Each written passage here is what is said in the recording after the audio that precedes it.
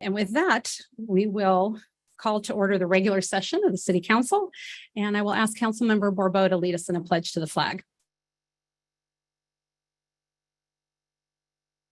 Allegiance to the United States of America and to the republic for which it stands, one nation, under God, indivisible, with liberty and justice for all.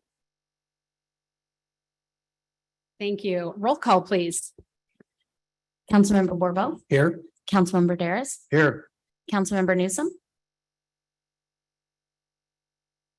Councilmember She's- Newsom is Is ill absent. and Oh, is she not is. Okay, attending she's- tonight. Mayor Pro Tem Funk, Here. Mayor Moreno. Well, those of you attending here in person, welcome. If you are on the webinar, we welcome you as well, listening on 12:30 a.m. on Channel 20, on YouTube, wherever you might be. We welcome you to our council meeting this evening. If you are listening on Channel 20, or you are listening on the radio and you want to call in by phone during a time set aside for community forum or for any item that is on the agenda this evening, you can do so by calling the Zoom number at 669-900-6833. Once again, that number is 669-900-6833. When you call in, you'll be asked for a meeting ID. That meeting ID is 889-2347-9018. Again, 889-2347-9018. When you call in, please let us know which item that you would like to speak on. And also you can go to atascadero.org and find a copy of the agenda, and that phone number and meeting ID will be right there. Can I get a motion to approve the agenda? So moved. Second. Okay, I think that was Councilmember Darris, second by Councilmember Bourbeau, and we will waive the reading in full of all ordinances appearing on this agenda. And the titles of the ordinances will be read aloud by the city clerk at the first reading after the motion and before the city council votes. Roll call, please. Councilmember Darris, Yes. Councilmember Bourbeau, Yes. Mayor Pro Tem Funk, Yes. Mayor Moreno. Yes, ma'am. Motion passes. Thank you. And we now have a fire department commendation by our fire chief, Chief Bryson, for members of the Atascadero Pickleball Club. Welcome, Chief.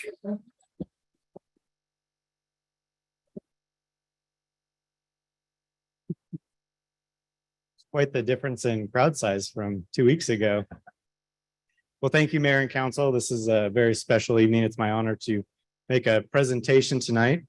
The fire department recognizes different levels of commendations for either our members, other agencies, or members of the public.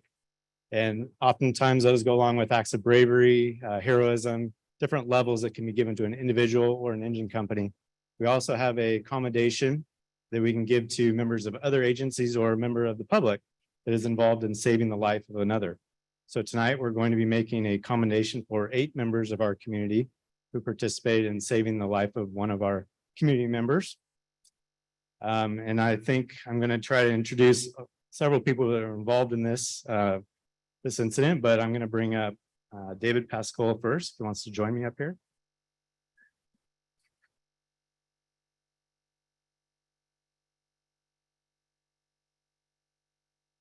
So David here, I think actually several of us know David from first for being one of our high school teachers, one of my freshman teachers at the high school. I think there's others up here as well. So if you probably didn't guess already, Dave is a member of the Pickleball Club. There's maybe a few other members of this club.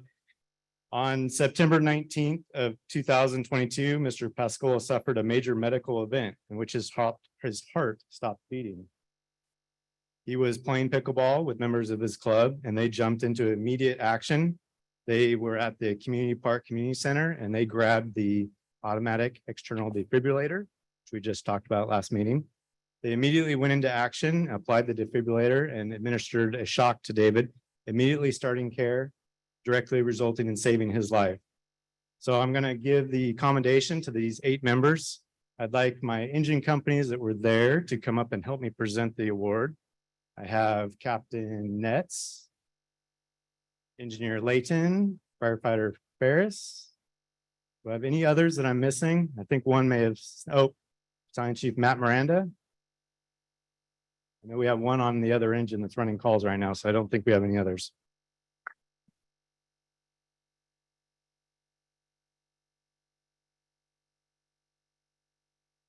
I got them to come by telling them that I wouldn't say anything about them. They didn't want any recognition, but it is always nice to hear that job well done. Thank you for acting professionally and doing your job well. So. Okay, so our first award of merit, record of exceptional performance in recognition of your courageous and life-saving actions on September 19th. Barbara Clyburn.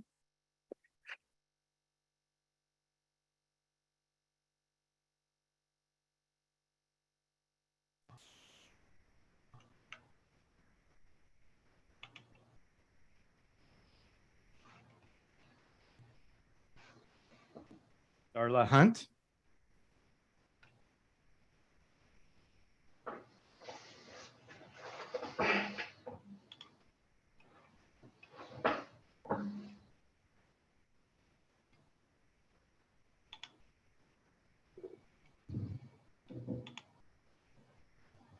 Debbie Rothman.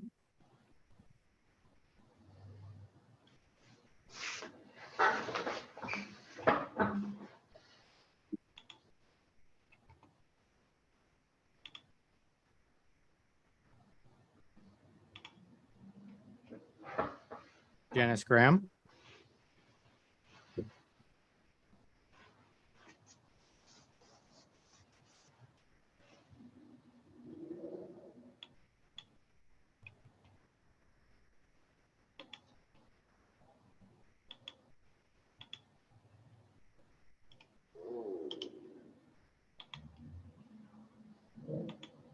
Donna Martin.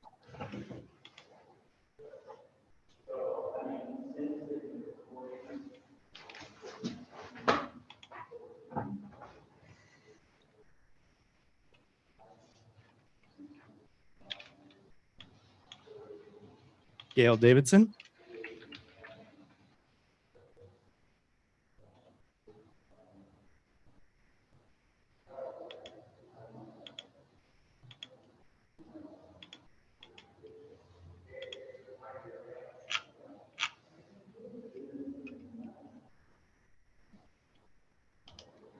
Dave Moulet.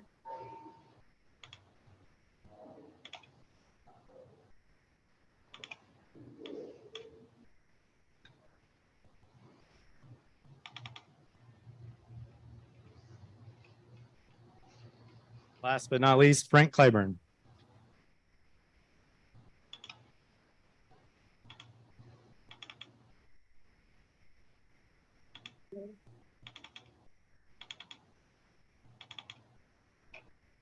Thank you all very much. Your actions definitely resulted directly in saving David's life.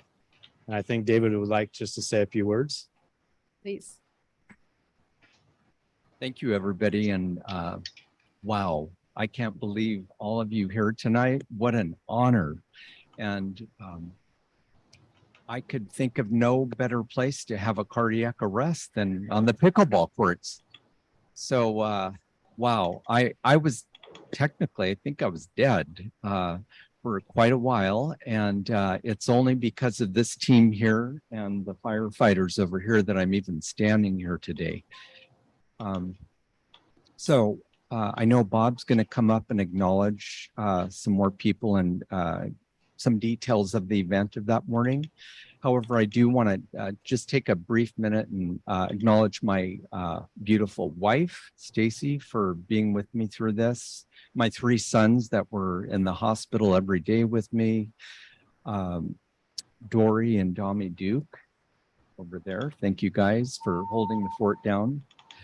And people have asked me, did I have that white tunnel experience, out of body experience? And I actually did. What happened was, it was like I had this bird's eye view over the pickleball courts, and I was kind of like looking down on the courts, and it was really odd. Instead of 4 courts, I saw 8 courts. So anyway, yeah. Needless Well, to you say, guys will go to any length to get extra cards. needless to say, want to thank everybody here and I want to thank you guys for supporting Atascadero Pickleball Club and for your past efforts, your present, and even your future. So thank you, thank you, thank you.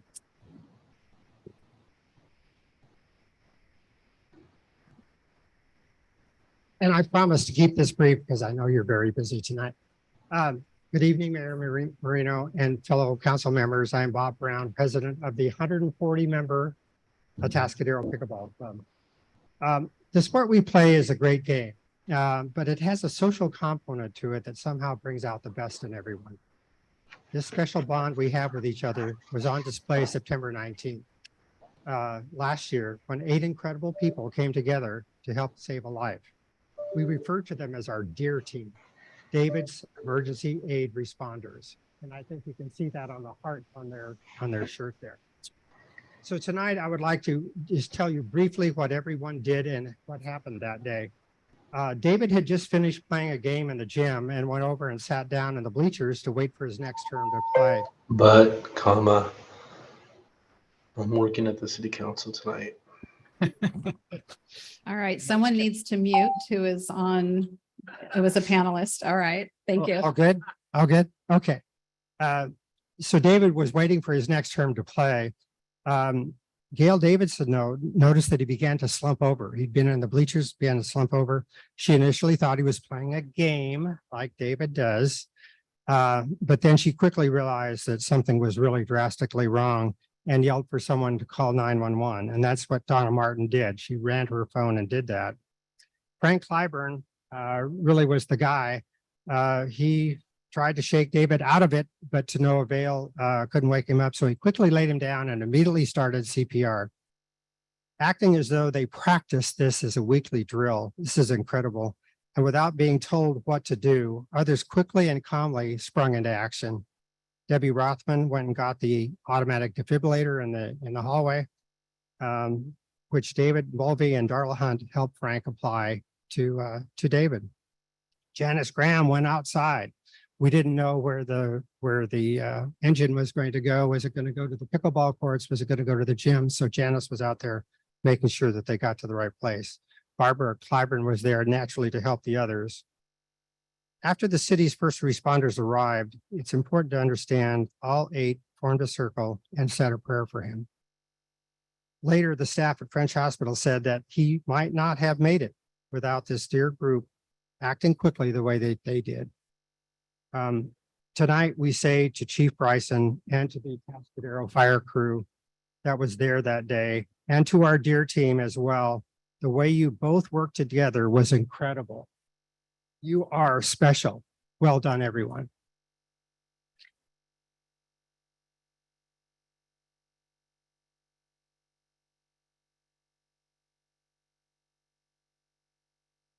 Chief, would you like to take a photo? That'd be great if we could. And would you like to come up here and we'll come out with you? That'd Or, be excellent. all right, we will do that.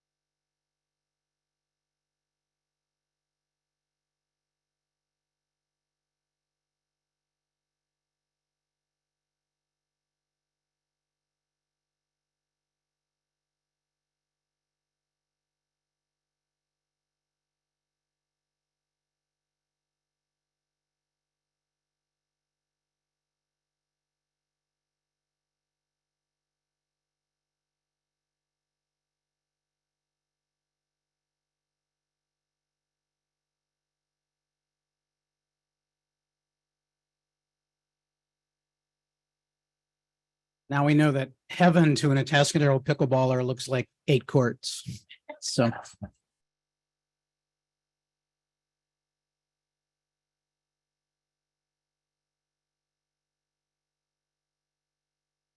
Thank you, Chief, for bringing that commendation. I know that for our firefighters, that's just another day at work, but they do their work professionally and extremely competent. And to those of you who jumped into action, you show the best of what our community is. And I mentioned to one of you as I was heading back there, I played pickleball for the first time on Saturday. My family and I got the novice court. So yes. So anyway, thank you all. Thank you for your energy, and I'll see you out there on the courts. You didn't count the game that we played together. I did not count the ribbon game that cutting. we played together. You know, when all eyes are on you as the mayor and the council member are now going to play pickleball, everybody watch. You don't play your best game. It wasn't just really saying. a game. All right. I'm going to give us just a few minutes. If those of you that are leaving could kind of be expedient with your leaving, because we do need to get onto some items, and being as quiet as possible and speedy would be helpful. Of course, there's the elevator in the back, and on both sides, we have stairwells for those of you that are wanting a little extra exercise today. Stairwells on either side. And then, of course, in the back. For those of you that are standing up and plan to remain, you can go ahead and find a seat. Plenty of seating now. Excellent.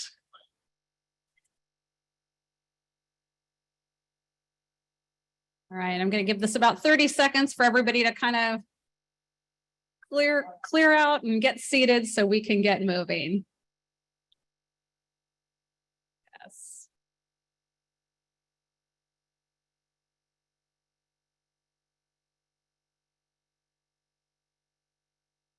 All right. Thank you very much. I think we can go ahead and move on to our consent calendar right now. Our consent calendar, items on the consent calendar are considered to be routine and non-controversial by city staff and can be approved in one motion unless there's a member of the public or the council that's wishing to pull an item. So I will ask, is there any of my colleagues wishing to pull an item, comment? I am not seeing any. Any member of the public who is here in person wishing to pull or comment on the item on the consent calendar?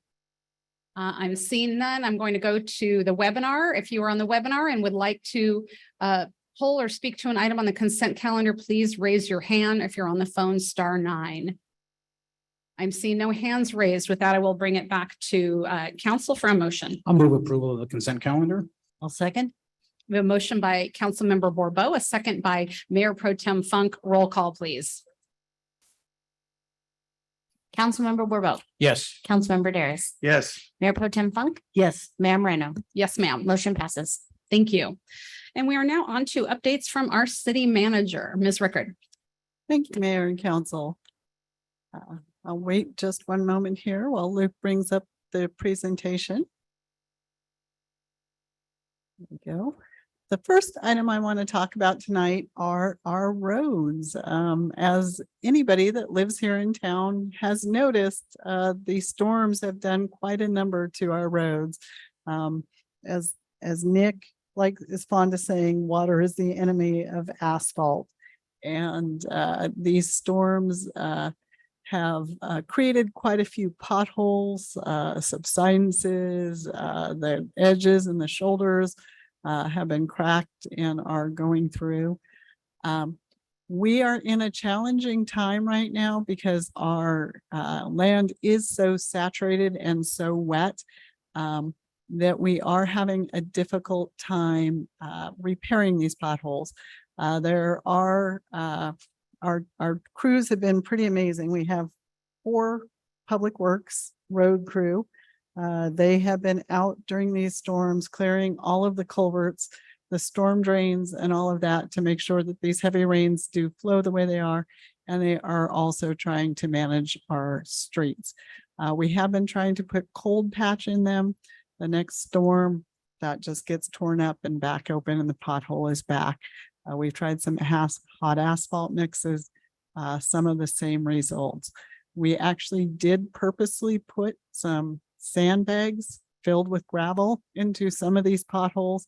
While it doesn't solve it, it does prevent some of those unknowns. When they get filled with water, you can't tell it's a sinkhole. Trying to address that. Nothing right now because the road surface and the ground underneath is so wet, is really working well. We did go out the last 2 days in the sunshine, try to patch what we could. But do not be surprised if those potholes reappear after this storm again. We've also had a lot of road closures, some landslides over roads, some erosion under the roads that have occurred. We have a lot more traffic in neighborhoods where we have not. I am asking everybody tonight for a little bit of patience. We are trying to work through all of this. We are doing what we can. You can go on the city's website and report a pothole. We'll put it on the list, but we really need things to dry out before we can fix them the way that they need to be fixed. I will also tell you that there's only so much asphalt in the county, and every other city, county, Caltrans, and everybody else is fighting for that same asphalt. So it may be a little bit of time even after it dries out before we can get to it. But we are aware. You can report them. We know about a lot of them. Yes, we do know about quite a few of the large ones, but it doesn't hurt to report it. So that we do make sure that it is on the list. And again, please just slow down a little bit, be a little bit more careful, be a little bit more courteous as we're all dealing with all of the damage that has been done by these storms and disasters. There's quite a bit that we're all trying to work through because of that. Next slide, please. I do want to very briefly, because I know we have a long night, talk about a couple of events. First Fridays is April 7th. It's that time of the month again. They will have music by the Stiller Band. There's going to be 4 food trucks there. There's going to be vintage artisan market. Plus, we are kicking off the A-Town Downtown Passport Retail Crawl Program.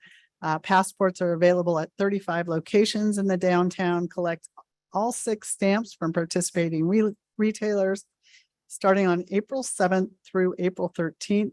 And you can receive a free gift while supplies last. It's actually very cool. It's a lens cloth. I love those. So a lot of fun. The passport will then also be entered into a drawing for a downtown shopping spree. And don't forget, each First Friday, we'll have a new passport offered throughout the year for the downtown businesses. And to find out who is participating, you can scan the QR code or go to visitatascadero.com. We also want to make sure to thank our sponsors, Barley and Boar Brew House, which is soon to open right there on Entrada, Streetside Ale House, and Cielo Restaurante. These are the people that make these fun events happen. So please, if you stop by there, or please, first of all, stop by there. And if you do, please say, give them a shout out and a thank you. We have a couple more upcoming events, a couple at the zoo. We have Spring Festival at the Charles Paddock Zoo, April 2nd through 16th. Your fun-filled family activities during spring break. The Spring Festival will include the arrival of adorable baby chicks, an opportunity to view scheduled animal feedings. And we have our 9th annual Brew at the Zoo on April 29th. And tickets are on sale now for $40. This event, the tickets go very, very fast. So if you're interested in going, please sign up right now. Come buy your tickets, and you can do that. Again, visit Atascadero.com, or you can also go to the Charles Paddock Zoo website. And then last but not least, I do want to give a shout out. It's time to turn your clutter into cash for the 6th annual citywide yard sale coming up on April 15th. If you're interested in participating for this event, the deadline for registrations is coming up. It's this Friday, March 31st, 2023. The cost is $20 for residents and $40 for businesses. So don't delay. And for all of our event information, go to visitatascadero.com. And one more plug, I don't have a slide. but the deadline for SBA and FEMA assistance for the January storms is March 31st. That's this Friday. They're considering the March storms a separate event, but if you had something that happened in January and think you can apply under March, there will be a problem. So this Friday, if you have any damage, you haven't gone, talk to SBA or FEMA, this is your last opportunity. So I want to make sure everybody knows that. And with that, I'd be happy to answer any questions council has. Thank you, Ms. Rickard. Any, Mayor Pro Tem Funk? Yes, thank you. Thank you, Ms. Rickard. There been a number of misinformation that I've heard over and confusion about a teen center event that's happening. One of many things that happens, in the teen center. So I just wondered if you could clarify the policies from the city on how it is that students who are part of the teen center can request to have an event and what kind of events the city can sponsor or host. So the teen center is open during the week and is open to all middle school and high school age kids. We do try and provide programs and activities that interest the teens. So if a bunch of teens come to us with an idea for a program or activity or a club that they would like to see as part of the teen center, we will consider that and try and accommodate as best we can. We want to get as many teens as possible participating there at the youth center, having a safe place to be after school, to hang out, to be together, an area that is supervised. The event that you were talking about for Friday is a group of teens that often are at the teen center did come and talk to our recreation staff, asking for the ability to meet once a month as a group together there. They are part of the LGBTQ community, and they would like to have an LGBTQ social event at the teen center. This is something that we do for most groups, as long as you have enough people and interest. You're part of the teen center. We do try and set up, if there's a group interested in the air hockey or a typical political persuasion or whatever the case may be, we want to try and accommodate these teens as much as possible. So that is the event. It is a social event. You do have to be part of that middle to high school age to participate in this event. We don't allow adults to hang out in our team center, but that's the event for Friday. Great, thank you. And if a group of students wanted to explore military careers or plan an event with Campus Crusade for Christ, or learn to knit or whatever, they could do the same process, ask for that, and the city would work to accommodate that. Yeah, we do not discriminate. We are trying always to find activities that have a group of students that want to do this and try and accommodate those student requests as best we can. Obviously, they're subject to availability, but it's the same process no matter what your group interest is. Great, thanks. And if a parent had questions about whether an event was suitable for their particular child, would they be welcome to discuss that with the teen center staff? Absolutely. We always want our parents to be involved. So if there is a parent of a child that is concerned about what goes on at the teen center or wants to know more about the teen center or has a question about a particular event, our recreation staff are always available to meet with them, hear their concerns, hear their desires, and see if we can accommodate that too. Great. Thank you for explaining how we create a supportive environment for our teens. Any other questions for the city manager? Seeing none, we will move on to community forum. Community forum is the portion of our agenda that is reserved for persons who are wishing to address the council on an item over which we have jurisdiction, but is not on our agenda this evening. Speakers are limited to 3 minutes, and we set aside a total of up to 30 minutes for community forum. When you come forward, we will have the timer working so you know what your time is, and we would ask that you state your name for the record. Anything brought up at community forum does not become a subject of discussion this evening, but we often can triage, and if you've got questions, make sure you get some answers. If it's not here, then later. And so with that, I will go ahead and welcome our first speaker. If you are in person, go ahead and start getting lined up by the podium there. And if you are on the webinar, you can go ahead and raise your hand.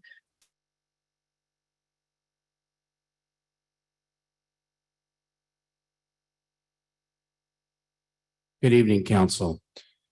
Jeff Oslin, resident of Atascadero. First of all, I'd like to talk about the yard sale.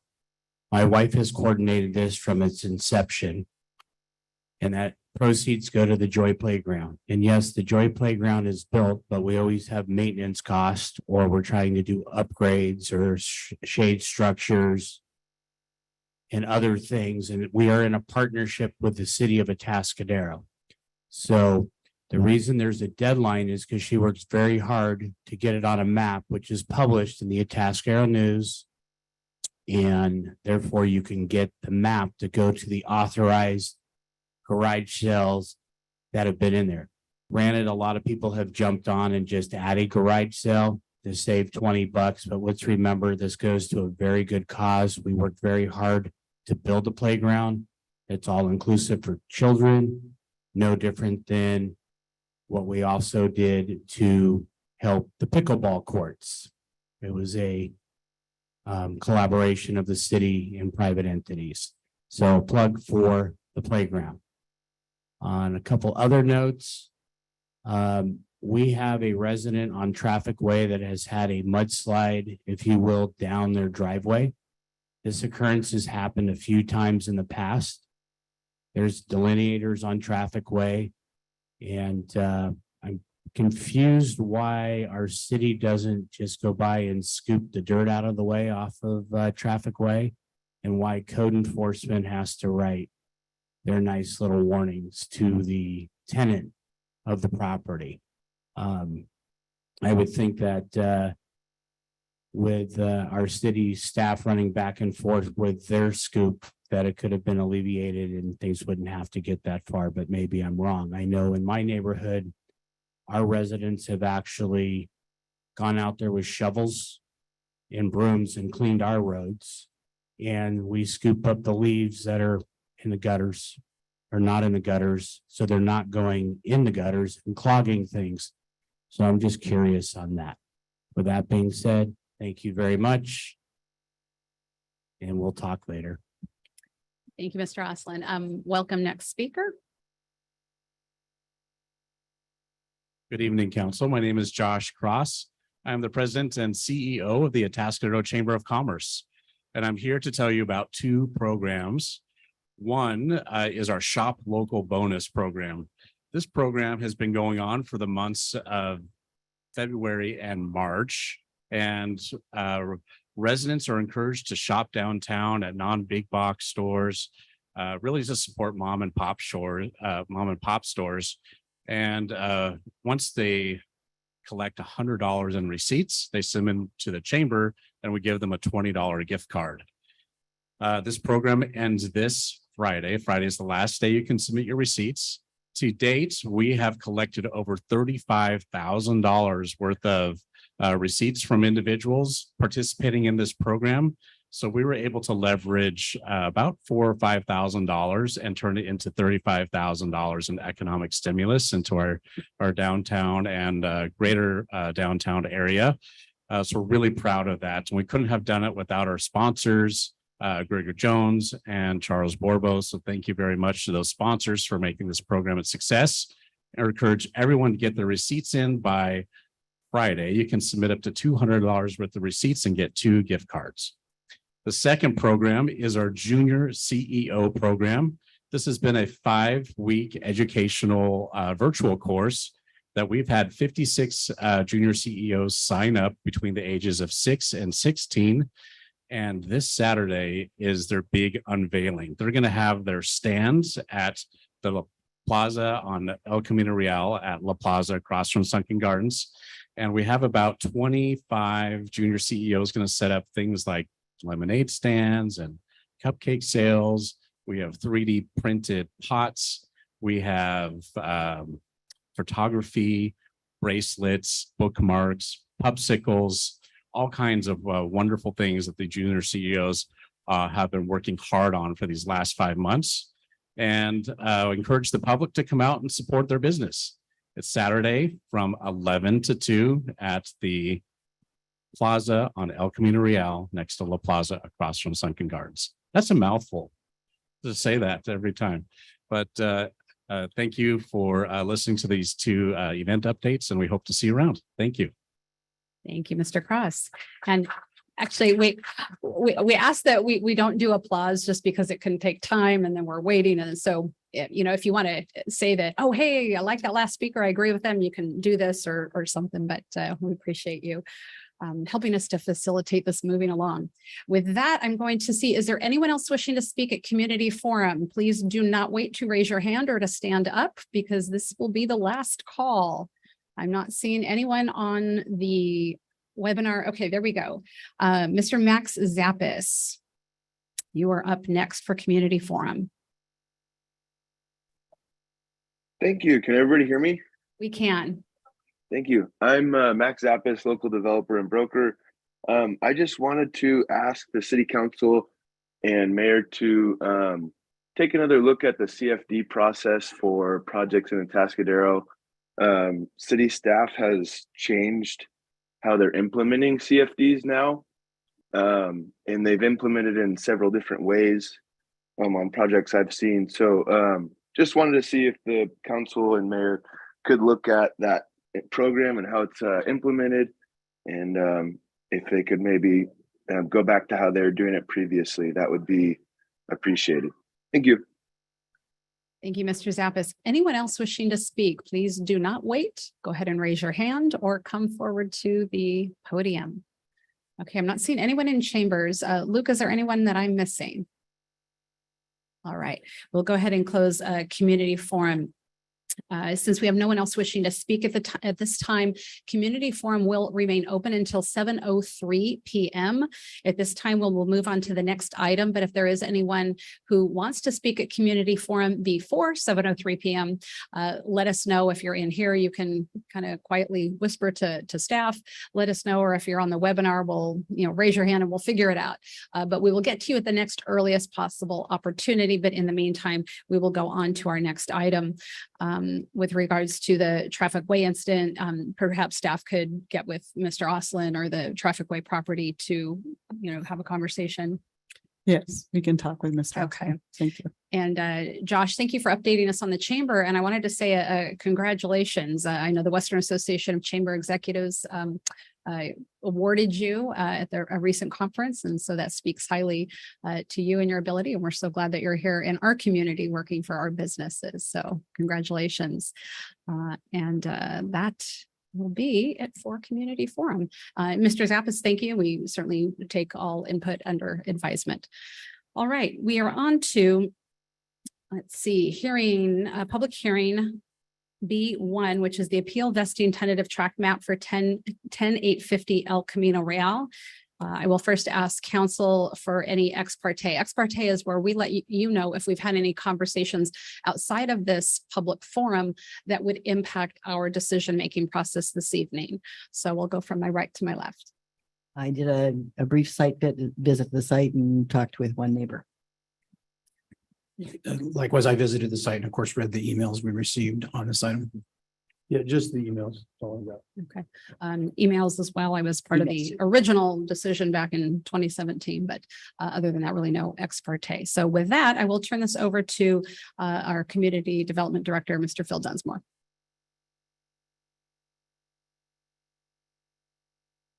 Thank you, Mayor and Council. Tonight, we'll be looking at an appeal of a track map. This appeal is from the Planning Commission. Oh, good. I'm just hoping you can see that on the screen there. Let me just get that presentation up there. There we go. It's our new nice widescreen format as well. I just want to first of all start out by telling you the basis of this appeal. We did receive an appeal letter within the 14-day appeal period of this map. And the basis of that appeal is that the track map changes the physical environment. They also noted that the hearing wasn't fair since staff directed the action towards the map and not the ongoing construction project. And there were some comments in the appeal about engineering and stormwater calculations. And there was a note also in the appeal that the commission did not act consistent with the Subdivision Map Act. A little background on what this project is. In 2017, the Planning Commission did approve a project that included an apartment project, some townhomes, and some single-family units. At that time, it also included a subdivision map, we call it a parcel map, that allowed for the townhome portion of the project to be sold as individual units. Come April 2020, construction permits were issued and grading began on the project. After that issuance was done, the map that had been approved by the Planning Commission expired before the applicant had a chance to renew it. But at the same time, they were intending to do a slightly different project anyway. So they came into the department and said, hey, we were going to just change a couple minor things in the project. Can we do that? And we did allow them to make some minor changes that we found were in substantial conformance to the approved original project. Then later down the line, they came back and said, well, we still want to have ownership here instead of rental. So on the 21st of February this year, the Planning Commission did approve a new map, and I'll show you the details of that map. But in general, what a tentative tract map is, anytime we look at someone who wants to subdivide property into 5 or more parcels, we call it a tentative tract map. If it's 4 or less, it's called a minor subdivision. Our zoning, our subdivision regulations, in addition to the State Subdivision Map Act, provide regulations that oversee both of those processes. A little background about this site. It's in a multifamily district. It's called RMF 24 zoning. It's in between El Camino Real and Highway 101 on the south end of the city. And this zoning allows for the project that's being constructed today to be developed, whether it's subdivided or not. So it has a density to do that. Here's an aerial photo of the site just as they were getting going on construction. And here's what the site looked like today, just as the clouds came over for this next storm. This is a picture this afternoon. You can clearly see the site is well underway with construction. Those are the townhome portion in the front. And at the rear of the site was where the apartments were proposed, which is now actually being proposed as an ownership project. So back in 2017, it was a total of 75 units. It was 48 apartments at the back and a 3-story building, 20 attached townhomes closer to the front, single family residential cottages even closer to the front of El Camino Real. There's parking throughout the site, landscaping, some other site amenities. What they got revised to do was reduce down the units to 70 units. Instead of doing the larger senior apartments in the back, it changed to a 43 apartment project, same building, same site. And they also were approved by the Planning Commission to turn that into condos. Doesn't change the physical condition of that, just means they could sell those apartments separately, along with the separate 20 attached townhomes, 7 single family residential cottages, on-site parking. Essentially, at a glance, the same project, except for a slight reduction in the number of units in the rear building, and not being senior apartments, instead being general apartments or general condos.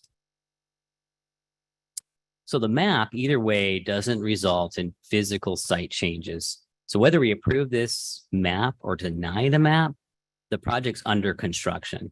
The project's been approved to proceed with grading construction, which includes all of the engineering, all of the drainage issues. And so the map is purely disconnected from that, even though the map is a discretionary project, and the map does come along with findings, and it does come along with conditions. And those findings are pretty straightforward in terms of how they relate to the subdivision, not how they relate to the actual project. These are the set of findings we have to make to approve a map. It's consistent with the general plan, the site suitable for the development, the site suitable for the density of the development. The design of the map won't cause substantial environmental damage. A lot of these things cross over into the project a little bit, but in this case, the project is already separate. It's already moving forward. So what we're talking about is changing an existing project from rental to ownership. So the facts in this case, the map doesn't alter the physical development of the site, doesn't change what they're allowed to do, doesn't change what they're going to do.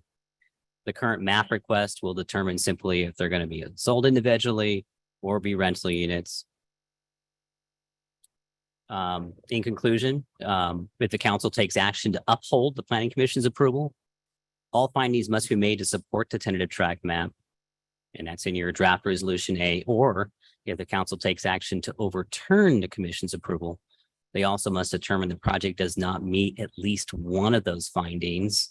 And that's just the map, not the overall project, that are detailed in draft resolution B. As an alternative, we can continue this if there's additional information you need from staff. And with that, I'll be happy to answer your questions. Thank you. Thank you, Director. Could you pull up the 7 items again? Thank you. Because I think when we say the project needs to, comply with these findings, but what I'm hearing you say and in going through the staff report and everything is that as it relates to the map and ownership versus rental, is that suitable for the type of development, or is that suitable for the proposed density of the development? It's not the project itself, because we keep using the term project. The project, let's separate that out. The project before you tonight is a request to approve a map. The project before you tonight is not a request to develop the site. That helps to project is clarify. done. Thank you. This project is a map. Okay. Sorry. And that's the way I understood it. But when we keep Yeah. using the term project, I'm like, wait a minute, Yeah. I think of the development as the project. So They're the a little bit project is generic. I the probably should. map. Yeah. Okay. Yeah. So as a hypothetical, if the council tonight did not uphold the planning commission decision and we said, no, the map, we're not going to approve that map, how does that change the development? It doesn't change that development. Okay. So the development still goes forward. All right. It simply means it's all sold as a rent. Each unit is rented and one owner owns the entire project. Understood. Okay. Thank you for that clarification. With that, I will ask council members for questions that they might have. And Madam Mayor, members of the council, may I just tag team on some of the comments from staff? Certainly, Mr. Berger.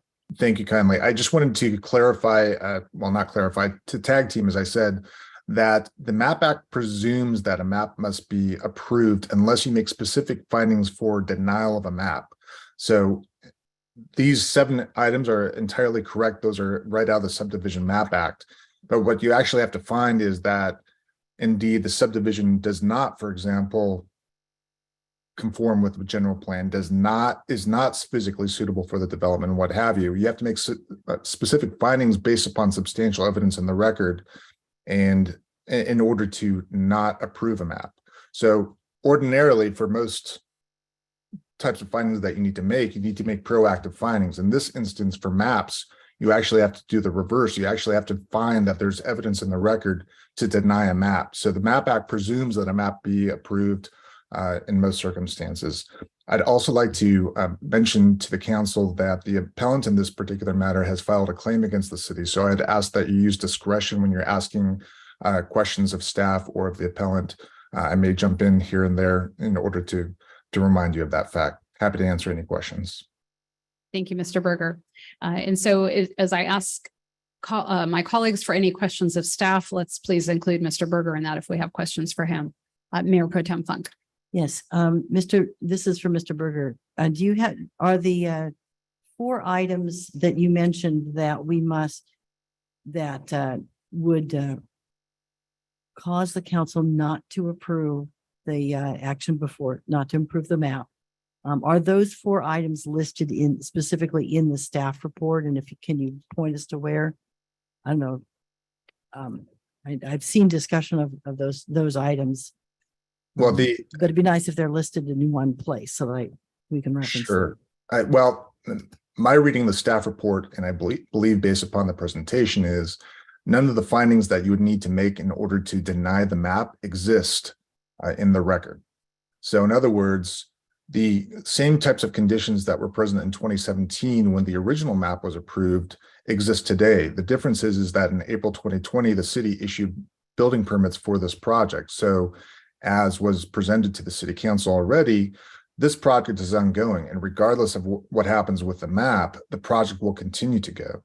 I know that a big factor in terms of the appeal has to do with a drainage plan. The drainage plan is actually not controlled by the maps. Rather, that's controlled by the municipal code, and it's considered at the time that grading permits are issued and when building permits are issued. So to answer your specific question, I'm scrolling through right now, but I think that the main thing is here on the PowerPoint presentation. These 7 items are the findings that you would need to make in terms of, again, for purposes of denial, you would have to find that this project did not comply with the general plan. This site is not physically suitable for the type of development being proposed, et cetera. And based upon staff's presentation and based upon the evidence in the record, there does not appear to be any evidence that would support any of those findings as it stands right now. Of course, you haven't heard from the appellant yet, so certainly I would encourage you to hear from the appellant to see if they add any additional evidence. But again, I go back to my original observation, which is under the Subdivision Map Act, you actually have to make affirmative findings for denial as opposed to affirmative findings for approval, if that makes sense. Okay. So, and the affirmative findings pertain, again, that where it refers to project, subdivision, or site, what we are looking at is the impact of the map. Correct. That changes ownership possibilities of units on the site, not the impact of not the project, not the whole construction entity. Correct. Overall. This only has to do with the map itself, the 4 corners of the map, if you will. Okay, thank you. Other questions, Councilmember Borbo? No, I'll wait to hear from the appellant. Then I think I will have a question for Mr. Berger. I'm not seeing any other questions. So with that, I will go ahead and open up to public comment in this item, and I would welcome the appellant to come forward first. And I don't know if they're in person or.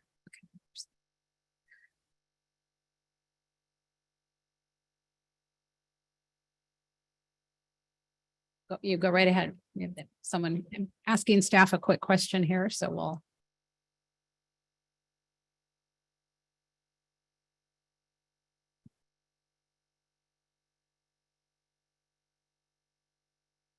Evening, Madam Mayor, members of the City Council. I'm John Belcher. I'm the legal counsel for Paula Ramson, who is the appellant. She owns property at 920 La Costa, which is immediately sort of downhill from this property. In January of 2021, her property was flooded as a result of runoff from this site. Since then, she's been trying to understand what the city and the developer have in mind for her property. And what I wanted to talk to you about are 2 things. First of all, to point out that it's not true that your only legal jurisdiction is some paper. Under CEQA and under California law, a subdivision has to be reviewed by the environmental laws of the state.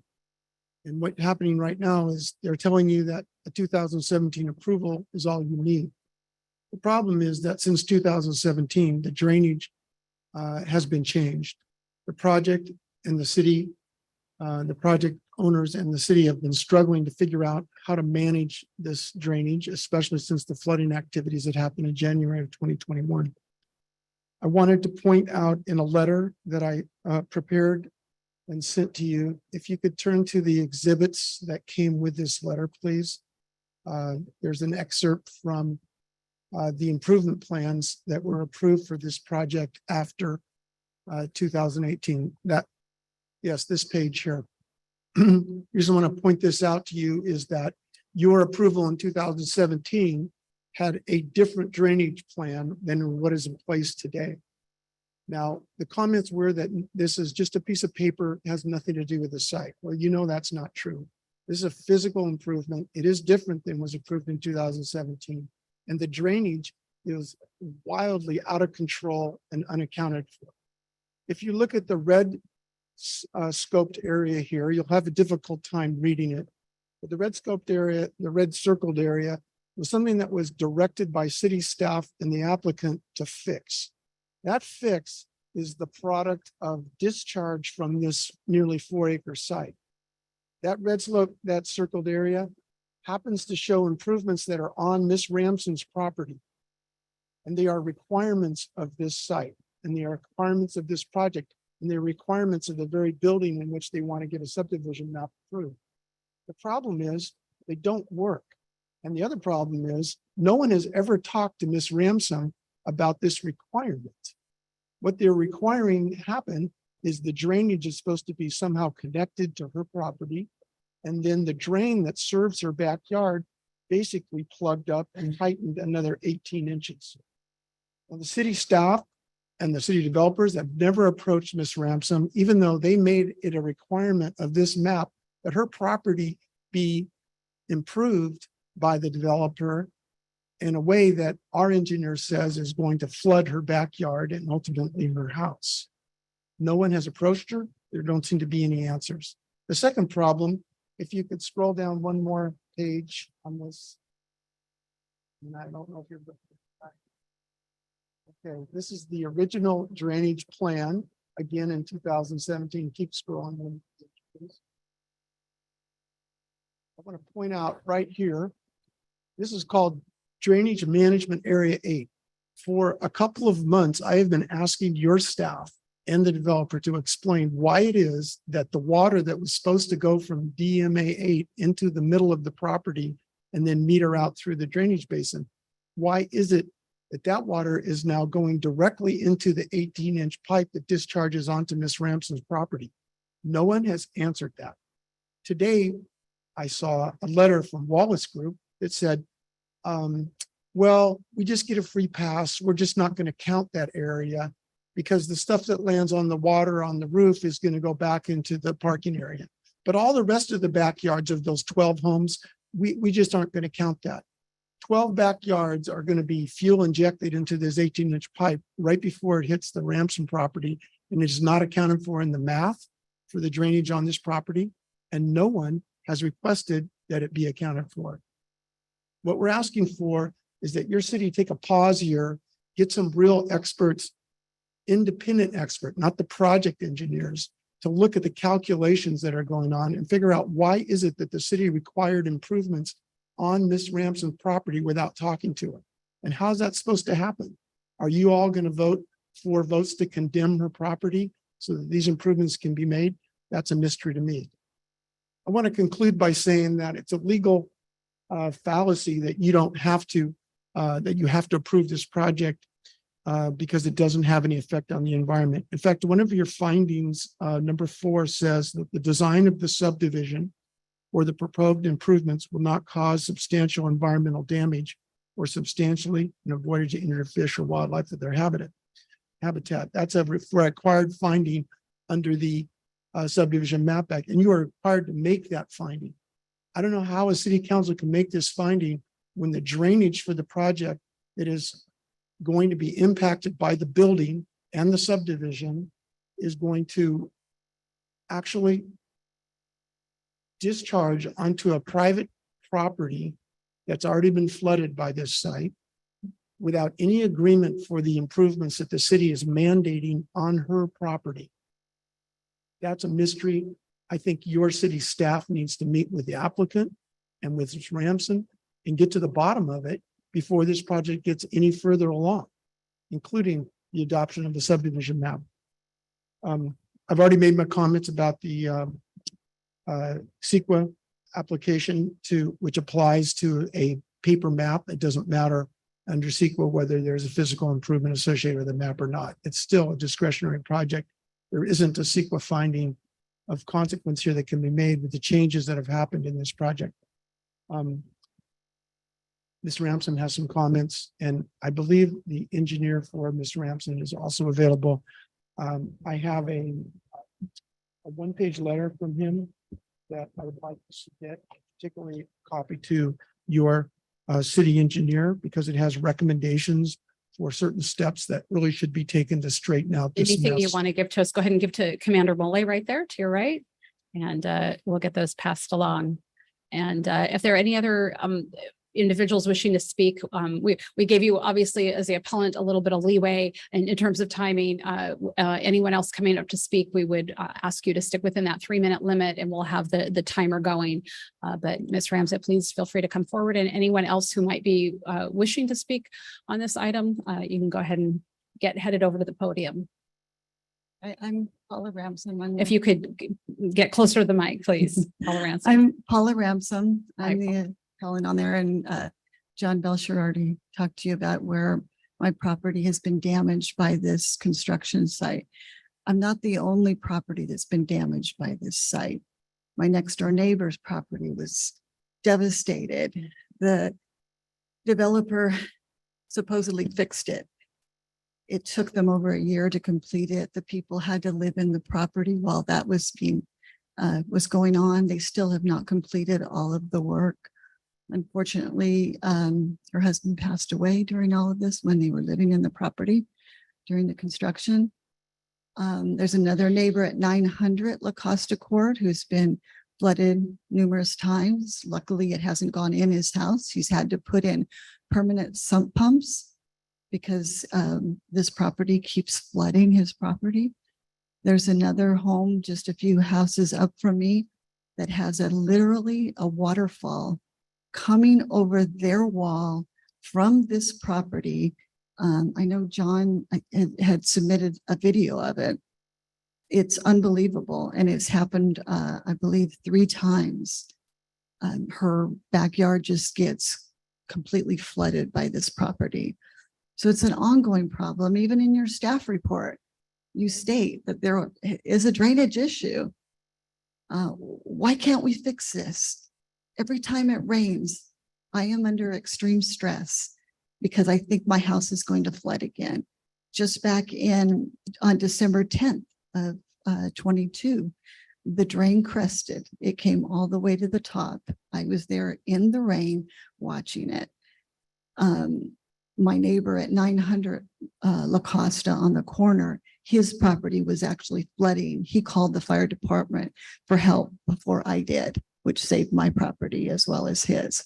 We shouldn't have to live like this.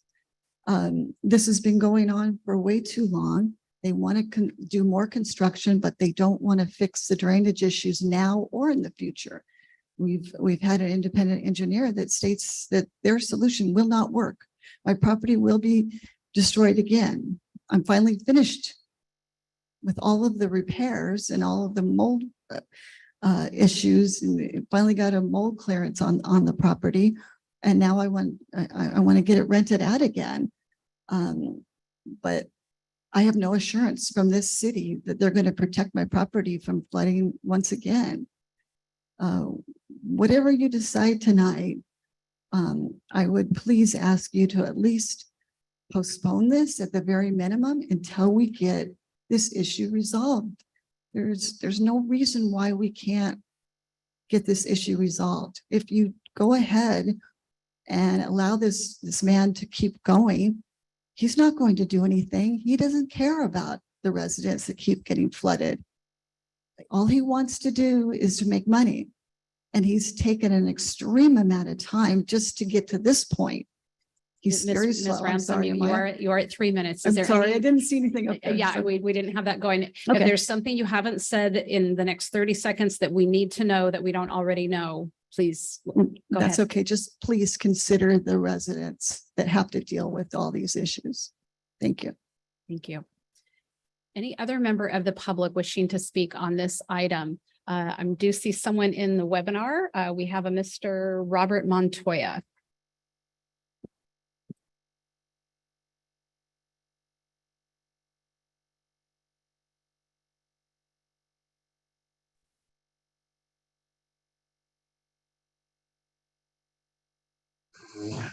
So, Mr. Montoya, we are in receipt of your letter, and it may be that you want to read this. I'm not sure, but you have your 3 I can minutes, just so- summarize it real quick. Sure thing. The concept of approving another project on top of a project that's flawed is, to me, mind-boggling. Everybody keeps saying, oh, it's separate, it's just a map. No, it's a revision to an existing project map. You're changing a map from one thing to another. That's not another project. That's a revision to the project. The existing project is flawed. It's already been identified that there's a problem with the drainage. It physically won't work what they're providing, and they can't provide the information that's necessary to prove to everybody that what they're trying to do is going to work. So there's a lack of information that nobody is being able to get from the city to be able to have the comfort that this project, the underlying project, not the revised map project, isn't flawed. And what the physical ramifications of that is that it is flawed because it flooded the neighbors. So there's no physical way you can approve a project on top of a project that's clearly flawed and does not meet the standards on that list regarding impacts to existing property, the fact that they do not have an easement to even drain this project through the neighbor's property.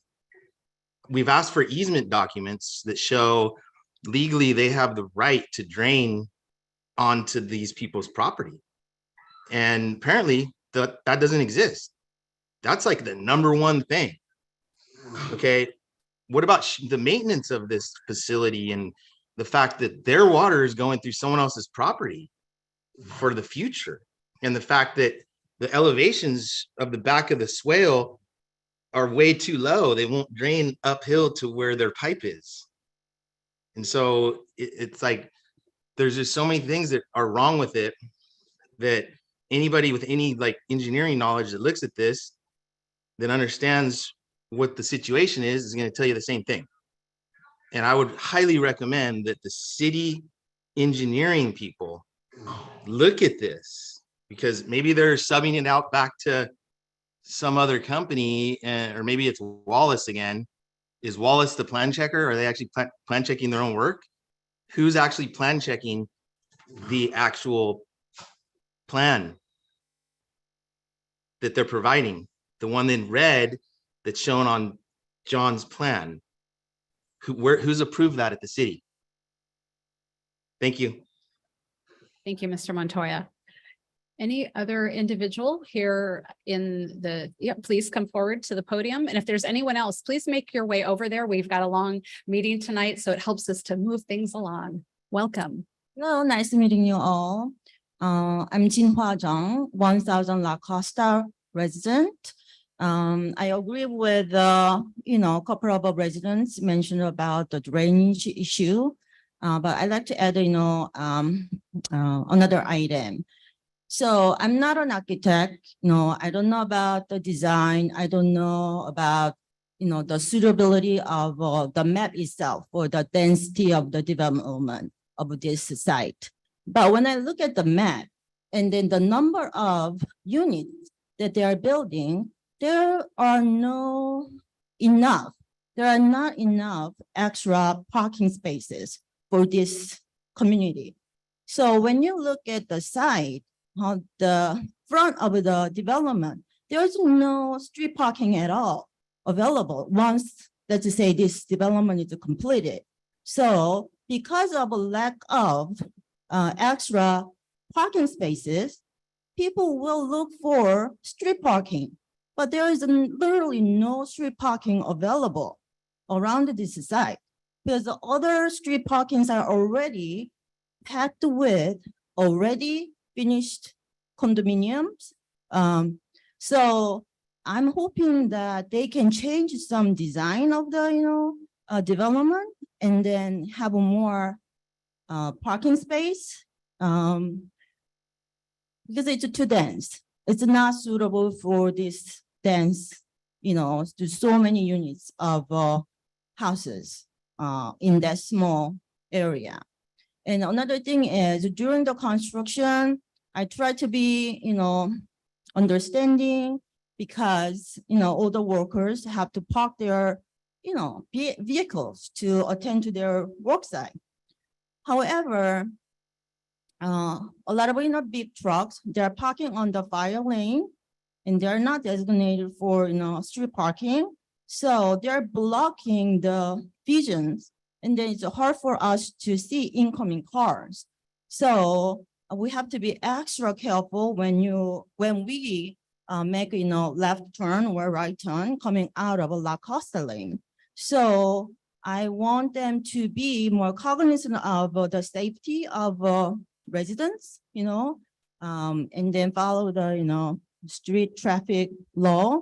Do not park on the, fire lane. Do not block the, visibility of incoming cars. So there are two things I'd like to mention. Yeah, and, time's up. Thank you. Thank you very much.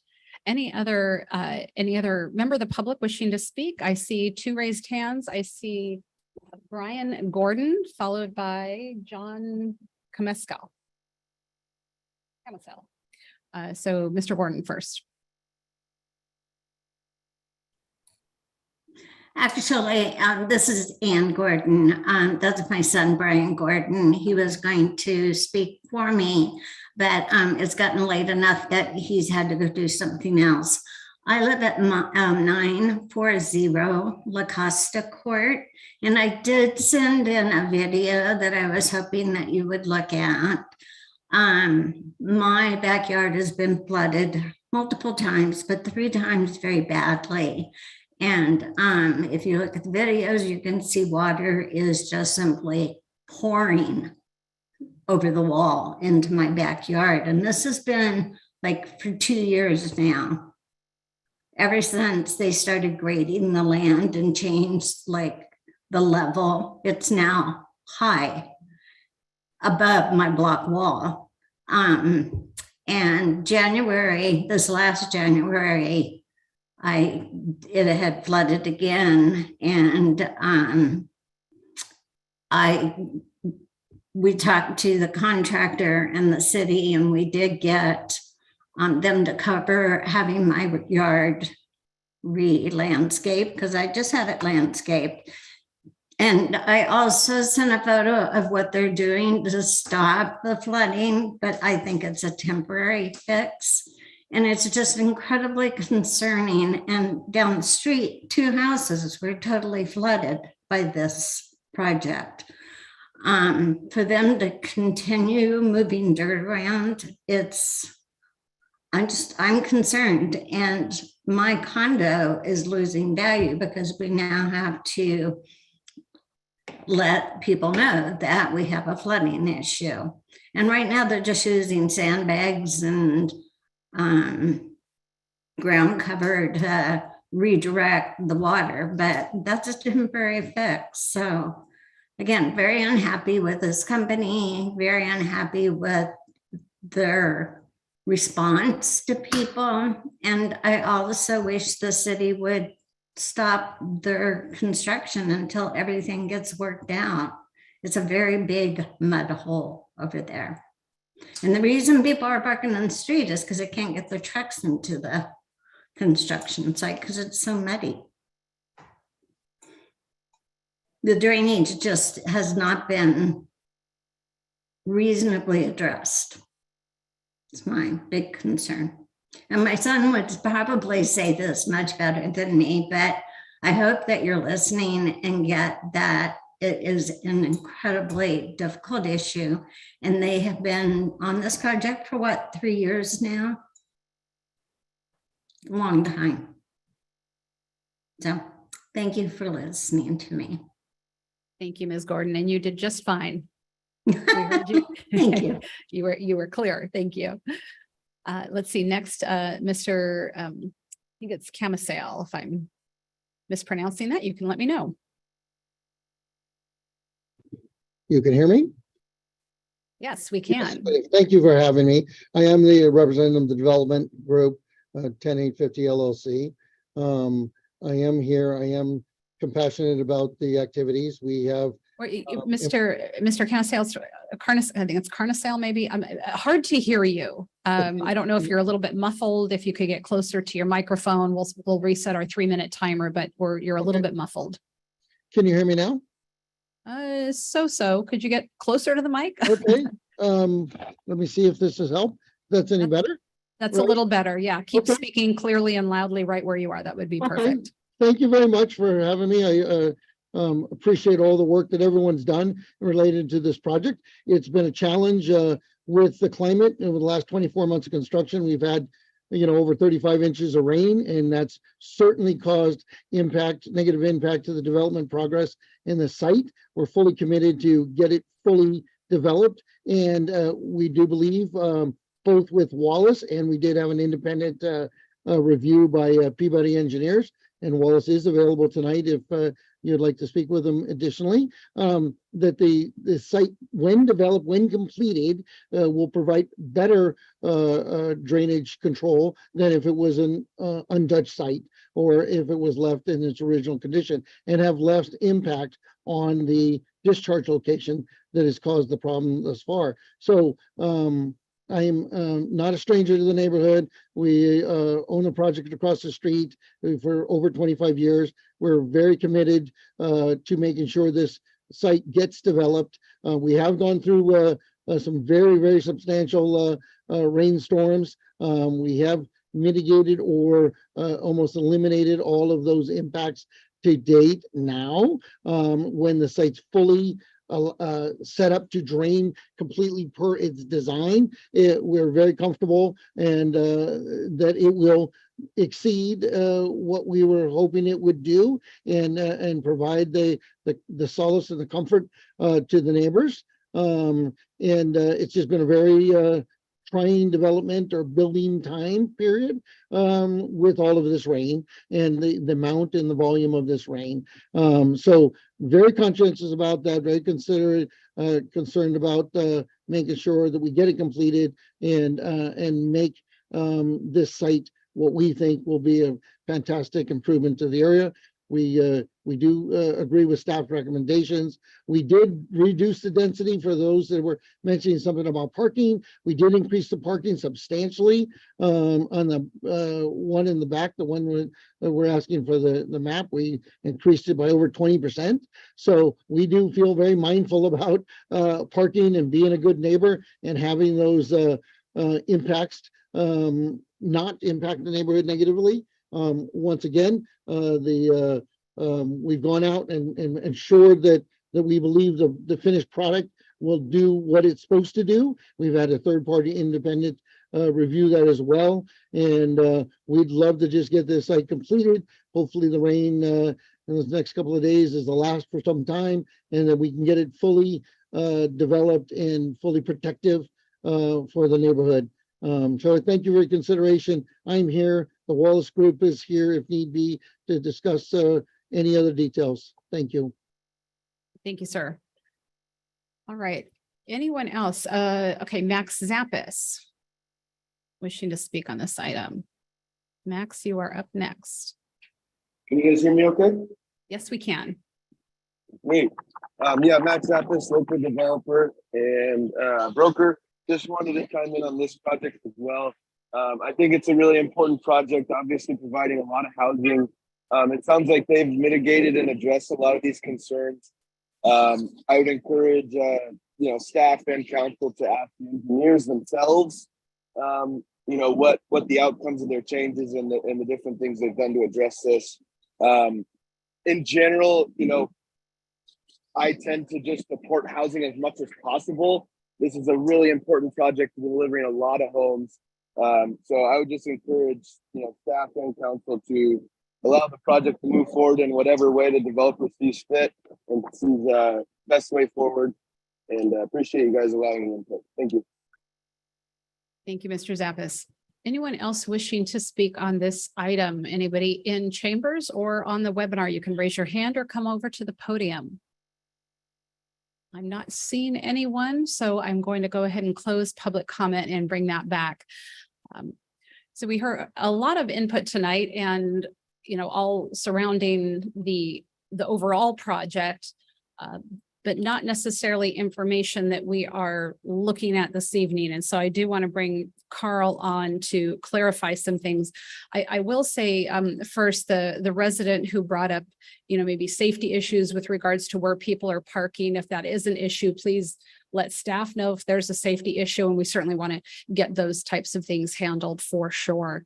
Mr. Berger, Mr. Belcher brought up number 4, the project related to, Phil, if you could maybe bring up those 7 findings. And Madam Mayor, members of the council, it is on page 38 of your agenda packet. Yeah, I wanted everyone to be able to see as well. Thank you. So if we're looking at number 4, and that is the design of the subdivision of the proposed improvements will not cause substantial environmental damage or substantially and avoidably injure fish or wildlife or their habitat. The project we're talking about tonight, my understanding is a map. So it's whether it is one lot that is, and these 70 units are rented, or it is 32 lots and there's rental and available for sale. Is that what we're looking at, or where is the argument for number 4 in your, attorney eye on this? Well, I will refer you to page 44 of your agenda packet. That is the map that is being discussed tonight. As you'll see, it's simply a division of lots, which is required in order to convey title to new owners once the project is complete. The project is fully entitled, and while there may be issues with drainage, those issues need to be taken up with the building official in accordance with the municipal code. And really, as much as I dislike saying this, it has nothing to do with the actual approval of the map, because the map itself, as you can see, doesn't even list drainage on the map as anything even identified. What the map does is it conforms with the Subdivision Map Act, and it divvies up lots for purposes of future sale. So to your question, Madam Mayor, in terms of the findings that need to be made, again, I go back to my initial observations, which is Government Code Section 66474 specifically states that you must deny approval of a tentative map if you make these particular findings, all of which were listed on that previous PowerPoint slide. Based upon the presentation, both by the appellant and by many of the speakers, I understand that there is substantial concern about the drainage issues. Those issues, though, are separate from the consideration of the map itself. And as was originally provided with a staff report, regardless of whether this map is approved or not, that project will continue on in accordance with the construction permits that were issued in 2020, along with the grading plan, along with all the drainage plans that were approved at that time. So the issue with regard to drainage, and I've seen the videos, I've seen the appellant's letters, I've seen all of that evidence, and I've heard the testimony tonight. All of those issues are separate and apart from the findings that you would need to make in order to deny this map. Again, as you've pointed out, Madam Mayor, the only issue with this map is whether or not this project moves forward as a rental project or it moves forward as an owner-occupied project. That is basically the entirety of the question presented to the City Council tonight. Okay, thank you, Mr. Berger. I know Councilmember Bohr, you had a question. Well, it partially answered it, but Mr. Berger, I think that is to say, if you go back to that map page there, essentially, this really just simply revises the large building at the end. Instead of being rental units, that would be for sale or saleable units. That's correct. What this map change does, correct? Right. I believe there was a slight reduction in the number of units being available. True. We went from 48 to 43, right. I guess. Correct. But I mean, as you kind of indicated, and I want to make sure I understand it clearly, and that is if the council were somehow to find its way to say, no, not approve the map, it wouldn't physically change anything, either in the physical nature of the building or any of the work on the ground. That's correct. Right. Other than the map in terms of conveying ownership, this project is fully entitled. I understand. And And so that to the extent that there are, to the extent that there are valid concerns about drainage, damage occurring from drainage issues, either potentially caused by construction or caused by poor conditions or whatever, there's a separate avenue and for the affected property owners to pursue, correct? That's true. Although I will say that some of those opportunities have now expired because the construction permits were issued in 2020. But as I mentioned at the beginning of this discussion, the property owners have already filed a claim against the city. And so that is certainly one avenue for them to pursue. Understand. Well, I mean, I would gather that in general, if a project is done according to all the conditions, or if it's poorly done according to all its conditions, there are separate, avenues through claims or whatever that somebody can pursue. Correct. The map would not change in any way, shape, or form. This separate issue. That's correct. Okay, thank you. Councilmember Daras.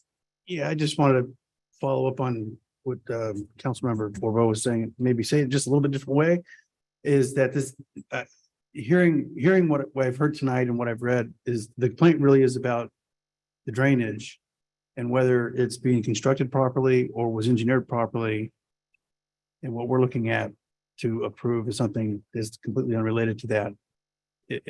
The permits that were issued were assumed that the engineering was correct, and then assume that the developer was going to build it correctly.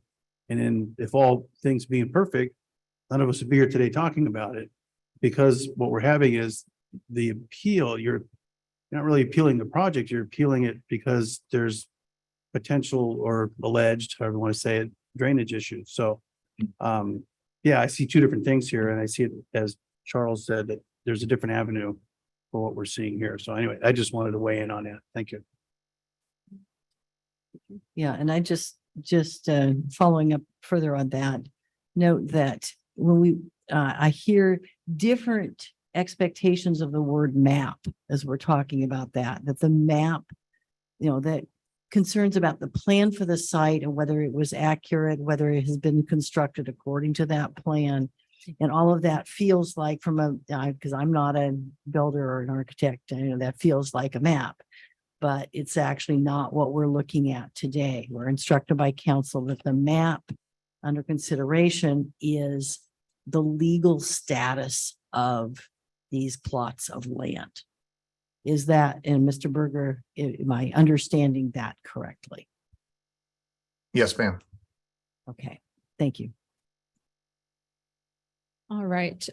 With that, I would look to council for a motion, because I think really what we're seeing here tonight is that, again, to restate at the risk of saying it over and over again, they're two different issues, and we're looking at a map, and the map does not change what the appellant is wanting to change, that we don't have any jurisdiction over here at this dais. So I would look to my colleagues for a motion. And Mayor, may I just make one clarification? Absolutely. I apologize. Absolutely. I just want to make sure. Right now, there is one parcel of land. Correct. For the whole thing. I think at one point there were questions about, is this just the apartments or some of that? There is one parcel of land. They have the right to build all what they're building. This is to subdivide into 32 separate lots. Correct. Okay. Yeah, all the same project, all the same building, all the same drainage, all the same parking that's going on. It's simply, is it one lot that takes up the space, or is it 32 separate lots? That's all that's in question. So with that, I will look for a motion. I will move that we adopt draft resolution A affirming the planning commission's approval of the tentative tract map. I'll second. Thank you. We have a motion by Councilmember Borbo, a second by Councilmember Daras, and roll call, please. Councilmember Borbo, Yes. Councilmember Daras, Yes. Mayor Pro Tem Funk, Yes. and Mayor Moreno. Yes, ma'am. Motion passes. Thank you. Let's see, with that, what time are we at? 7:30. Are we okay to continue with our item? Anybody want to break before we go on to B2? All right, I think we could take a brief little break. So being 7:31, why don't we come back by 7:32? Let's come back at 7:40.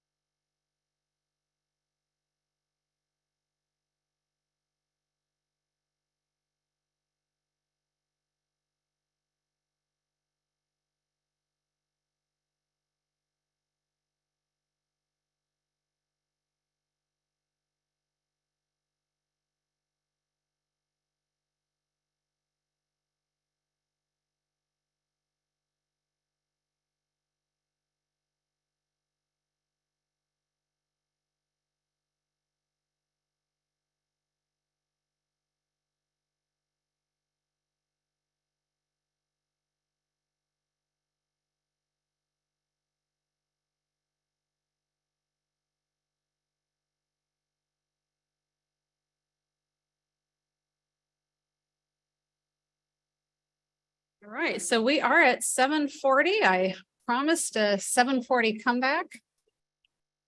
And I will deliver. All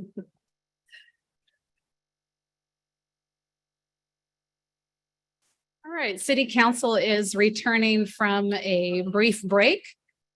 And I would ask those in the chambers to, I know you probably love to have conversations with each other, but your voices carry. And so we would ask that you take a seat as we get started. So we are moving on to item B2 Barrel Creek. And I will first ask if we have any ex parte. I'll start on my right. I do not have any additional ex parte to disclose and beyond what I did at our last discussion. Aside from I've read all of the emails and communications that people have presented to me or to the council as a whole. Same with my situation. I can't remember the timing, but I think I had an additional conversation and made brief mention with Mr. Oslin. And of course, I've read all the emails that we received. Yeah, just the emails from me. Thank you. So this is a continuation of an item from 2 weeks ago, Barrel Creek. So for those of you that were present, you know that we did an online meeting because of the storms and our video folks weren't able to be here. And it ended up that we were best in a virtual format. And as it just so happened, a freak incident where 71 residents that surrounded that specific area lost power. I actually saw Eric Daniels for PG&E a couple days later, and he swears that it wasn't purposeful. But what we did out of an abundance of caution, our city attorney said, even though it wasn't required under the Brown Act, he recommended, and the five of us agreed, that it was wisest to continue the item so that all of those who lived in the area, who wanted to be a part of the hearing, to be able to listen to the video of it afterwards and provide any public input, ask any questions, that you would be able to do so. So that's why we are here this evening. I will ask our staff to do a very brief report, but for any of you that were not able to make it, the full staff report questioning all of that was available on C-SPAN and YouTube. And so my hope is that you did take the time to review that. So what we're going to do is have Phil and Kelly take it away with a brief report, and then we will go to public comment. Thank you, Mayor, and good evening again, Council. Yeah, I just want to bring us back to where we were a couple of weeks ago, just kind of so we can kind of do a restart on the project. So again, a quick reminder of the project location we're speaking of. It's on the western side of Highway 101, just north of Del Rio Road. The zoning right now is residential suburban. It's called rural estate on a general plan. Site area is about 15 acres, shown on the map there. A little corner of the site that looks like it's part of the same property is really not. It's already zoned commercial and is already approved to do a little lodging project right there at the corner of Del Rio and Highway 101. It's shown in red on that map, not a part of the site. Just want to make a note of that because it kind of helps you orient yourself on this project. Anyway, a little history. We first began down this path many, many years ago, talking about this property in our general plan. But more recently, this project was brought before the City Council in 2020. It's about 3 years ago. It was April 28th. And that's when the applicant came forward to really ask City Council whether they could proceed forward with an application. So we've been talking about this for several years. I know we've heard some comments recently from the neighborhood to say, hey, put the brakes on this. We haven't heard about this project. Well, it's been talked about for several years, and the council authorized it at that point. And in fact, the applicant did a community outreach meeting in September of 2020. It went to the design review committee in 2021. It went to the planning commission more recently this year, finally, with a completed environmental document, a completed project proposal, and all of the bells and whistles you see today in January. And then again was reviewed in February of this year. And again, then we brought it to City Council on March 14th. That's when you just noted that we had the power outage, but we did a full presentation at that point in time, which brings us to tonight. So it has been a lot of opportunities thus far to evaluate the project. There's been a lot of discussion on this project.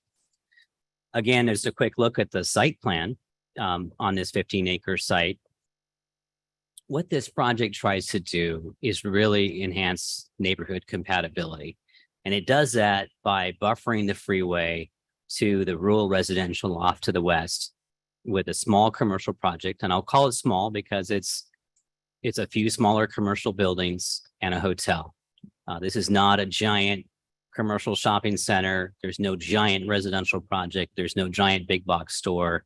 And then there's some residential, multifamily residential on the west side of the project. And then there's single family close to Del Rio Road, which is across from Apple Valley, in a very similar character. Now, earlier on, when some earlier renditions of this project came, it was a much higher density project. There was discussion about fast food restaurants or fuel stations and high density apartments. That was a project that was originally rejected, and now it's come back around to something much more compatible with this vicinity and a logical transition for this particular opportunity site. I'm not going to spend much more time. I just want to go through a couple points, though, of what this application really is. It does request amending the general plan. It does request changing the zoning for this site, something we've long talked about in policy discussion for many years on this site. And that would change this to a planned development. There would be residential and commercial zoning on this property. It would also, tonight's action would authorize a conditional use permit, which basically approves a master plan of development. There's a little bit of a height exception, and there's a sign program. And then what we're all familiar with, that term tentative track map, would also be part of this particular project. Some items of discussion that we were left with the last time we looked at this project were some things I wanted to bring up again. Affordable housing. Because of the mixed use nature of this project and the design, they're not actually wanting to do a density bonus or put in affordable units. They're actually requesting something from the council, which is in lieu fee payment instead. And under the current city policy, the city council is authorized to allow them to do that. If that's conditioned, it'll be 5% of the building valuation of each residential building, unless they can be exempted by state law as affordable units or other types of units on the property. There was a discussion about fencing along Del Rio Road. The current condition to set back privacy fencing from the retaining wall greater than 2 feet. Right now, as you recall, our code has conditions that requires whenever there's stacked fencing and retaining wall that exceeds 8 feet in height, it requires additional setbacks. They're requesting to modify that condition to allow a privacy fence on a 3-foot wall. And what's that setback going to be, Kelly, on that? With 0 setbacks, so right on top of the wall. Then there was some discussion about the 2nd-story setback. At the Planning Commission, they had actually asked this project to have more design articulation and more of an upper story setback than what we could normally require on any of the houses that are adjacent to this property on the west side. So it was conditioned to provide an additional 5-foot setback for the 2nd story of single family residences. That means the 1st story would be normal, and then the 2nd story have to be pushed back further to try and essentially reduce the apparent mass of these structures. With such a small project, that's pretty substantial, and it's greater articulation than we require on any single family home in a regular zoning district. So something to really seriously consider. And then the number 4, modification to the list of uses within the custom plan development overlay zone with consideration for eliminating the social and service organizations from the conditionally allowed list and adding personal service restricted to the disallowed list. So a couple changes we wanted to bring to your attention. We can talk about that a little further. I do want to highlight also a couple items of discussion. In addition to those preliminary details, we did receive some correspondence that especially focused on traffic impacts. And I think there was some discussion that the city has not considered the Del Rio overpass, that we didn't carefully evaluate the traffic conditions with this project. That's quite the contrary. there's been many hours, days, months, years, actually, of traffic analysis done on Del Rio. It's probably one of the more studied intersections in the entire city. And the reason for that was there was an environmental impact report written for the Del Rio specific plan. And it called for widening of the overpass. It called for a series of roundabouts. It required a lot of stuff. And that was because there was a giant big box store being planned on the other side of the freeway, known as Walmart. That was what the driver of the IR was. But fast forward many years later, we don't have that big box store anymore. We have much smaller development, and we have the development we're looking at here. So what staff has done is we've looked at everything that could possibly be developed in the properties surrounding this area, what their maximum intensity could be. We call it build out. And we've looked at this particular project as well. And we've designed traffic improvements that fix all of the issues out here, which include both sides of the freeway, which includes the improvements that are now being done by the Del Rio Marketplace, which includes a northbound right turn lane at 101. It includes phasing of the signals. And it includes looking at this project and doing the frontage improvements, curb, gutter, sidewalk, and widening of Del Rio. And it includes the realignment of San Ramon. I'm forgetting my street names now. I'm sorry. Across the street from this location, which is Ramona. I'm sorry, Ramona, which is a city project later on. So all of these things are part of the equation. But the main point is this project, in addition to all that cumulative development, does not necessitate widening of Highway 101 overpass at Del Rio. And that's a very, very important consideration. So there's not basically a significant impact from this particular project. This project can go forward without necessitating that. And that is why we're not at an environmental impact report level. And that's why this project doesn't have a nexus to require that. So that's been carefully evaluated. Lighting was also a discussion. Is there going to be lighting impacts here? There are going to be some lights added. There has been some analysis done on that. We do have a very good night sky ordinance in the city, and all the lighting has to be shielded and protected to protect that west side neighborhood. Also, we've done a very substantial examination of wastewater capacity, sewer capacity. There is some improvements required to a lift station. The other factor that's been brought up is development intensity. How does this fit in with the community? How does this fit in with the neighborhood? This is not a giant project. This is not what you're seeing being built in some of our adjacent neighborhoods, like the 1,000 houses that are currently under construction in Chandler Ranch and Paso Robles. This is a small handful of units, a small commercial project, and a small hotel on a site that's right along the freeway, on a traffic system that has the mitigations and has the improvements that are being proposed in order to accommodate the project.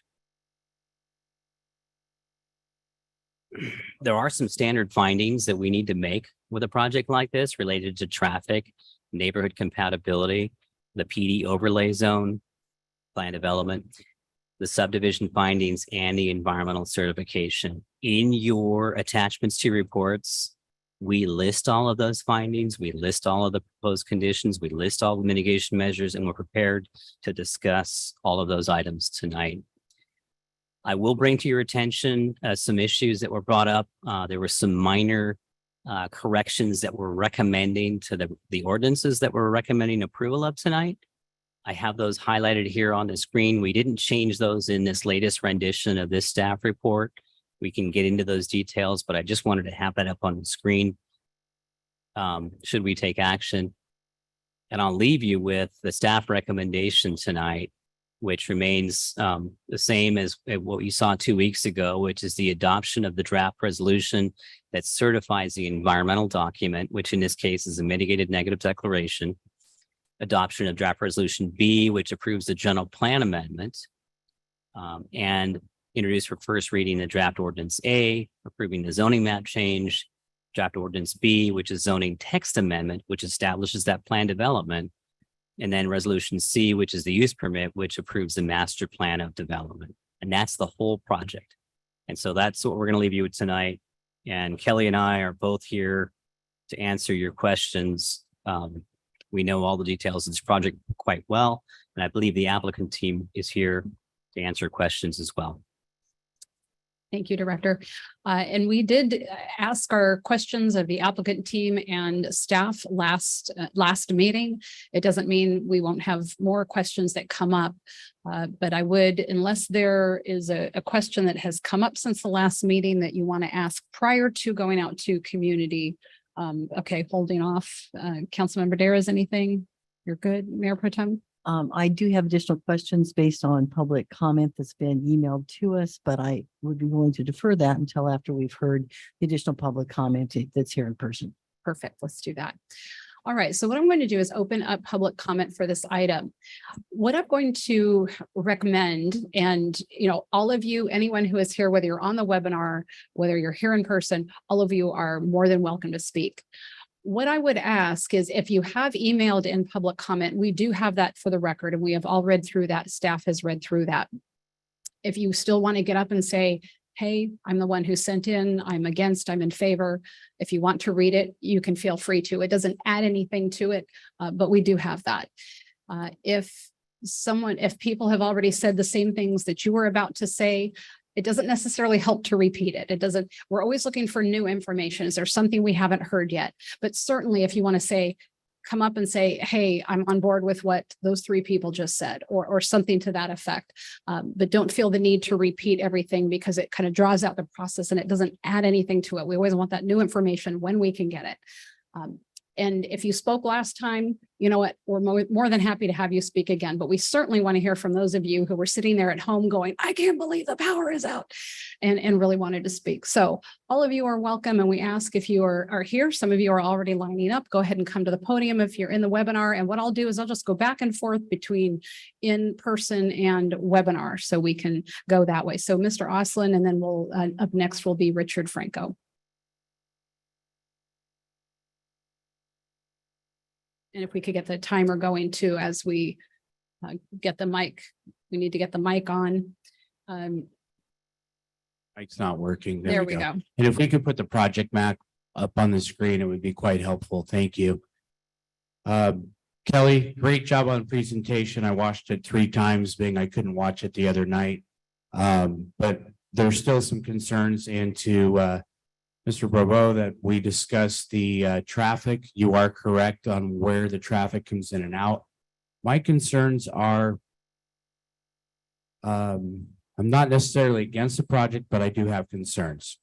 First of all, I'm hoping to have clarification on the possible hotel, that there is some type of restriction that will be put on that we will not have a bait and switch and make that into apartments down the line or condominiums if hotel is not feasible, because that would absolutely change the traffic pattern there. With 400 parking spots in a hotel, we're going to have traffic at certain times, but with a large residential apartment, it would be very concerning. This has come a long way from the first initial plans that we saw. They have done a lot. I am concerned about ADUs. I'm concerned about junior ADUs. We know a project in Paso that was permitted, and the day after it was permitted, got 124 ADUs in for permit the next day on single family residents that couldn't be stopped. So I am concerned about traffic based on that. When it comes to noise, yeah, some aspects, what the project's going to do is going to block noise from one end, but it's also going to deflect it probably towards my property. So I am concerned about noise in the project. The lighting is way better than it was. So, I think there's still some things that the project can do to improve upon it. I know we can't stop progress, but I believe we also have to make sure that this is definitely compatible for the neighborhood when it comes to the density. And I'm very concerned about that hotel being switched to an apartment. Thank you. Thank you, Mr. Oslin. I will move now to the webinar, Mr. Franco.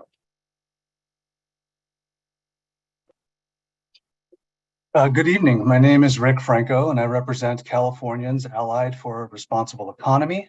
We previously submitted written comments, including expert comments that detail how the mitigated negative declaration, or MND, as I'll call it, for this project fails to comply with CEQA.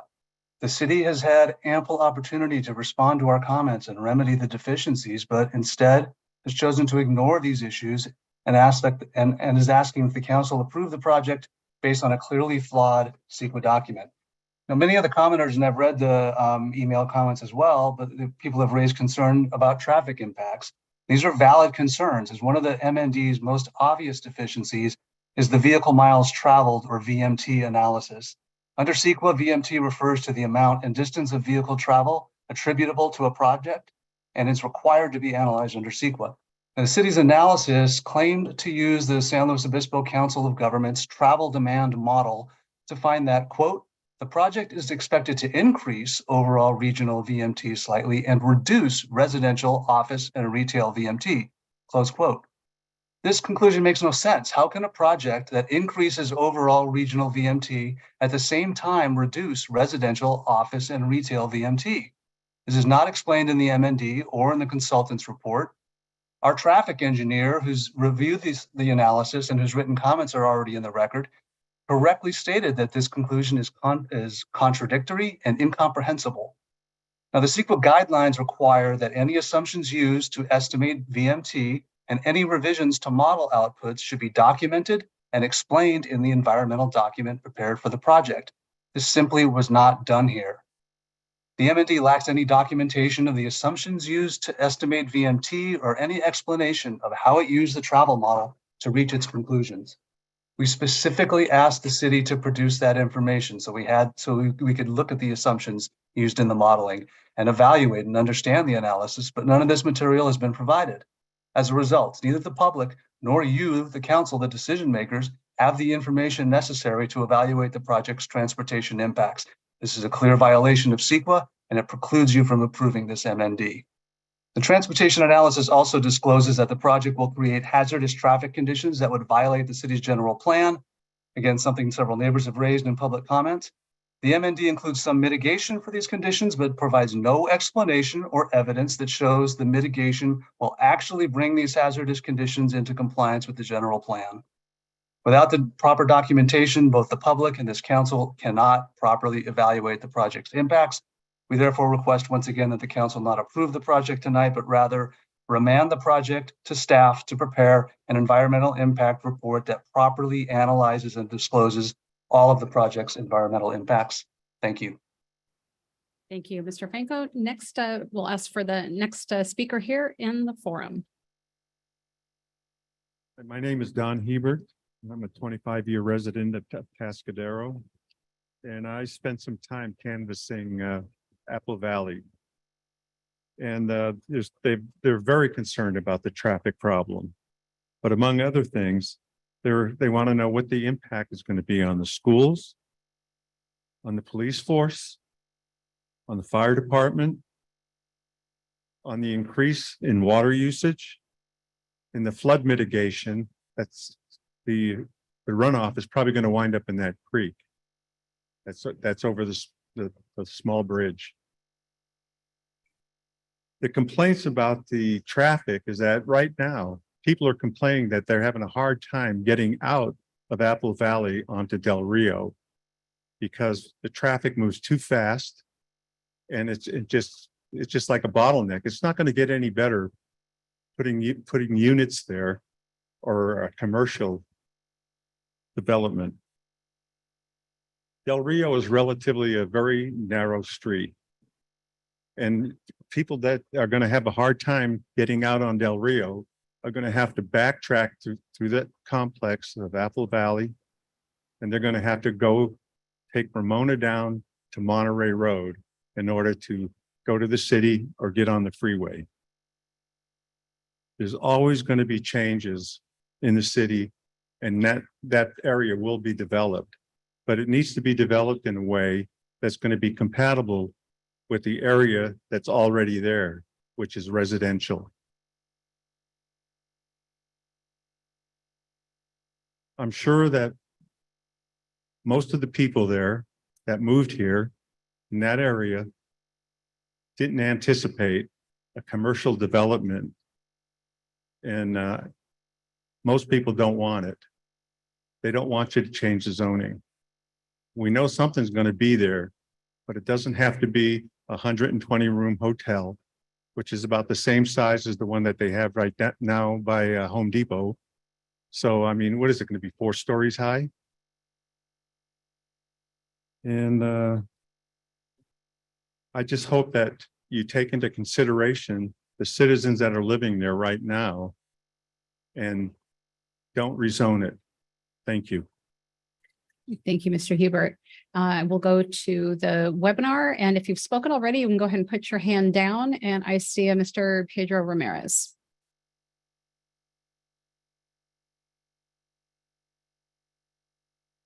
Hello, can you hear me? Yes, we can, sir. Hi, good evening, Mayor and Council. I spoke at the LAX meeting. My name is Pedro Ramirez. I'm a member of Iron Workers Local 155, and we're still opposed to this project. We're opposed to the project because we believe as you evaluate these kinds of projects, you not only just look at the economic impact, but you look at the overall community impact. We believe a greater community impact could be including a local hire component, including a component to hire responsible contractors, and that the area wage standards ensure that local residents get to build something right here in their community and not be outsourced outside of the area. We heard from residents earlier on a different project about the working standards and working conditions. And we want to ensure that some of these things are included in the project, where the workers are building this project safe and that the community is safe as it's being built, and that there is a measurable impact in the community through livable wages for local folks trying to get an honest job in a day's work. So we asked the council that this project lived up to the Atascadero standards, and to vote against this until we see more labor standards and local hiring language. Thank you for your time. Thank you, Mr. Ramirez. Next speaker. My name is Janice Petco. My husband and I live on San Gregorio Road off the Del Rio exit, and we've been there for 25 years. Don's actually my neighbor who lives across the street, and he's also been there 25 years. The area has a rural and residential feel. And at the same time, we have the church, the food bank, woods, and they don't adversely impact the traffic, the crime, or the night sky. And in the past week, I've spoken with about 30 to 40 neighbors about the proposed Barrel Creek project. And only a handful of people had heard about the project and were very concerned about the potential impacts. Many could not rearrange their schedules to attend, so I've combined our concerns in what I'm going to talk with you about tonight. The character of our entire Del Rio Road neighborhood needs to be protected. We know that growth is inevitable, but we cannot let developers come in here and redefine the character of our neighborhood. We cannot allow the land that is currently residential suburban zoned to be rezoned for commercial. The project plans to have a 120-room hotel plus 50,000 square feet of commercial space, plus the single family homes, plus the apartments. And this isn't in line with our neighborhood and should not be allowed to proceed as proposed. Commercial development should be clustered on El Camino Real, where it's zoned for commercial and residential already. We should keep the west side zoned as it is today. Satisfying the state mandate for additional housing within the existing zoning and building single-family homes more in line with Apple Valley makes more sense for this property. More residential brings in more property tax and more sales tax to the entire community. Commercial zoning on West Del Rio Road, as I'm calling it, west of 101, it presents many unacceptable changes to our neighborhood, such as traffic. And I know that the community development person discussed the fact that the 101 overpass will not be impacted. I feel strongly that that's not correct. It's the real elephant in the room regarding the traffic, as the city doesn't control the 101 overpass. It's owned by Caltrans. And I spoke with the city employee last week who let me know that the overpass would have to be rebuilt to be widened and to support the additional traffic that's going to happen. Caltrans has no plan and no timeline to do this work. It could easily be 10 years before they replace the bridge. Traffic already gets overly busy at 101 in Del Rio, and adding commercial traffic will cause traffic jams and backups. We've already seen this happen with additional commercial development at the Santa Rosa exit. It quickly became a traffic nightmare. And why would Caltrans prioritize Del Rio Road to be replaced more quickly than Santa Rosa, which we know is a traffic nightmare? Traffic Way is another really big bottleneck. A second concern is the lighting.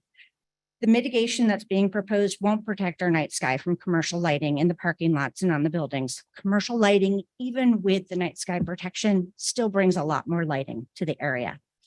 Crime. I did a lot of research on this, and I found an interesting study quoted in Bloomberg. A shift from residential to commercial use is associated with roughly 1.2 more robberies and 2.5 more assaults per 1,000 residents. We don't need to bring more crime to our neighborhood. Okay, your 3 minutes is up. Can you finish in about 15 seconds? I can. Another concern is the tract map, the opposite of what was proposed earlier today, with going from selling the properties to renting. So City Council, please seriously listen to the concerns of the Del Rio residents that I have conveyed to you. We want to protect the existing zoning and general plan to preserve the existing character of our neighborhood. Please vote with our best interest in mind, as you cannot undo this problem once it's built. Thank you for your time and service to the community. Thank you. I will go to the webinar and I see Matthew Garcia.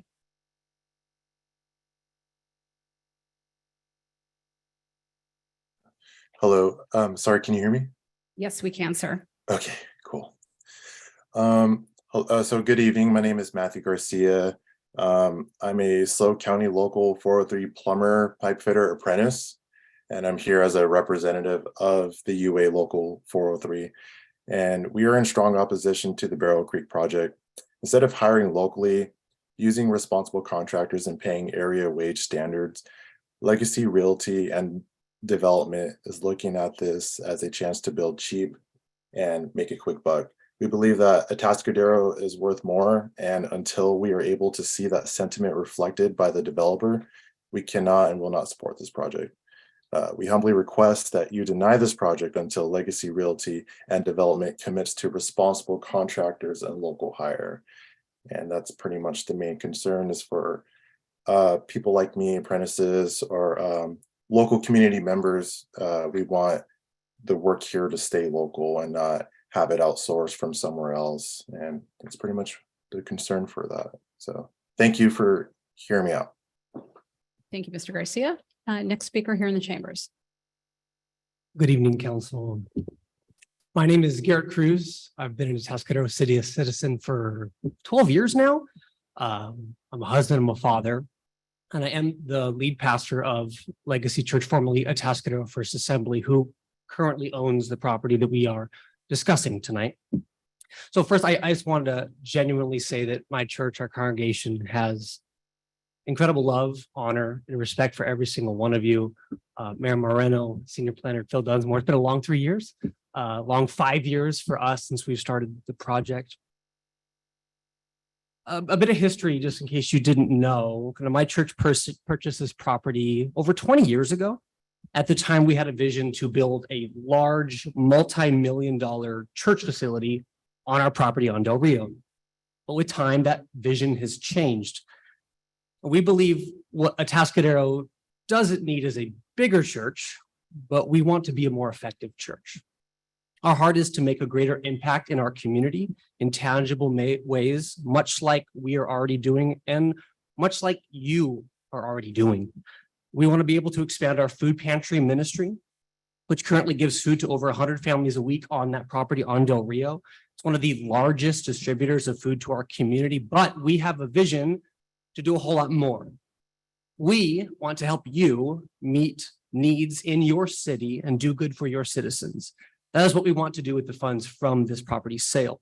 But more than just our church's vision, I strongly believe that the plans for this property have the same mission in mind.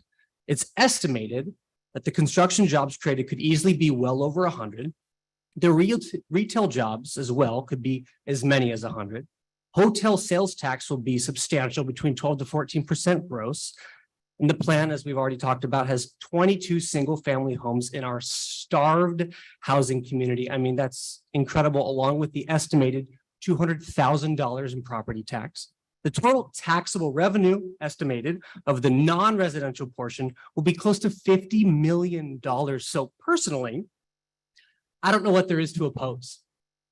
I get that change can be scary. And I think it's clear that some people will only be happy if our property remains bare and undeveloped forever. But Atascadero needs change. It needs growth. It needs a robust economy. I believe it needs Barrel Creek. So please vote in favor of this plan, because this plan, along with the vision of my church, will be a legacy of good that you were all instrumental in for generations to come. Thank you. Thank you, Mr. Cruz. I will go to the next speaker, and it is someone with an area code 323. I think I recognize that one from last time. Those numbers stick in your head. And you are muted. There you go. Hey, perfect. There we go. Thanks. One more time, Zach here with CARE California, and just wanted to bring out a couple points here. First and foremost, we're opposed, and a lot of this has to do with entitlements. The project requires approval of several entitlements, including a general plan amendment, a zoning map amendment, and a conditional use permit. The city lacks substantial evidence to support the findings required to support these entitlements. For example, the proposed general plan amendment requires findings that the amendment is in the public interest, is compatible with existing development and neighborhoods, and will not create any new significant and unavoidable impacts to traffic, infrastructure, or public services. But because the MND fails to include evidence supporting its analysis of potential noise, transportation, public health impacts, the council lacks the necessary evidence to support the findings that the project is actually in the public interest, that it is compatible with existing neighborhoods. I'm pretty sure the neighbors feel that it isn't, and development, and that it will not create any new significant unavoidable impacts to traffic, which we know is not the case. Approval of the zoning map amendment and conditional use permit also require finding that the project is consistent with the general plan and will not result in significant environmental impacts. The general plan includes the goals of, quote, protecting citizens from harmful and annoying effects of exposure to excessive noise, and, quote, preserving tranquility of residential areas by preventing the encroachment of noise-producing uses.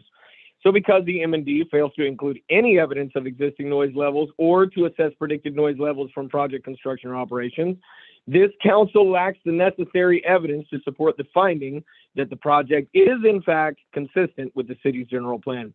Therefore, the city cannot approve the project's entitlements until it prepares an EIR that fully analyzes and discloses the project's impacts to support the required findings that the project is in conformance with the city's general plan.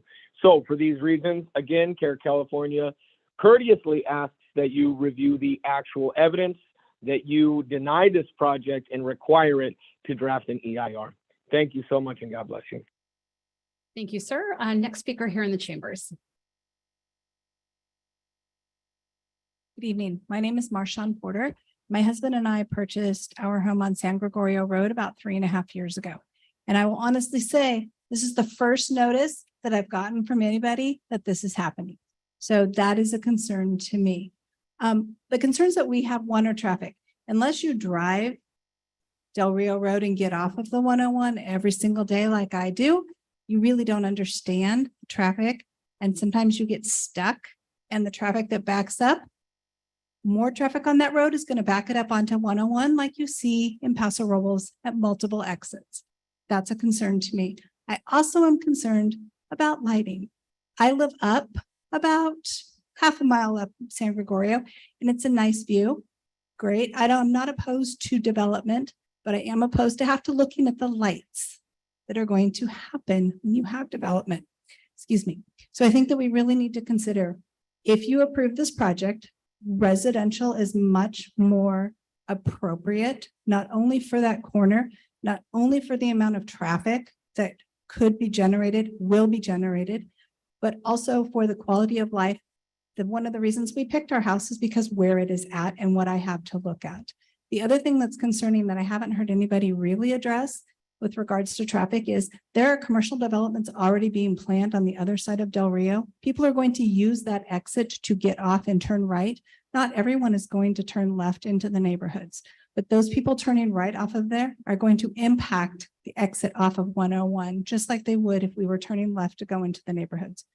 So while I understand development has to happen, change is not always a bad thing, but change needs to be thoughtful, and you need to really consider the people who are going to be impacted.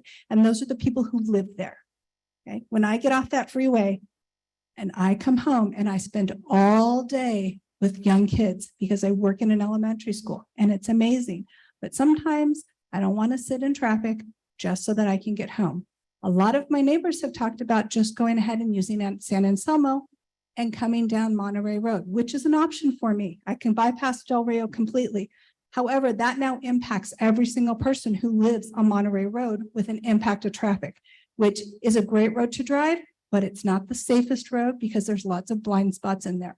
So we're going to see problems with there. Those things have to be taken into consideration when you approve a project like this.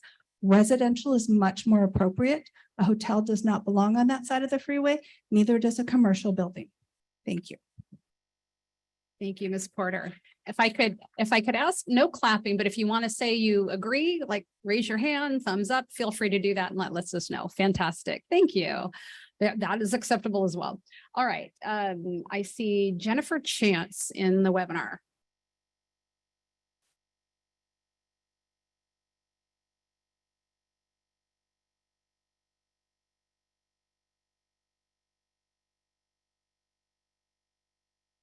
Jennifer, I can see your hand raised and I don't see your microphone muted, but we're not hearing you.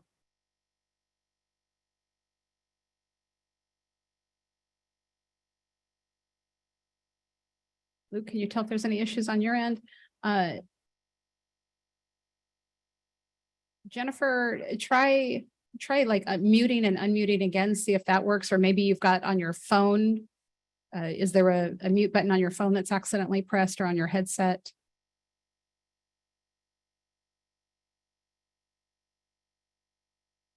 Okay, we're not hearing you at this time, so stay here in the webinar. We'll come back to you and hopefully you can figure out the microphone situation. Let's bring on phone number starting in 765 area code.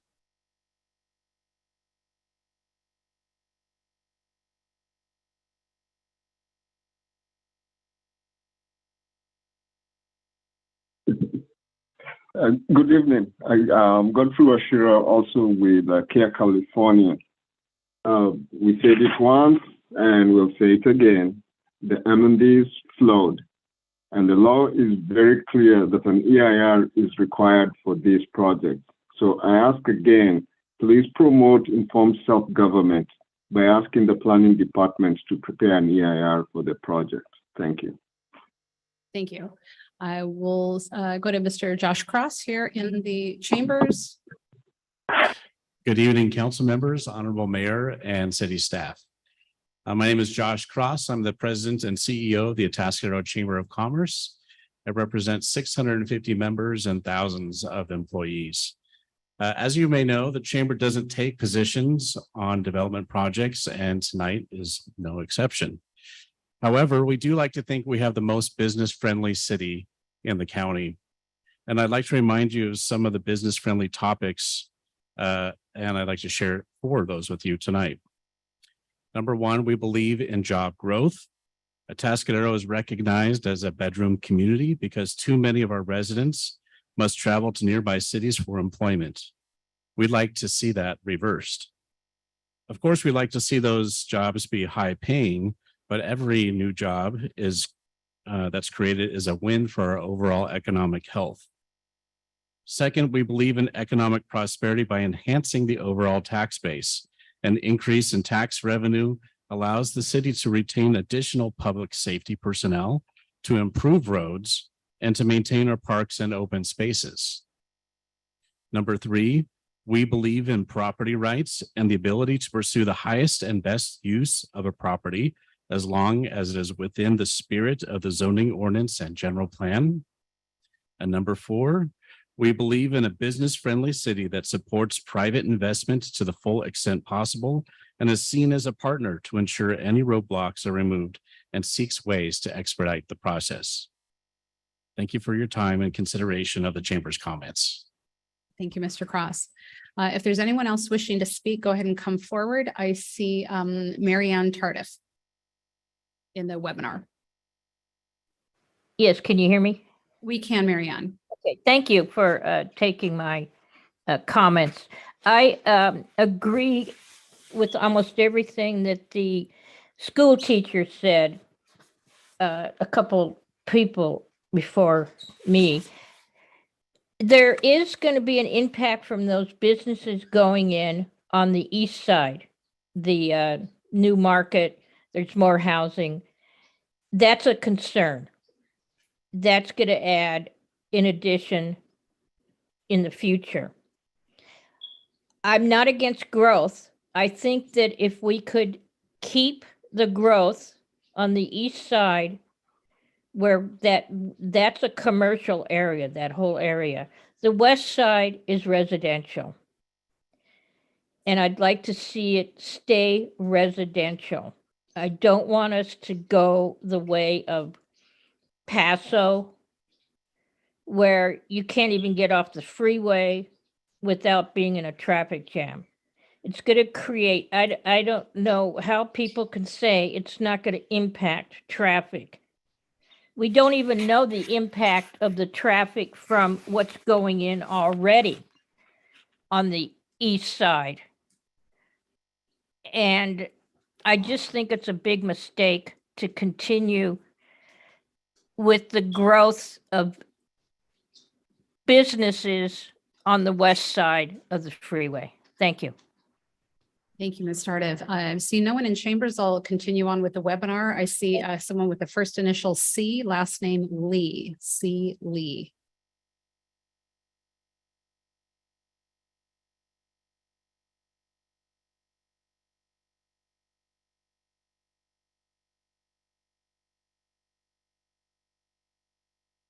C. Lee, we cannot hear you. I don't see that you're muted, but we cannot hear anything that you might be saying.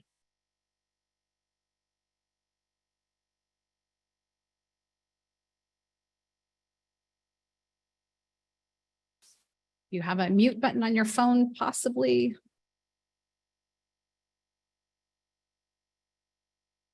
Okay, let's, okay, so that one went away. We'll hopefully come back to you. Why don't we try Jennifer Chance again?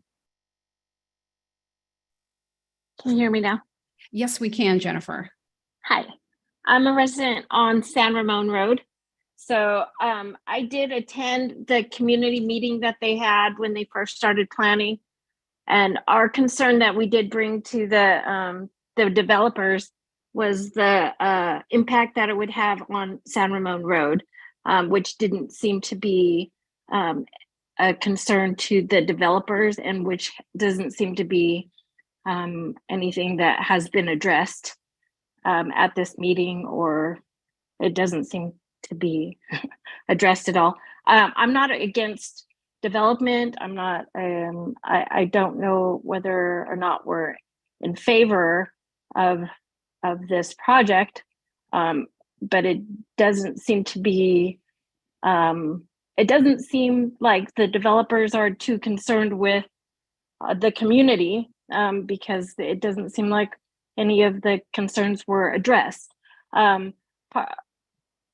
The traffic for Del Rio has been addressed, but we had brought up the fact that if traffic is impacted on Del Rio, people will pass up Del Rio and go to the next exit, to that Home Depot exit, and try to cut around and go and cut through San Ramon, which San Ramon is not really a road that is kept well. It's an old road and needs some upkeep, and it is a very narrow road, and it is a dangerous road that is in need of improvement. People cut through there already, and there's quite a few accidents that happen through there.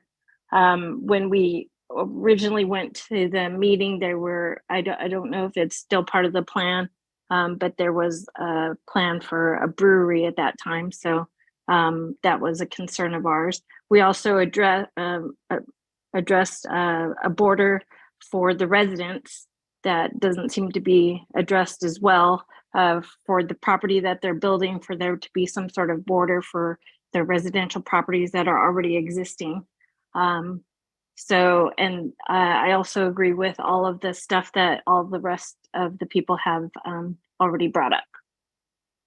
Thank you. Thank you. For the next speaker here in the chambers. Good evening. My name is Heidi Grant and I live on 6030 Via Colonia Road. My backyard borders on Del Rio. I cannot, a lot of things have been addressed already that are my concern, but one other thing is that parking. If you're putting in a apartment building, are there enough parking spaces there? Or are these people with families having multiple cars? Is there going to be a spillover for parking places? And we don't really want them to come on our side street and the Apple Valley area.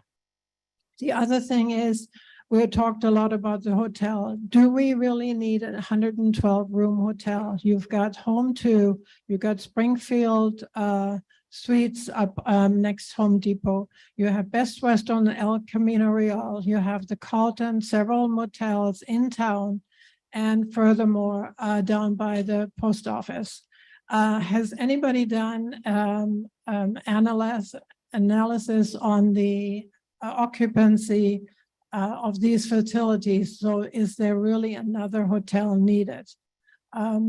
And I moved here from Los Angeles to get away from the traffic, the noise, and the pollution. And I wanted to live in an area that is calming and country-like. And with all this commercial development, I'm not against growth and future development, but it needs to be really residential, not commercial. Thank you very much. Thank you. I will go to Max Zappis in the webinar. Thank you. Can you guys hear me okay? Yes, we can. Thank you. Thank you all for hearing this project tonight. My name is Max Zappis. I'm a local broker and developer. I also want to thank staff in particular for recommending that you approve this project. It is imperative that you approve this project. As many of you may have noticed, there are a handful of callers from outside of the area. They are calling on behalf of several labor unions and are all from out of the area, calling on behalf of interests from outside of our area. They attempt to convince us that they are suggesting denying the project on behalf of environmental concerns and local workers. The reality is the opposite. I'm calling on behalf of my future projects, but more importantly, all future housing projects in the Atascadero. This group from the Bay Area is going to ruin housing development and any private development on the Central Coast. This group is attempting to extort funds from the project developer or builder. They threaten lawsuits until the builder developer either signs a project labor agreement or a settlement agreement. A project labor agreement makes any given project or budget line item increase by 200 to 300%. A settlement agreement does the exact same. Not only are they trying to extort funds from our community, they're doing it under the guise that this is for environmental reasons and local labor being prioritized. 90 to 95% of local contractors are not a part of these unions. These unions will force a project labor agreement that forces the builder to use local union labor, not just local labor. So they'll say, we need local union contractors to do this, but we do not have local union contractors to do this work. There's no local union contract labor. It is too onerous and expensive for local contractors to operate under union requirements. It's more feasible in the Bay Area and Los Angeles area for them to do that, but not around here. There's a larger labor pool in Los Angeles and Bay Area, but not around here. The labor market is very tight around here. We cannot allow them to derail this project, to derail housing, and to make housing more expensive on the Central Coast. We need to make it more affordable and do the exact opposite. We cannot let them succeed, and I ask you to approve the project as the staff has recommended. Thank you. Thank you, Mr. Zappis. I will come to the next person in the chambers here. Come on forward. My name is Mike Dickey. I'm part of this community. I've been here on and off since the early 70s and raised my children here in Atascadero, and I love this town. A-Town's the best place in the county to live, and I don't have any problems. I'm all for this thing going through. We need the economics in this community, and everything that guy just said was the truth. That's all those dudes want to do is they want to profit on stopping businesses. And I just don't agree with that kind of thinking. You know, this is a free country, and it's because of people that appoint themselves as demagogues that we don't have freedom. So I approve this project going through. Nothing against the neighbors that live right there, I understand. But I work Del Rio every Thursday all day long, and I don't see that traffic like that. I just don't see it. And that's all I got to say. God bless everybody. Thank you, sir. I will go to the webinar and I see Julie Roca.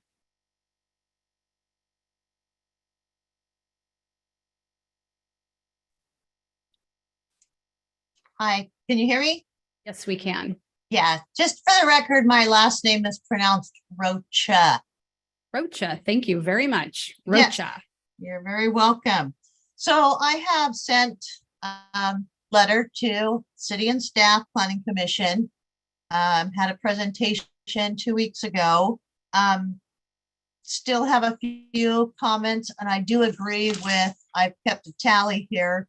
Looks like we're about 11 to against to 4 for the project. So it's leading me to my neighbors on the San Ramon, Del Rio, Garcia, San Gregorio, Las Encinas neighbors are all against this project being passed through. With that, this project will just be ruining the natural beauty of this particular area of Atascadero, which is the first thing travelers see southbound on the 101. When you come into Atascadero, you see just beautiful trees, quaint little neighborhood. Del Rio has been mentioned multiple times. It is not wide enough, but as a resident of San Ramon Road, the old San Ramon, not Apple Valley, San Ramon Road has increased traffic tremendously since Home Depot has been in. I was born and raised in Atascadero, 1965. Thank you. 57 years living here in Atascadero. It's what I call home, raised my family here. But I'm thinking that as of now, this is a gross misuse of the city local government to rezone an established rural neighborhood. I've read letters that have been posted online from the Legacy Church community. Reviewing some of those signatures, their children who have written their signatures. So I don't think the 3-4 pages are completely valid with minor children writing their signatures. And I am just pleading with the city council tonight for a vote no on the rezoning of this project. I thank you for your time. Thank you, Ms. Rocha. Next person here in the chambers. Hello, my name is Paul Martinez, and I live on Del Rio. I'm not against the project, but there are some things in the traffic study that I have comments on. All the mitigations on there are fair share contributions, which I think was used for some of the other developments that are planned on El Camino and Del Rio. The traffic study includes project existing plus project plus the additional improvements. It states that the queues would exceed the storage lengths on the 101 overcrossing. My concern about fair share as a mitigation is if we're waiting for everything to happen before anything is improved, I don't know if fair share was used at Santa Rosa Road, but we know how that worked. Probably not very well. The other concern is on the traffic study, there's no estimate of pedestrians and bicycles. It does accommodate pedestrians crossing Del Rio at San Ramon Road. If anybody's going over across the freeway, walking over, I do that very often during the week. And the proximity of Ramona and the southbound ramps is makes it kind of difficult for crossing there.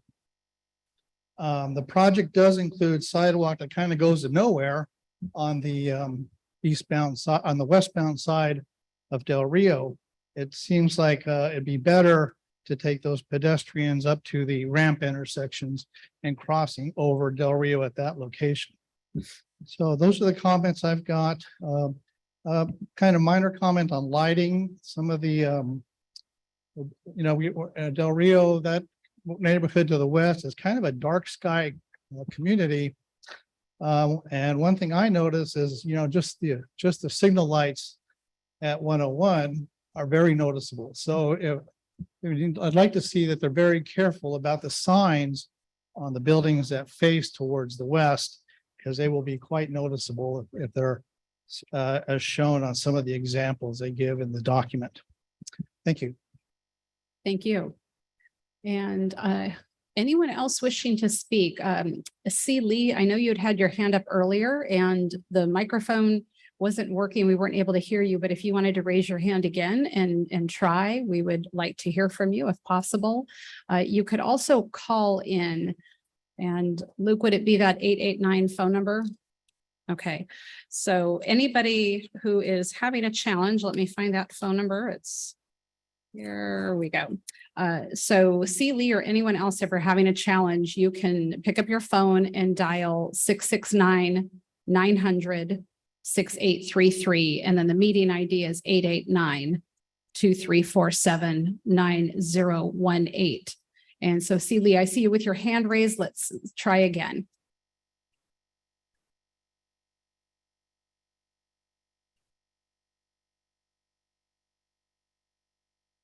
All right, I see you unmuted, but I'm not hearing you.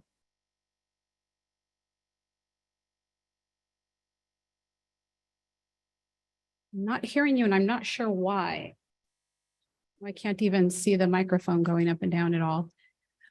So here's what I'm going to do. I'm going to recommend that you call. I'll leave public comment open and go ahead and dial this number. Let me give it to you again.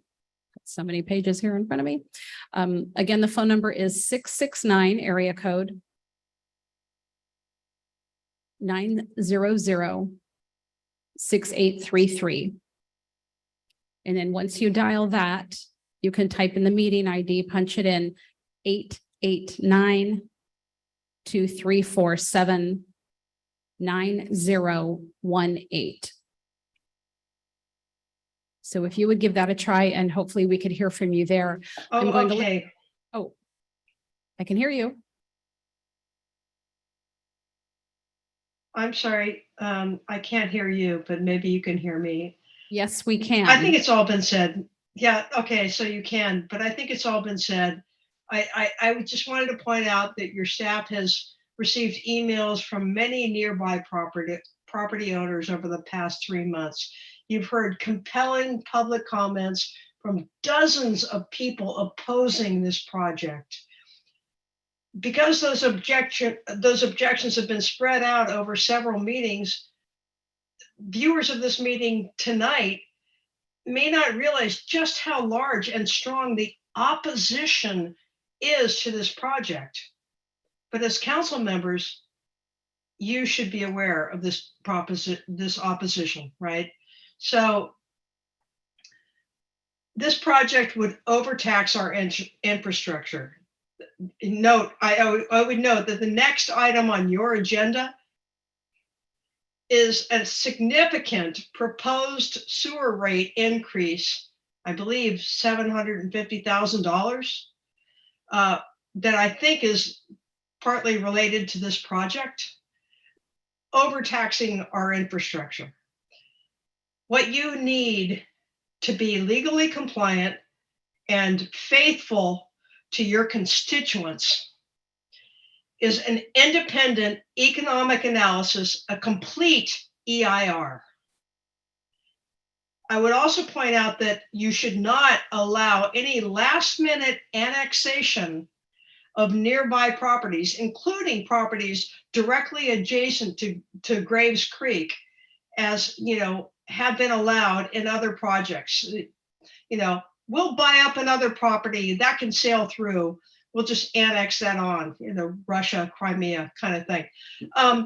The city should commit to monitoring the air quality and the water quality of Graves Creek and environmental impacts, including preventing, given the proposed uses of this property, preventing homeless encampments along the creek.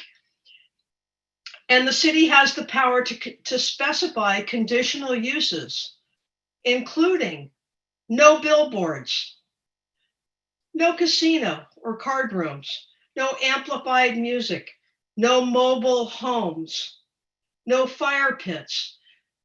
You've already addressed no social or service organizations, thank you. No sky-high water tower that does not represent Atascadero.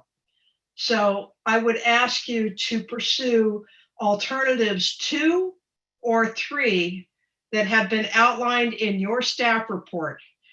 Either determine that you need more information or deny this project. Thank you. Thank you, Ms. Lee. All right, I'm not seeing any other hands or anyone who has come to the podium. So I am going to ask if there is anyone wishing to speak at this time, please come forward now. Yes, thank you. And if there's anyone else, please make your way in that direction. It keeps everything flowing smoothly. Hello, sir. Hi, my name is Mark. I live in Apple Valley off of Via Colonia Court. And my main concern is the traffic impact coming up Del Rio Road. Right now, the street is in horrible condition. It's been that way for years. It never gets repaired. I understand that Caltrans owns it, but why is there not a bid to get that repaired and fixed? What is the construction equipment going to do to that road if this does happen? And then the other traffic problem is Monterey Road, where the school is. That's already backed up with traffic during school hours and people picking up their kids, dropping them off. It's hard to get in and out of, I think it's Ramona that intersects there. So if we're going to add all these residents on that side, what's going to impact the traffic? They're going to come down and go down San Gregorio, and it's just going to add a lot more traffic. And then the other question is where are all those kids going to go to school there if they're putting residents in that new development? Is there room in the schools to fit all these new kids and residents? Thank you. Thank you, sir. Okay, anyone else wishing to speak? If you're on the phone and you haven't spoken yet and you wish to speak, make sure you press *9. That'll allow you to raise your hand. If you're in the webinar, use the icon that says raise hand at the bottom of the webinar. And if you're in the chambers here, toot sweet, go over to the podium. We want to hear from you. All right, I'm not seeing anyone, so last chance. All right, we'll go ahead and close public comment and bring that back to council and staff. So I've been making a list. I'm sure staff has been making a list, and we have quite a few things to go through here. A lot of them cover the same types of issues. I will speak to just one of the last questions. Someone raised the question about the upcoming item on our agenda having to do with the raising of the sewer fees. That actually has nothing to do with this project. That has been in the works for 5 years. We hadn't raised our sewer fees for 25 years, at least a quarter of a century. And so we were the lowest in the county and not able to, keep up with infrastructure needs at that level. And so we have year after year for 5 years, and this is the 5th year, been raising those fees as we determined we needed to. And we're still at the very low end of the county, which we'll talk about later. But I want to make sure it's clear that that is not at all connected with this project. With that, Phil, I'm going to, rather than me stating questions and then you going through that, I think it will draw things out. So why don't you go through the things that you've heard, and I'll be looking at my notes, and I'm sure my colleagues have taken notes. If something gets missed, we'll ask a question. Thank you, Mayor. I'll do my best to go through what we heard and try and include all of that. One of the first questions we heard was a big concern about this proposed hotel being converted to apartments. That would be a very significant concern to the city as well. Therefore, the proposed zoning on this property is called commercial park. It's CPK. It doesn't allow for zoning, or it doesn't allow for housing. And that's a very important aspect. In addition to that, there's another layer of zoning on here called a planned development that further refines and restricts that zoning. So they would have to come back to city council to ask to change this project to residential. And that would be a very significant undertaking to do that, because yes, it would have implications to traffic, implications to parking, implications to how this site is developed. That's not the proposal that's before you tonight. And that would be a significant departure, and they couldn't just automatically do that without going through a whole nother process. We also heard a concern about accessory dwelling units and junior accessory dwelling units. Those are allowed throughout the city and most residential properties, and they would be allowed on this property today, even if we didn't rezone it, if it was developed with single family residential. So yeah, that is something that we have to assume when we approve any new residential development, that there might be some additional units within these houses, within these lots. However, in this particular case with the planned development and the size of these lots, there's not much else you can fit in there. Can I jump in on that? Kelly can jump in. Yeah. I did want to note that the development standards for the single family residential portion does include some provisions for accessory dwelling units and how those might be located on the properties. They would likely be much smaller units. We can't prohibit ADUs or JADUs, but state law currently does allow us to prohibit SB 9 units within plan developments. So we have included provisions in the plan development language to prohibit SB 9 units on these properties. Thank you. Another statement we heard tonight was EIR, and I've heard that multiple times throughout this project discussion. And I want to just make it really clear on the big difference between an environmental document called a mitigated negative declaration and an environmental impact report. We can only create, or only are forced to create, an environmental impact report when we can clearly demonstrate that we cannot mitigate the environmental impacts of a project. And then in that case, you prepare an EIR, and under that EIR, you have the option of adopting what's called an overriding consideration. And you assume that the project is going to create significant environmental impacts. This project is not found to create significant environmental impacts. And in fact, you heard a lot of questions tonight of where's the evidence? Well, we don't have evidence that it does create significant environmental impacts, and we'd have to have that evidence before we said we need an EIR. We don't have that evidence. You can assume a lot of the way that things are going to be a significant impact, but what this project is going to result in is slight changes to this property. But the big changes to this property happened in the mid 1950s. Unfortunately, Highway 101, a major freeway, was built through this site. It's directly adjacent to this site. That's when this area changed. It's already surrounded by commercial development. There's commercial hotel allowed right on the corner of this project right now today under existing zoning. And there's also one allowed across the street directly on the corner adjacent to Apple Valley that can go up to 45 feet in height and have 100 units if it wants to today. So this project is not a significant departure from what's allowed there. So the question becomes, what do you place along a freeway? Is it the appropriate location for rural residential? And that's a question I think being asked of the council tonight. What do you place along a freeway to enhance that neighborhood compatibility and to create that buffer zone? And that's what this project seeks to do. And that's what we have to evaluate when we look at environmental impacts, when we look at issues like noise and lighting. Today, the noise created by Highway 101 goes almost all the way through this site, all the way to San Ramon. And that's 65 decibels. That's pretty loud. It's very loud, actually. And that is not a quiet atmosphere. That is not a rural residential atmosphere. The west side of Atascadero is. The west side of Atascadero is a beautiful place. But the environment created by Highway 101 is not the west side of Atascadero that we envision. That leaves us with a question is how you treat a large freeway frontage property that's already been impacted to that nature. The other issues that we've heard a lot of is traffic.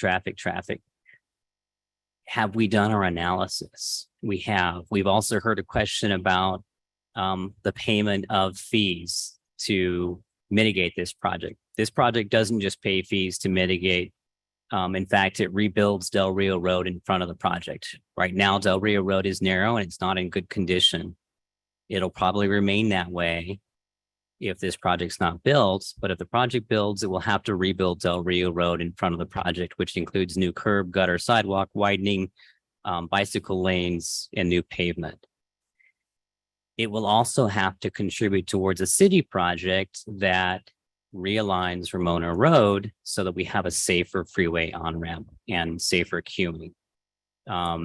The other side of the freeway has its own improvements that are ongoing now with multiple other projects that are being developed over there already. So there's a lot happening.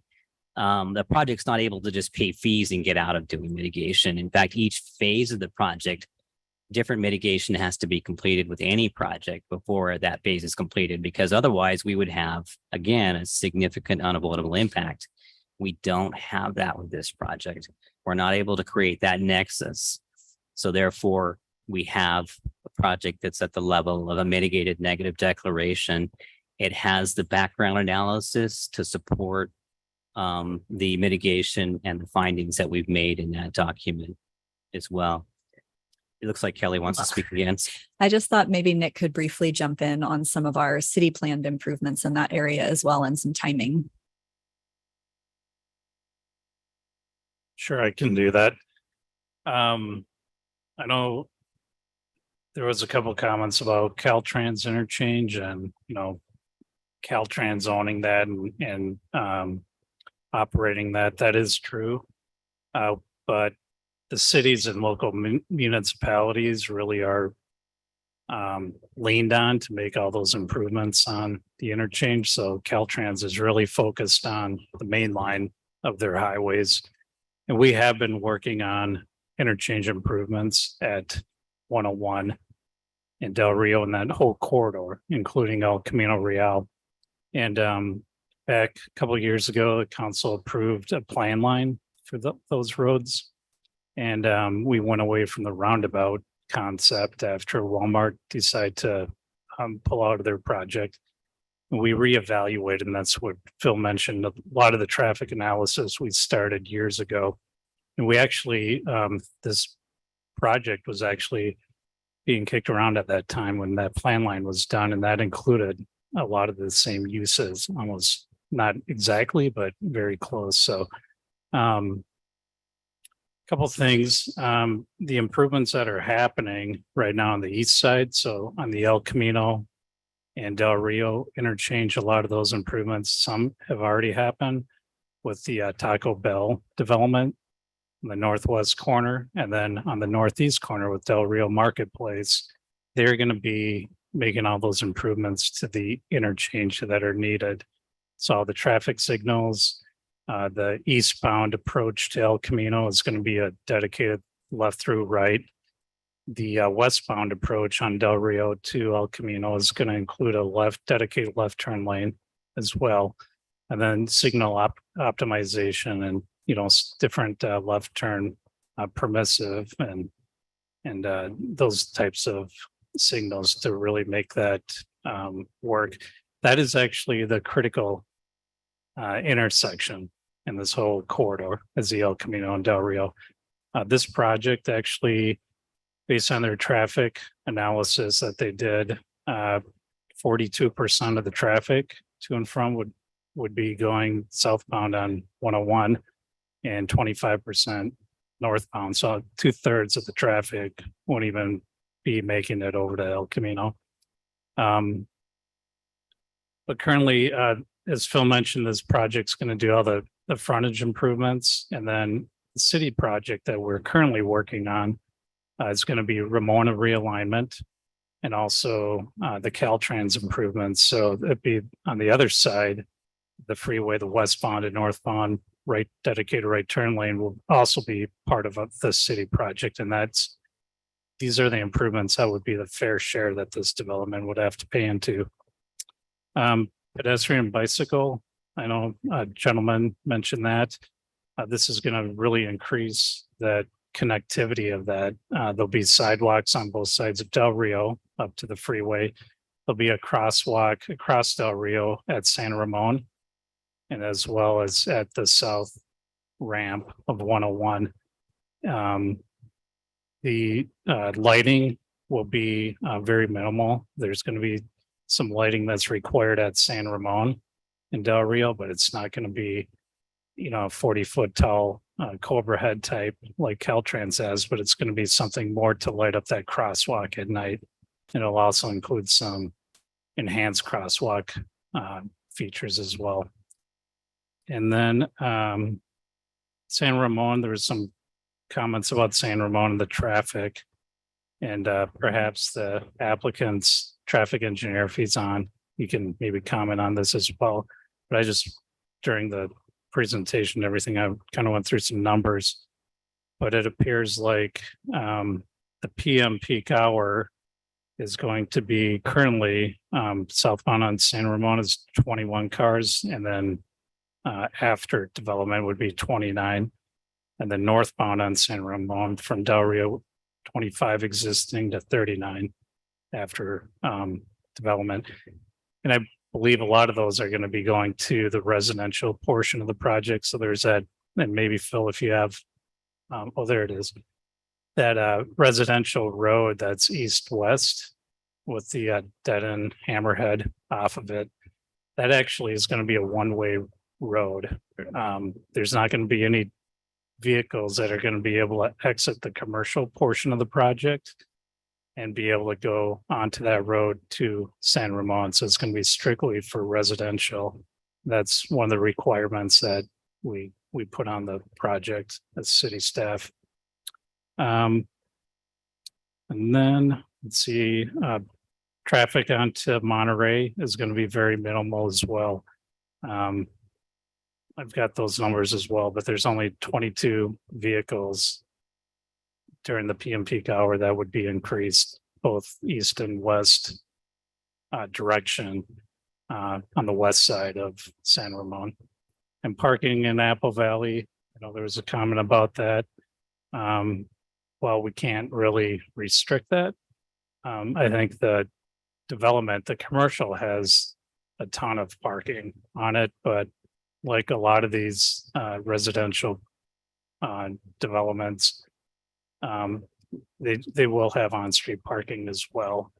So it seems like none of the residential developments nowadays that get approved to have enough parking. Everybody has, 3-4 cars, it seems like, in a house. So I think I maybe caught everything. Anything, Phil? Well, Director, if you could, the parking, I think there's the driveway plus the on-street, like for those single family, those 20 single family, it seems like there's a quite a bit of parking, maybe compared to what might normally be in a single family. Like I remember when we were talking about this 2 weeks ago and looking at the staff report, that seemed like more than might normally be conditioned. Yeah, I believe, is there 2-car driveways on there? Yeah, so it's currently proposed, our garages or somebody, I suppose, could build a carport and that has to be set back 20 feet, I believe, from the back of the sidewalk or right of way, which would allow additional guest parking in each driveway of at least 2 cars. And then there is a little bit more on-street parking in this neighborhood than we usually see in some of our other small lot, single-family developments in order to increase that available parking supply. And I think the member, the public that spoke to the parking was maybe more concerned with the apartments and having enough parking. It's only 40 units, like for an apartment building, that's a fairly, small to medium sized apartment building. But it seems like when you look at the map, it's far enough away that I don't imagine anyone living in the apartments is going to go park it in Las Lomas, or I'm sorry, in Apple Valley. Thinking of all the CFDs in Apple Valley and walk all the way to the apartment. That seems like a pretty big distance based on the map. Yes, that's correct. The apartments are going to be more on the north side of the project. The one on the northeast corner of the intersection of San Ramon and Del Rio is all single family home. And I forget how many lots are in there, but those are 20 something. Yeah, there's about 20 lots. And the way that Del Rio is being widened, there won't necessarily be on-street parking on the project side of Del Rio, but I believe the parallel parking on Del Rio on the Apple Valley side will remain. That's correct. So no on-street parking on the frontage of the residential portion of the project or on Del Rio at all. Okay. Thank you. Is there anything else that you saw that you wanted to address? I think there were a couple comments on lighting, and I know we touched a little bit on that with our conditions of approval. There, of course, will have to be some parking lot lighting for safety. What we have seen on other projects, and I don't believe we've conditioned it on this project, is there's an option to have those parking lot lightings on dimmer switches during certain hours of the evening, so the lighting levels greatly reduce, and then they're on motion sensor if somebody were to trigger one of those and need it for higher safety level lighting. So that is an option that the council can discuss. There was also a comment about some signage. We know that signage can be very well lit. And so the council does have some options in terms of signage. Currently, signage is allowed based on our PD standards, both facing the internal commercial courtyard and facing the parking lot areas. So that those Western commercial buildings do have the option of having some externally lit or halo lit signage facing the proposed apartment buildings. And then of course, beyond that, the existing residential. So there could be some conditions added to either disallow lit signage on that portion or require that it be a lower level externally lit rather than a halo if we were concerned about some light spillage in that direction. Okay. I think there's also options, for sign lighting, turning off at a certain time, might be hard to enforce, but might allow some darker levels in the evening if we had some conditions for signage lighting to be turned off at a certain time in the evening. Okay, thank you. Let's see. I Also, think there was one more question about queuing. Somebody was asking about, queuing on Del Rio. Right, and the traffic report indicates available storage length for vehicles. And actually that's currently current conditions is what it was exceeding. But that's one of the reasons why Ramona Road needs to be realigned to get that additional queuing for the eastbound traffic to be able to stack up at that traffic signal. Especially in light that 42% of that traffic is going to be making coming from that intersection with the southbound ramps. Okay. And then level of service, also talks about level of service, if no improvements were made. The traffic report talks a lot about these improvements, and all the improvements that I mentioned earlier are part of that. And if those are done, they estimate that all intersections will operate at level of service C, which is acceptable for the general plan. Yeah, one of the questions that came up multiple times is, there are other developments on the east side of 101. And is that being taken into consideration? What's going to happen? And it is the things that Ms. Gleason and Mr. Dunsmore are talking about, the traffic impacts, Mr. DeBar as well, takes into account all of those things. We can't just look at something in a vacuum. One of the questions asked about fair share and, kind of talked about Santa Rosa and, people were paying fair share and now Santa Rosa costs however many millions and we have X percentage of that, which isn't sufficient to do anything at Santa Rosa. So maybe you could speak to timing of that and other projects and fair share and what needs to be done. And is there the risk that we don't have the money to do it? Does the city front it and we are paid back as development comes in? How can residents be assured that the improvements they see here will happen as they need to happen?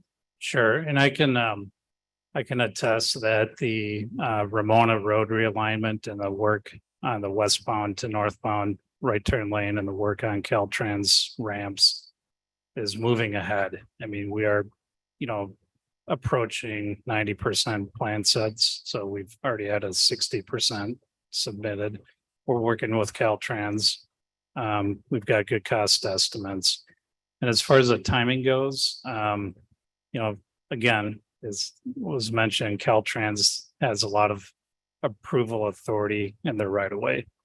And they want to see Ramona Road realigned to get away from that southbound ramp, especially the on-ramp, because it is a little awkward. It's not ideal. But if I think the timing is going to be pretty good on this, because if this project is going to take a while to get off the ground and start, actually finish, maybe the applicant can talk about their timing for construction. But our timing is most likely a couple of years out, it could be next year or maybe the following summer at the, earliest maybe next summer. It could be the following summer though. And if the development, they would just pay their fair share. So the city would, if we went ahead without those funds, they would pay that once they, pay it with the building permit fees or whatever else without normal development impact fees. If we build it after, then we just have, funds in the bank to dedicate it towards these improvements.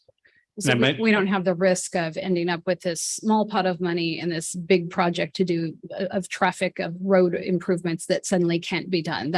We don't see that as a risk, is what I'm hearing from you. No, I mean, funding is always, a critical piece of all capital projects. So we still need to finalize some of those funding sources, but I mean, this would qualify for development impact fees and things like that. And then with the fair share and the Del Rio specific plan fair share towards these improvements, we still are running numbers, and that's why the timing of maybe next year or the following year is kind of up in the air right now. So, and Caltrans approval. If I can expand on that just a little bit, we've started conditioning projects with fair share pavements to not be set on the fee estimate, the cost estimate for improvements on the date of their approval. So it's actually kind of a living cost estimate that has to be done within a certain amount of time. So if they build these units in 10 years and 20 years, and we still haven't done the improvements, we do a current cost estimate of what those improvements are so that they are truly paying their fair share and aren't paying today's rate for what those improvements will cost. So that is built into the conditions of approval for this project and for the projects in the Del Rio specific plan area as well. Excellent. And one thing I might add, with the level of service at C or better at all the intersections, that is on a cumulative plus project. I'm sorry, could you say that one more time? The level of service, if these improvements are done with all the intersections of level of service C, that isn't just existing plus project, that would be cumulative plus project. So full build out. Full build out. Okay. That's. Ask a follow-up question on the traffic since we're on that. If you could hold it, because I think that's just going to keep, if you could just hold that. because I know more questions will come. Let's see, some other things. Somebody brought up that, residential brings in more money than commercial. It doesn't. The fact is residential, while we want homes to be built for people who want to live in our community, and that's a necessary thing. Residential actually doesn't pay for the services provided. It just doesn't. So if you think about public safety, parks, roads, all of the things, the taxes from residential simply don't support that. So we do need commercial development in order to balance that out. So I did want to comment on that. So then somebody also asked, what is the impact to, police and fire and water and schools and all of that? And that is something that the city has looked at. And if we had our fire chief or our commander over there telling us that, whoa, this is going to be a problem, we would need to listen to that. Typically, your problems come more with residential than they do with commercial. So overall, while living in this area, it may seem like, wow, this is a big, huge project. Compared to a lot of projects, it is a smaller project. The impact that it would have on police, fire, and schools is not significant. Nothing that would raise a red flag for city staff or our public safety officials. Let's see. We've covered CEQA,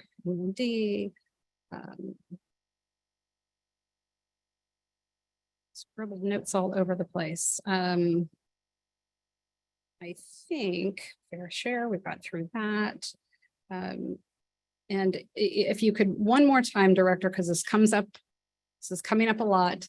Del Rio isn't wide enough. Del Rio isn't wide enough. The overpass, something's going to need to change. Could you one more time just let us know what's happening with the Del Rio overpass? And is that the conditions of approval or the level of service C?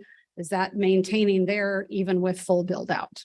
Correct. Yeah, this project, in addition to everything we expect to build out in this whole region that's anticipated by the current general plan, does not trigger widening of the Del Rio overpass. It does trigger improvements on each side, and those improvements are either built into this project or built into a projects on the other side of the freeway. One thing I want to clarify, level of service is something we're still using in our general plan.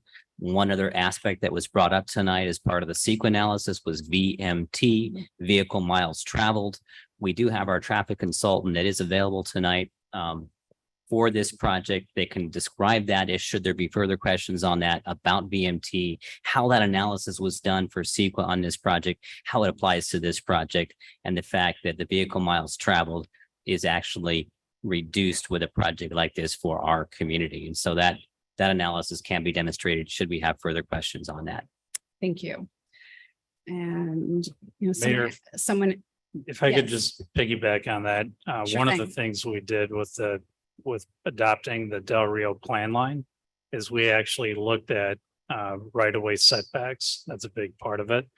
And we actually, adopted setback lines that would accommodate if we needed to widen that bridge in the future. So let's say in 20 years, Caltrans needs to widen or replace that bridge. We could actually widen it and not have to buy, a Taco Bell building or, gas station or things like that. And that would only be needed if there was a higher generating traffic use, like Walmart decided to come back and build.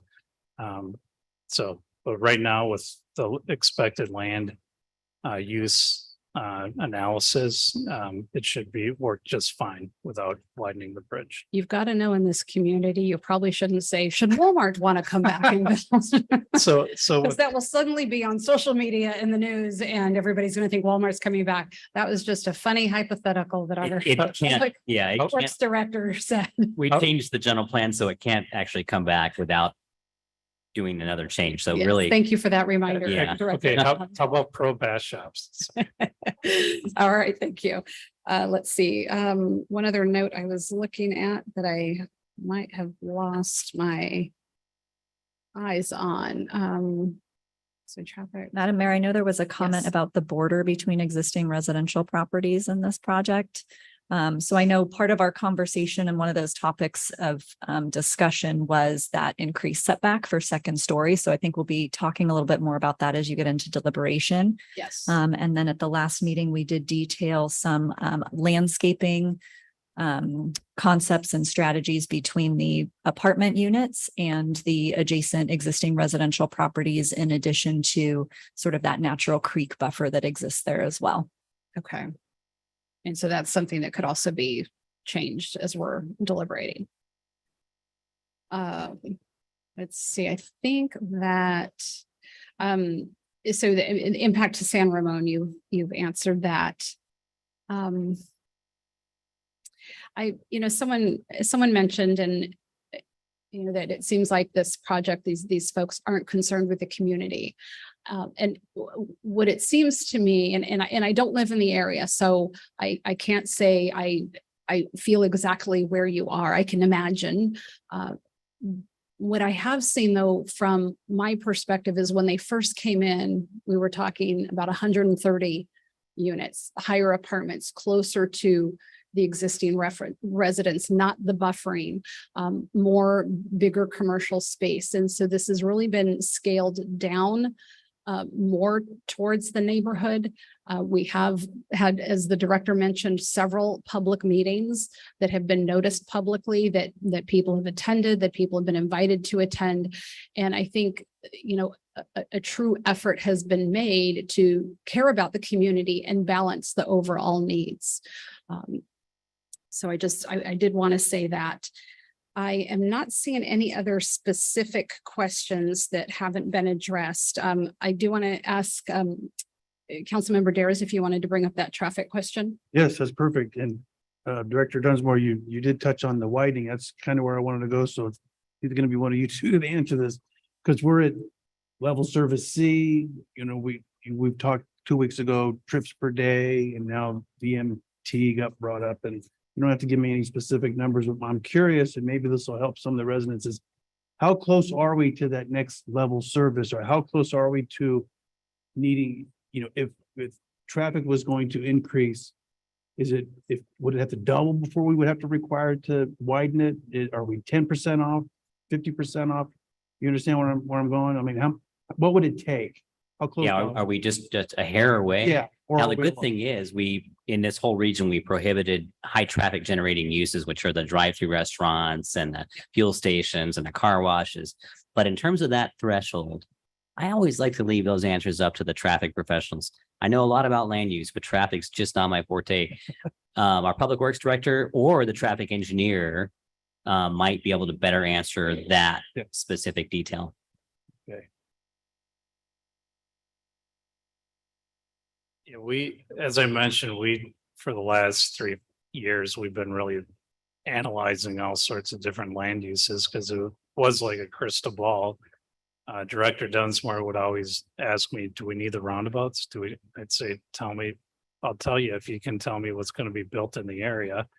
And, it was just a moving target a few years ago. Now everything's starting to kind of fall in place, and it's kind of what's falling in place. The improvements that we're planning will be able to accommodate those developments. How close? I mean, I don't recall offhand, but far enough away where it's not going to be an issue. And there's always changing traffic patterns too. Who knows how people will be getting around in 10 years from now. But we're not right on the edge of, we're not like just flirting with a traffic jam, because no, I think at a level of service C. In fact, in the general plan, the requirement right now is level of service C is the acceptable worst case. And again, as Director Dunsmore mentioned, it's not really, we use VMT now, which the traffic analysis also used. But level of service D is acceptable, but would need to be approved by the council at that point. So we still got a whole nother grade to drop. It's probably good to just compare actually Del Rio with Santa Rosa and San Anselmo. Those other overpasses are at a much worse level of service right now than Del Rio. Del Rio, most of the time, has a very good level of service compared to those others, because those others all have fuel stations and fast food restaurants on both sides. And it's really challenging in terms of the trips in that area. But here you've got a road that's leading now to rural west side. And then on the east side, the same thing, except for that, you know, small amount of commercial uses on each side. So the long-term anticipated traffic is still not going to get us below that. So even when all this threshold. gets built Yeah. out, then we're still not. Right. You're still worried not about at that Yeah. spot. And again, traffic things change in the future. It all really depends on exactly what users go into each of the new buildings to get built on both sides of this freeway. But the way we've narrowed down the land use list, we've done it specifically with the eye of keeping the trip levels down so that we do not get into that significant impact of having to widen the overpass or do those kinds of things. And that's why there's been that level of detail put into what can go here, what can be allowed here. That eliminates all those high traffic uses. Councilmember Dries, like Santa Rosa also has a lot of VASH employees. So like, you know, the shift changes and then Santa Rosa Elementary. So if you ever go through there at those times, I mean, it's pretty bad. All right, thank you. So I'll kind of just go down. I'm going to, Councilmember Darrows, do you have any other questions? The only other, okay. I like putting things into perspective because I want to understand the differences between what's happening and what's not. Somebody mentioned the hotel and the size of it. I think it says in here it's 120 rooms. How many rooms is Spring Hill Suites? Do you know? It's roughly the same. It's also about, okay, so that gives perspective. The size is going to be about the same. And then the signs, I think you touched on illuminated facing. No, that signs should be illuminated facing towards the west that are going to interfere with. You could add that as a condition if you. Okay, that's the council. I think that would be a good idea. Anyway, that's all I have. Thank you. Councilmember Borbo. Yes, thank you. I do have some additional questions. Of course, we were able to ask a ton of questions last meeting and questions on the side to staff. In terms, I do have one question for Director DeBar. In terms of the improvements on Del Rio that you described, if we intend to realign Ramona, that's very much intended to happen, but is there going to be a dedicated right turn lane to go southbound on 101? Where 42% of the project traffic is anticipated? I sure hope so. No, it's currently in the plan set that we're working with Wallace on right now. Got it. The city project. Thank you. Just want to be sure of that.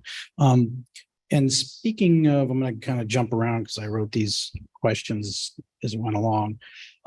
For Director Gleason, you mentioned some of the things that we could condition. If I recall from last time's discussion, and it was mentioned by one person here tonight, we can condition the neighborhood to preclude no short-term rentals, correct? Yes, in this plan development, we could make Right, in that this part of the 20 plan unit development language. Yes. 20 unit plan development, we could condition that no short-term rentals would be allowed. Yes. Okay, got it. In also in that neighborhood or the 20 unit single family, the in lieu fee, staff had indicated that because of the nature of that neighborhood, it might make sense to allow the in lieu fee for the affordable housing requirement. That applies to the neighborhood portion. What about the apartment portion? So it's at your discretion on how you apply that. So our policy allows the applicants to ask for the in lieu fee instead of the provision of affordable housing units. You could choose to apply it to one portion of the project or both portions of the project. There would be over the project sort of like a discounted rate. It might not be the full 5% of the single family, depending on how many units they provide in the multifamily. I will just also clarify that they are also not the sort of the bonus unit situation doesn't really work on any portion of the project, even the multifamily. And so there's sort of none of those incentives that are currently built into our current policy and are expected for the provision of affordable housing, but it is at your discretion. But so what you just said, though, would that argue for allowing the in lieu fee in the apartment structure as well? It is an argument for the in lieu fee over the entire project. Got it. Thank you. And following Councilmember DeRizzo's question regarding the lights. If I would gather correctly, the lights on the big lights, if you would, on any entrance signage, freeway oriented, would be strictly pointing eastward, right? The only lights that would be pointing westward towards the neighborhood would be on those interior commercial buildings. Is that correct? The way that our PD language is currently written is the commercial properties, buildings are able to have signage facing parking lots. So as you can see on the site plan, I can't even read it from here, buildings A1, A4, and B1 maybe do have a facade facing west towards that parking lot. And there are currently no restrictions on whether that signage could be lit or not. So if the council has concerns about that light spilling towards the west, there could be some conditions in PD language placed to limit lighting on those particular signs. Right. I would be concerned about now, are the apartment buildings taller than those commercial buildings? I believe they are about the same height, maybe slightly taller. But they of course do have spaces in between them. So Understand, but for the people who live on San Ramon, if the apartment building is taller than the commercial building, then a sign on the west facing side of those 3 commercial buildings would be blocked by the apartments. yes, if you're in line, I think we did hear from a couple of community members that are maybe raised above because they're on a hill. Yeah, I It could be understand. slightly different. I understand, but I mean, yeah. those homes have to look at the lighting on, at Grocery Outlet and all that. And I've been up there at night and you definitely see those, but they already have to look at those things. You mentioned there could be provisions though for dimming those lights? There could be provisions for dimming lights. The current PD language allows both halo lighting and externally lit like a gooseneck lighting. You could limit those west facing ones to just a gooseneck lighting, which are inherently downlit and don't have as much light spillage as a halo light. Got it. Okay. I think I asked this last time. The urban services line was extended to this area back in 2002 when the general plan was updated, or later when Apple Valley was rezoned to allow greater density? Yeah, so Apple Valley was actually built into our last general plan update of 2002. So they all Okay. kind of happened at the same time. Okay, and that urban services line indicates the city's expectation to ultimately provide urban services? Correct. It is an area where we expect there to be a higher level of service and a higher level of development within the city.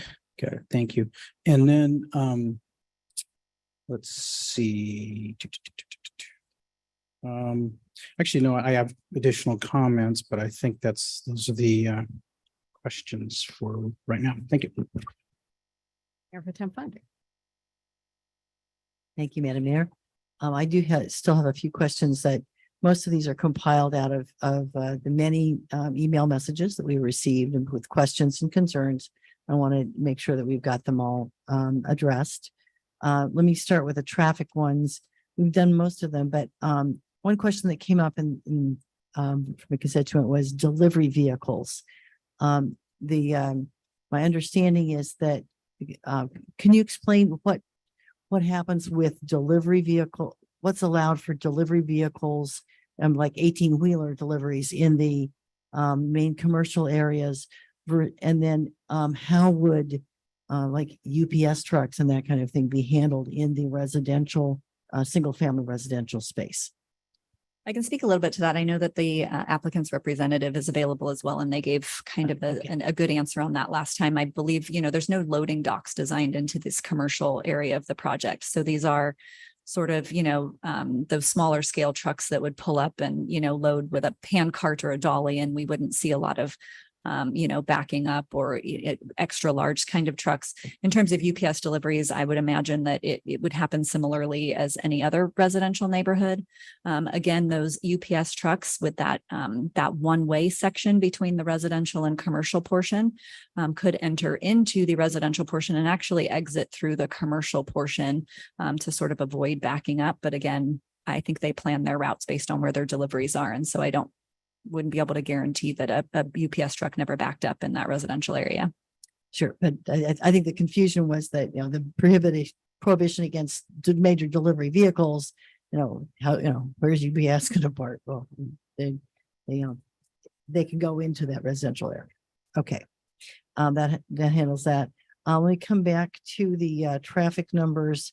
And this is probably for Nick, Mr. Barr. You mentioned some numbers about the amount of traffic on Monterey. Can you talk about what that means for how much traffic additional that this is going to generate on going west from the project over that little bridge? Sure. I jotted these down.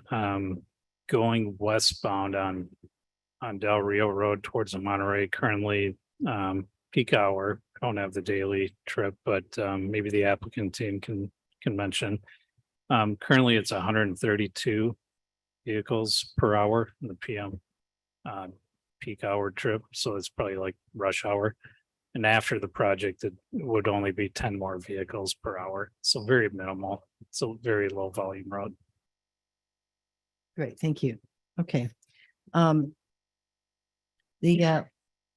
about that. I'll put my pencil down. Let's go to noise.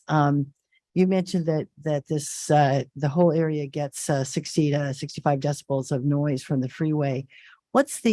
You don't have to quantify this, but what's the nature of the effect of putting these multi-story structures in between the freeway, the big source of the noise and that noise that is going into the residential area? There has not been a noise analysis that has detailed out that particular question. So instead, what we use is logic. Right. What happens when you build a wall between a noise source and its receptor? That noise is deflected back to the source typically, or it could be deflected to the north and to the south, but it's definitely going to change the noise exposure to the west. And would assume that's going to be reduced from a series of buildings that are 2 stories in height. And especially there's 3 layers of buildings across this site. So what you're saying is that the buildings on the site, particularly these larger commercial buildings, it would perform the same function that a sound wall does, roughly in an urban freeway, so that it pushes sound from the freeway away from the residential neighborhood and helps to maintain the quiet nature of those more rural surrounding properties. Yes. Okay. There was a question about water and some about wildlife. The site currently does all or nearly all of the precipitation that falls there end up draining into Graves Creek right now? Yes. Okay. Well, yes, most of it does. Yes. Right. And would that be any different with this project? No. And no more drainage can leave this site than leaves this site today after development of this project. That's how it has to be in accordance with Regional Water Quality Control Board. They have to preserve their historic drainage. They have to keep all their extra water on site that's created from their impervious surfaces like their roofs and the parking lots. It all has to go into the ground and not leave the site. So that's something that's very strict and built into the engineering of this project. Okay, thank you. And then I know that our mitigated negative declaration indicates the product will have less than a significant impact on any species of any special protected wildlife of any kind or anything. But some of our commenters in email had said, we're going to miss the deer and so forth. Based on our general experience with the volume of deer, certainly in my neighborhood we get lots of them. Councilmember Dares and I live in the lakes, and Mayor Moreno is not too far away, and development does not seem to discourage them. But so I'm just checking if do we have any do we continue to see wildlife around in our even in our habited areas of town?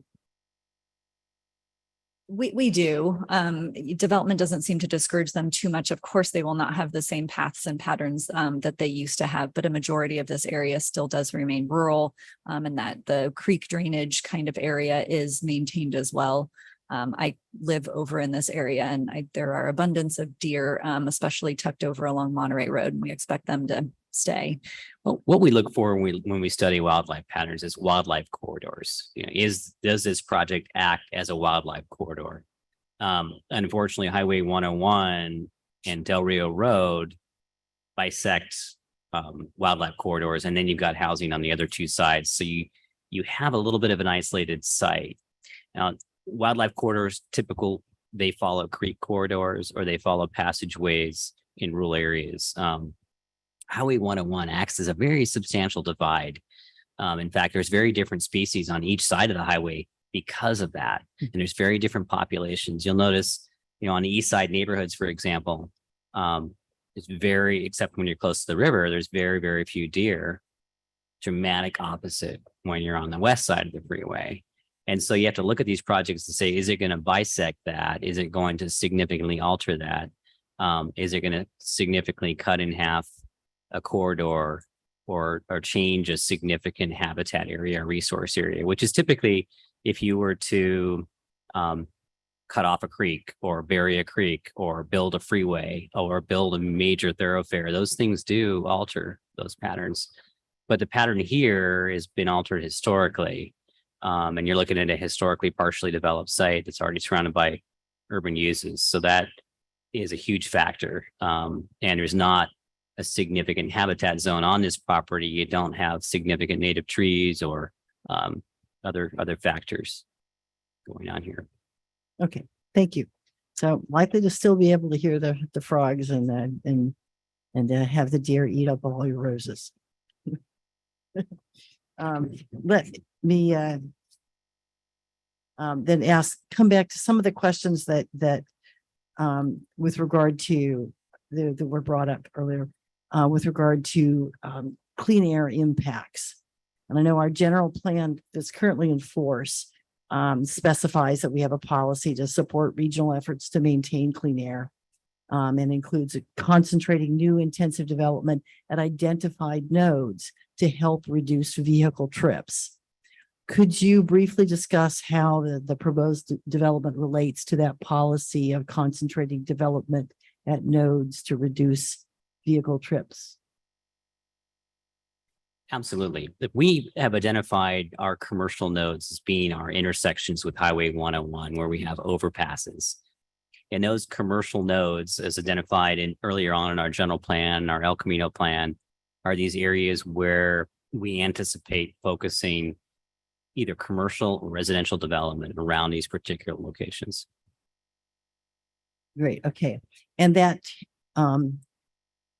when jobs and housing are developed together around the same node, how does that affect in general, the vehicle miles traveled and the potential air pollution that happens associated with people going back and forth to jobs when you get the jobs and housing closer together? That's the main goal of the reason the state went to vehicle miles traveled instead of levels of service, looking at congestion, is to really reduce that traffic. And projects like this, where you've got both residential, you've got commercial, you've got activities that we're missing in our city, they really help those issues. Right now, people are traveling to other communities to utilize things that might be on this property, or they're going to live in other communities and work at the state hospital, for example, because they don't have the housing, or they're in a site like this, you might be able to live and work on the same site even better. So it's projects like this where we're looking for a mixture of uses. We're looking for head of household jobs. We have a very significant factor in the city of Atascadero where we don't have an adequate jobs to housing ratio. We're housing rich and we're job poor. So we're always looking for ways to improve that, and this project improves that. Yeah. So when we are able to deliver on that vision and have jobs and housing closer together, so people don't have to travel on the freeway so much, how does that affect the exposure of folks who live in the neighborhood, who live next to the freeway? Because right now, those folks are having to get everybody's breathe everybody's commuting. And when you reduce the trips, doesn't that reduce the exposure to pollutants that folks experience who live next to the freeway?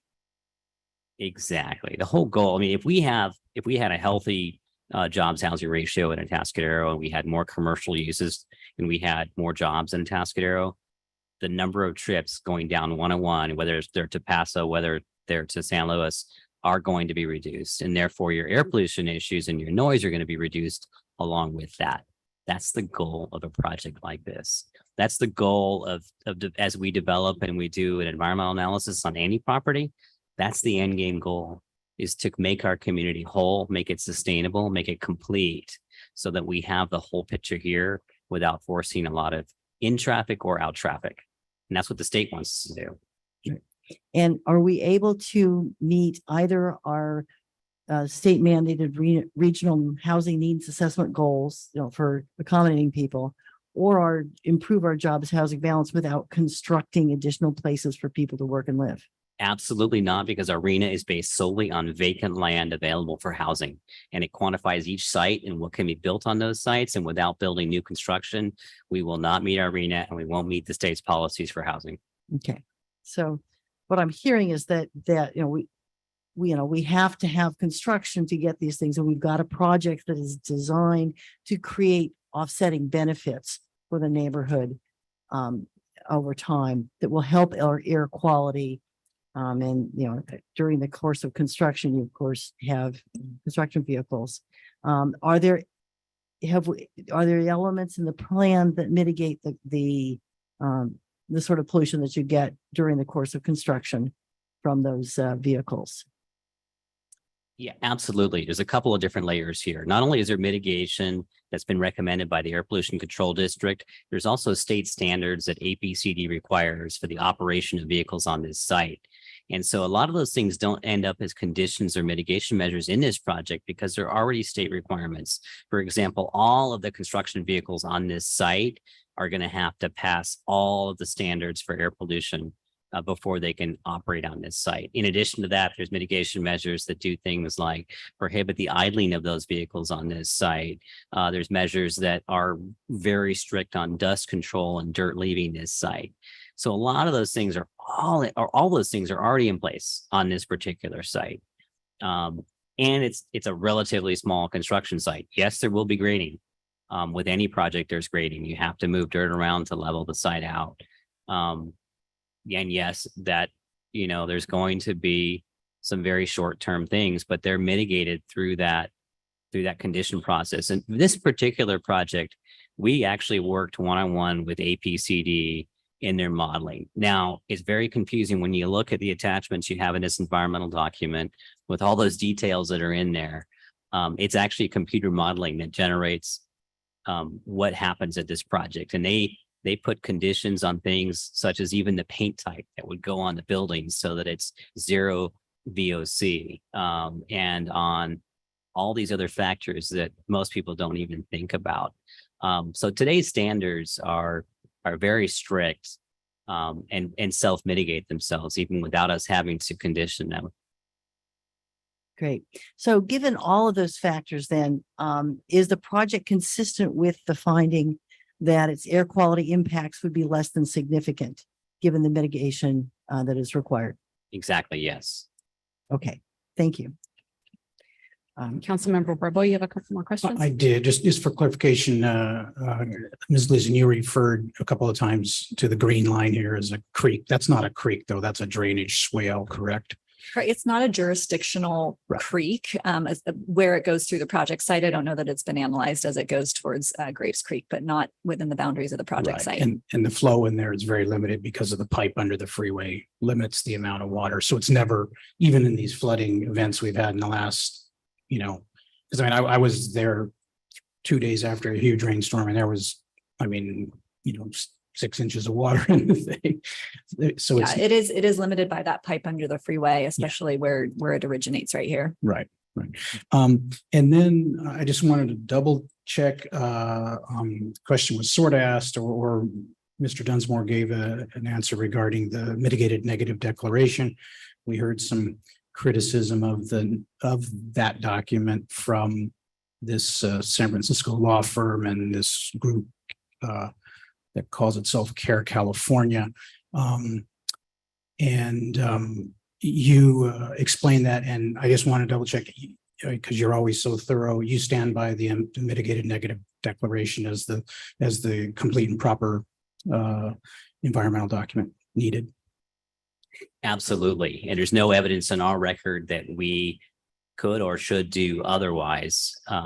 We would prepare a full-blown environmental impact report if we had the conditions here to do so. If we were put in that particular spot, this project does not meet that objective. And the background studies in the MND and the work that staff did in the MND and the work that sub-consultants have done on the MND are adequate to address the environmental impacts that may occur as part of this project. Now, what I will tell you is there's a lot of assumptions that people can produce about a project.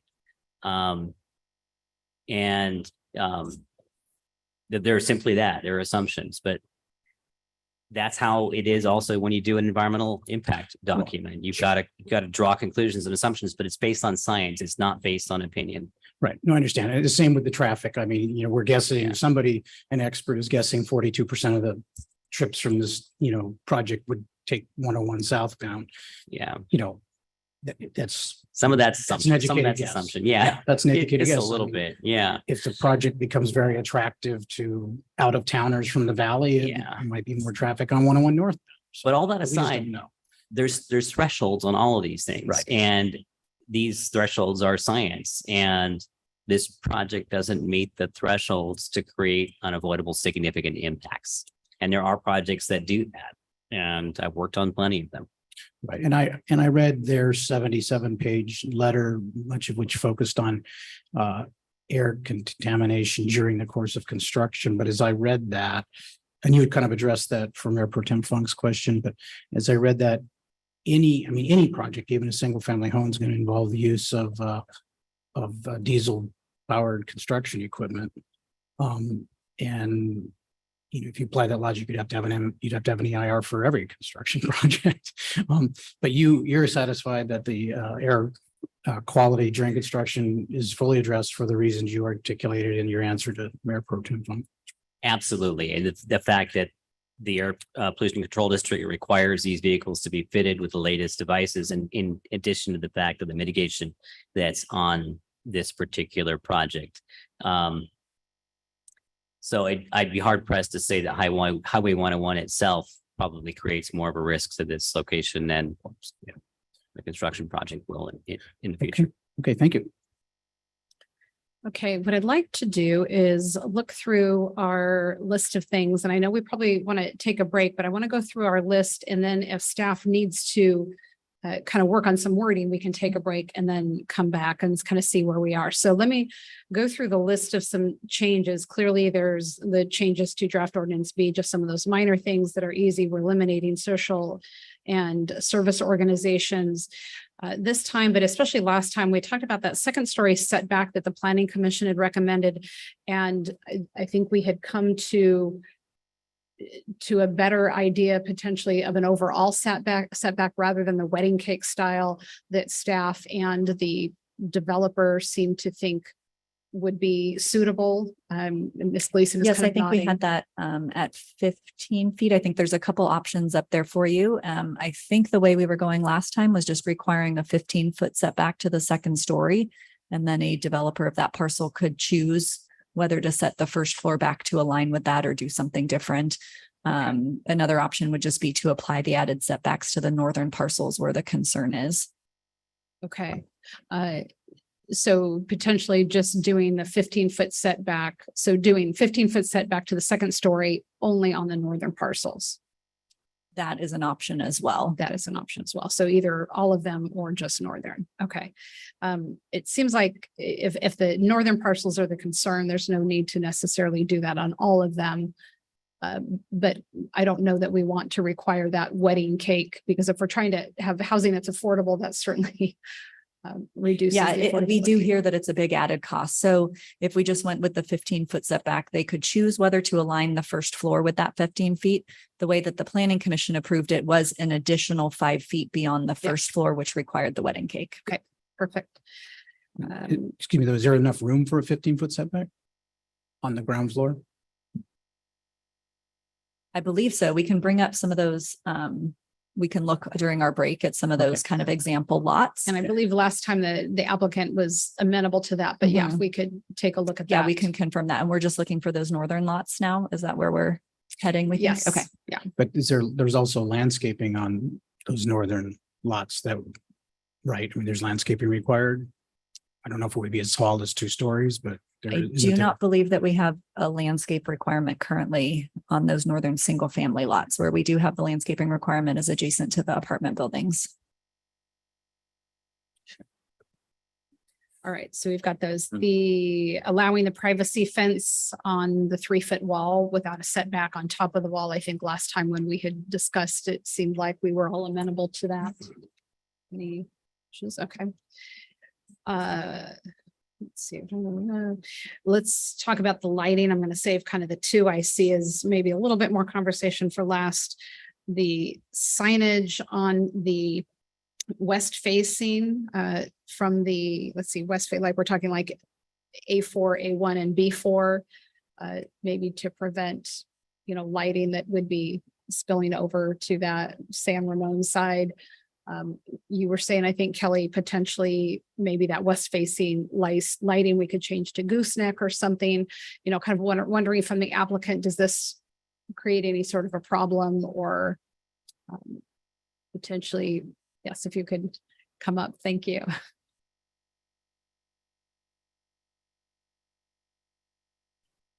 Thank you, honorable council members. I just say that I think staff pointed out very well that the signage and lighting is important to the viability of the commercial. If you are at eye level on San Ramon, I think the apartments are going to block all of that visually. I would absolutely support a dimmability at a certain time of night or something like that.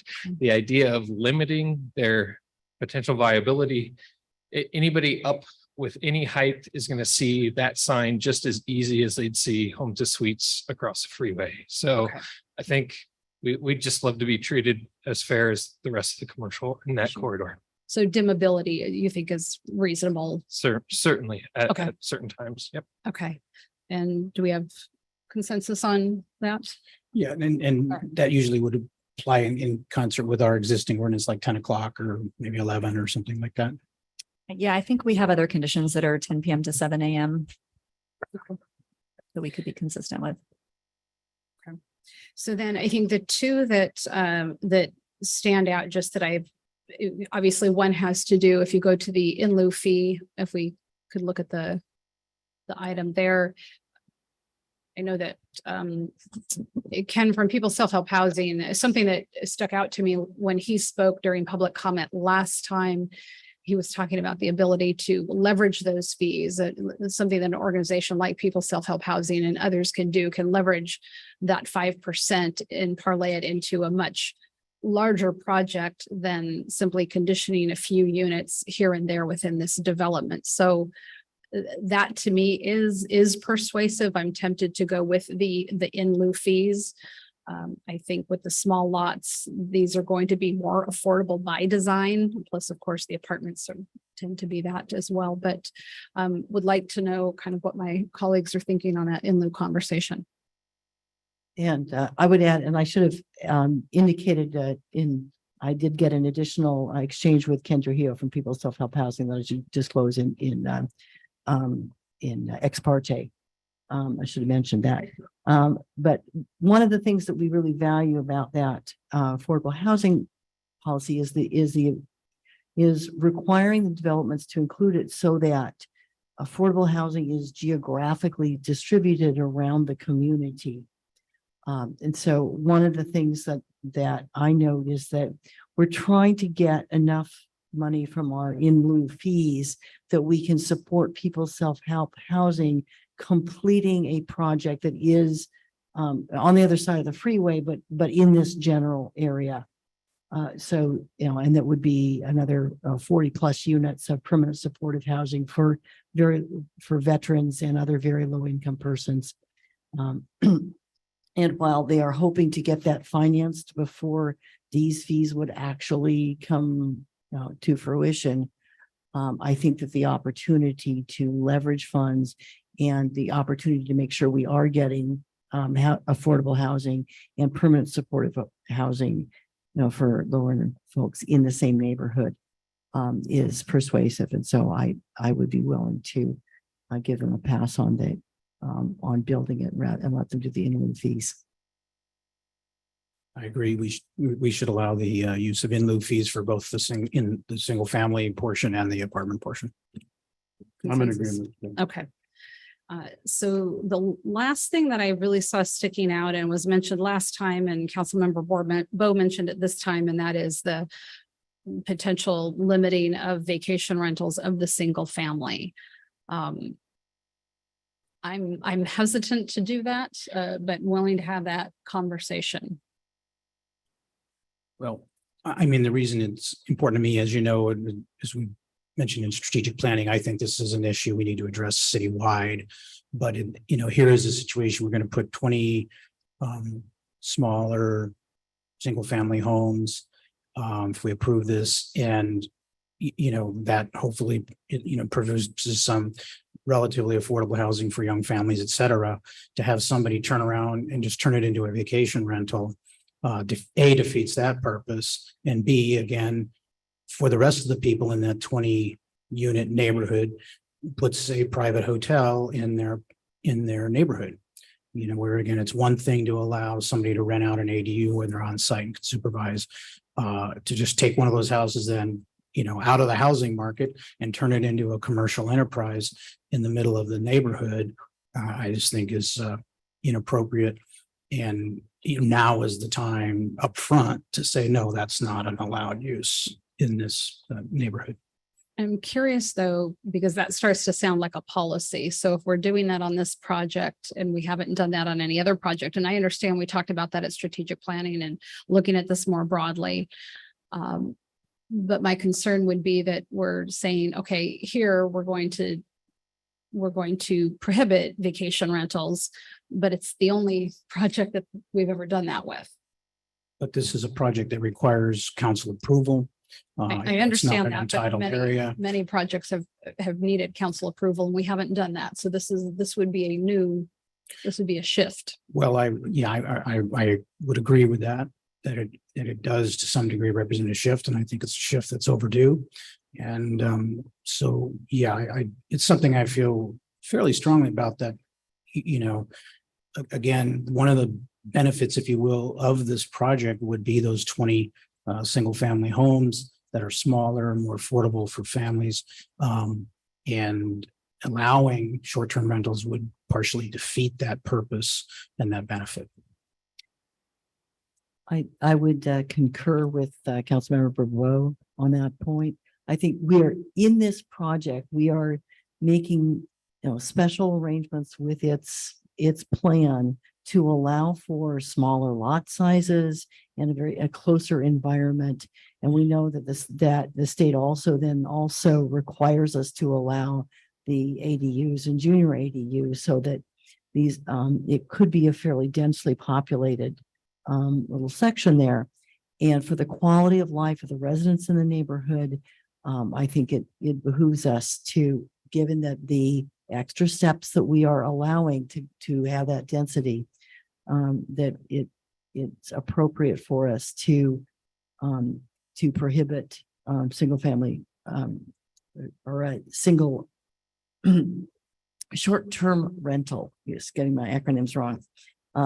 Because in order to preserve that little piece, you got a whole hotel, you've got a mini hotel piece, little mini thing at the corner, you've got another owner that has another project with a mini thing. Got plenty of opportunities for short-term hotel housing. The 20 single family lots can be preserved for people who will actually live there.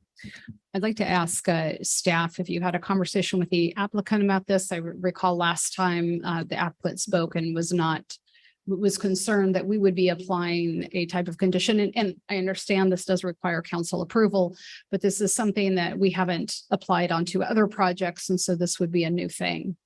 Staff has not had a conversation with the applicant. Okay. So I'd like to hear from the applicant on that. So sorry. Thank you, council members. I have my own personal opinions about short-term rentals, and I know there's some challenges within the city. I also know personally some people who rent out a room once or twice a month through the short-term rental program that allow them to afford their house. So I'm very hesitant about putting restrictions on these 20 lots that are already smaller or already affordable by design that make it harder for someone to make ends meet.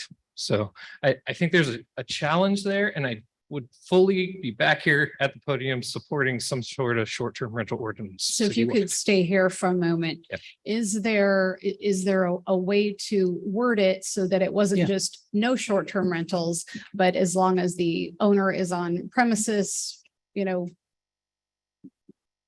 could 100% of the time, customize it's a something, condition. customize a condition. Absolutely can, to specify when and how any vacation rental might be allowed, for example, while property owners present or different scenarios. And to be clear, that's what I'm looking for, not, you can't rent out a guest room. Not that you're gonna have a quote guest room in a house this You size. don't want it to but become basically, hey, the property manager takes over this and all they're yeah, doing. I want is somebody to renting it out. buy the Got it. house and never live there and turn it into a Got it. hotel in a Right. single family neighborhood. In other words, if the condition can be they're, Yep. They're on site, I hear you both. then I hear you both. I agree. I'll agree with the gentleman. All right. Councilmember Dara, how are I'll you just on that? Kind of repeat, I think this neighborhood would be a prime place for something like that to happen if allowed. So I'm opposed to the short-term rental, the whole thing, but renting a room out, I think is a good compromise. But I don't want to see this place turned into somebody coming in, buying up a bunch of homes and then ruining the atmosphere of the neighborhood for Understand. people that are maybe got a starter. Got it. Okay. So thank you very much for coming up and helping to clarify, and we can have staff work on some wording. So those are the issues that I saw that we had discussed last time and this time of changes. Were there other revisions on here? The draft ordinance B, we've talked about that. Are there other revisions?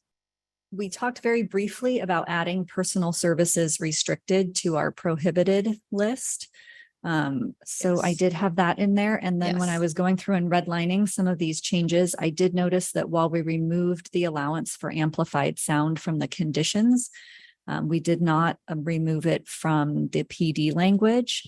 We did present to Planning Commission and Council last time that any amplified music would need to come back for its own approval. And so I Yes. think that removing that from the PD would be consistent with our previous direction. Okay, so let me go through all of this and then we will take a break and finalize some of the language. We've got removing amplified sound from the PD language. We have adding personal services restricted as a non-allowed use or prohibited use. The signage that faces internally, the signing that faces the parking lot from, I thought it was A4, A1, and B4, but staff can see if, they're whichever one, so we can be specific there, having some dimmability, and perhaps you do it on all of them because it's easier to do that. The minor changes to draft ordinance B, elimination of social and service organizations, instead of a second story setback of 5 feet, wedding cake style, that we would look at just conditioning the northern lots with a 15-foot setback for the second story. And staff's going to make sure that there's space for that. We're going to allow the privacy fencing of 3 to 4 feet or on a 3-foot wall without a setback. We are going to look at limiting vacation rentals as long as owners are on property, renting a room, that type of thing. So you'll look at the wording for that. And then we have agreed that the request for in lieu fee on the entire project, we are in favor of that. Is there anything that we've missed? Councilmember Warbo. No, on the short-term rental thing, we probably need to clarify and specify whether that would be allowed in an ADU, or would these ADUs being allowed under state law automatically not allow short-term? Automatically rentals? not allowed short-term rentals. Okay, They then we could don't- move into a short, my understanding, my recollection is they could move into a short-term rental as an owner and then rent out the main Correct, house. right. Okay, but so that's already covered in a sense. Correct. So a little bit of clarification. So if they have an ADU on the lot and the owner is in the ADU, would you want to allow the entire primary house to be rented, or were you looking at just a room rental only for that short-term rental? I'm okay with it. I'm just looking for we don't have absentee property owner renting out their entire property, and there's no owner supervision of guests. So So it's I- specifically an owner occupancy requirement. So if they had a tenant in there, their tenant could not do a short-term rental for a room in the house. If Well, the I mean, if the landlord owner was wants to okay with live that. in the ADU, or if Okay. there is such a thing, okay, yeah. I'm just saying that there needs to be owner supervision of short-term rental guests. So even if if the whole house was just rented out, they wouldn't be able to do a short-term vacation rental. Right, if they buy the house and rent it out to a tenant on a permanent basis, then the tenant, well, I mean, that's That's the not as question. important, but. Okay. How about they work up one or Yeah, two, you guys- work out like two different options for us as we take a Okay. bit of a break, and we'll come back to that, okay? I think we're good. Ready to take a break, folks? All right. So we are at 22:10, 10:10. So let's take a 10-minute break.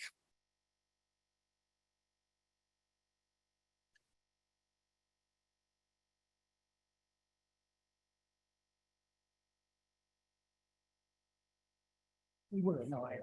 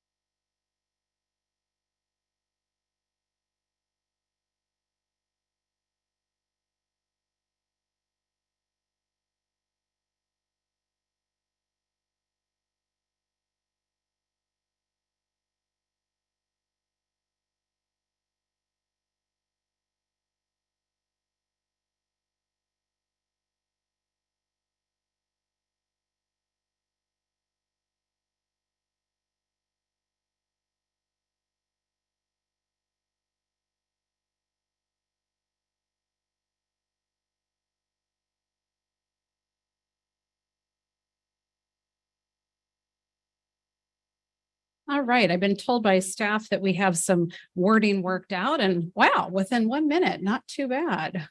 We did. You guys are efficient.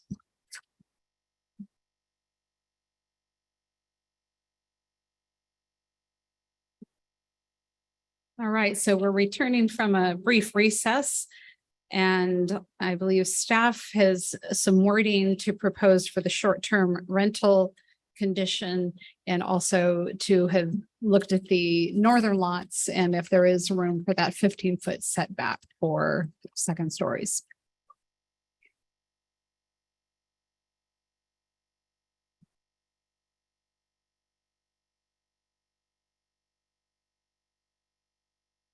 When I said staff, I meant Phil and Kelly.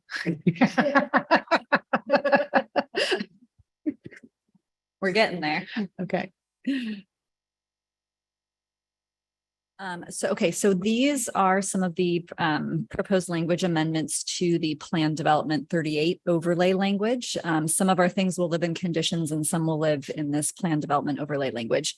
So in terms of the commercial signage facing west, we do have a section already on commercial signage, so we would be proposing to add language to number 3 that allows each business to have a wall sign over the entry in addition to a parking lot facing sign.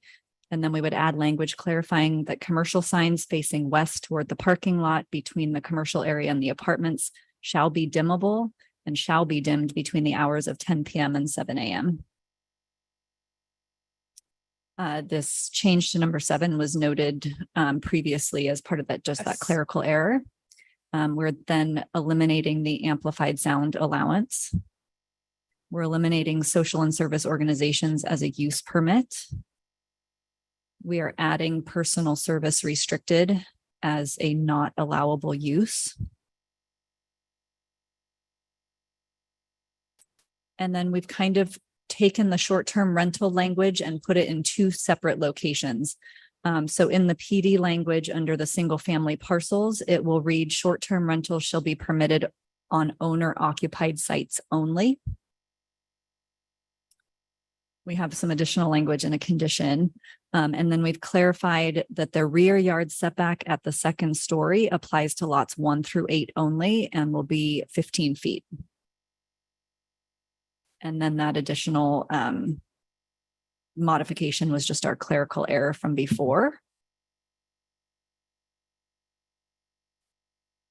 In terms of the conditions, sorry, I'm going to scroll to the top and Hold make on, everybody Kelly, really dizzy. Before you move on, I want to make sure social services, we eliminate it from conditional use. Did we put it in a not allowed use category?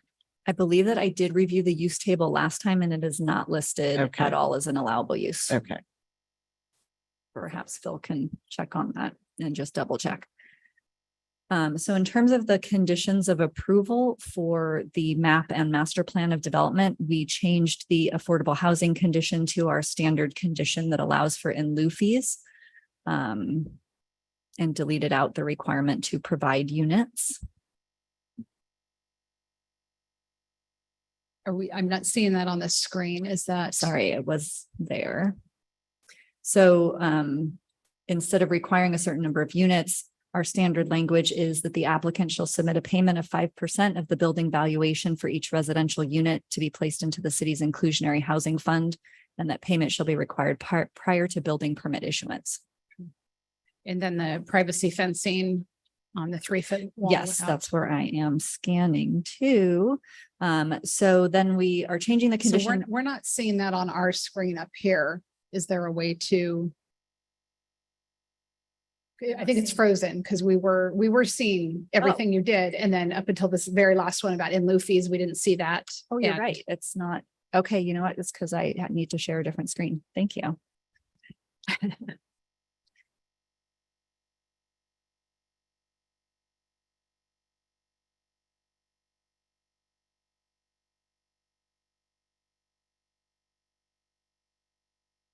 Okay, are we looking better now? There we go. Yes. Okay. So sorry about that. So this is our revised affordable housing condition, which I just read out. So I think we're all okay with that. That's our standard, is to require payment of the in lieu fee prior to building permit. Yes. I think that might create some financial difficulty, but okay, that's our, That is how we have conditioned projects for in lieu fee payment in the past. So condition 38 was relating to the Del Rio fencing and that setback. So previously we had that 10 to 12-foot landscape setback. And staff had conditioned that if it was anything greater than a 2-foot retaining wall, we wanted the fencing, the privacy fencing setback to allow for additional landscaping. There was discussion at the last meeting.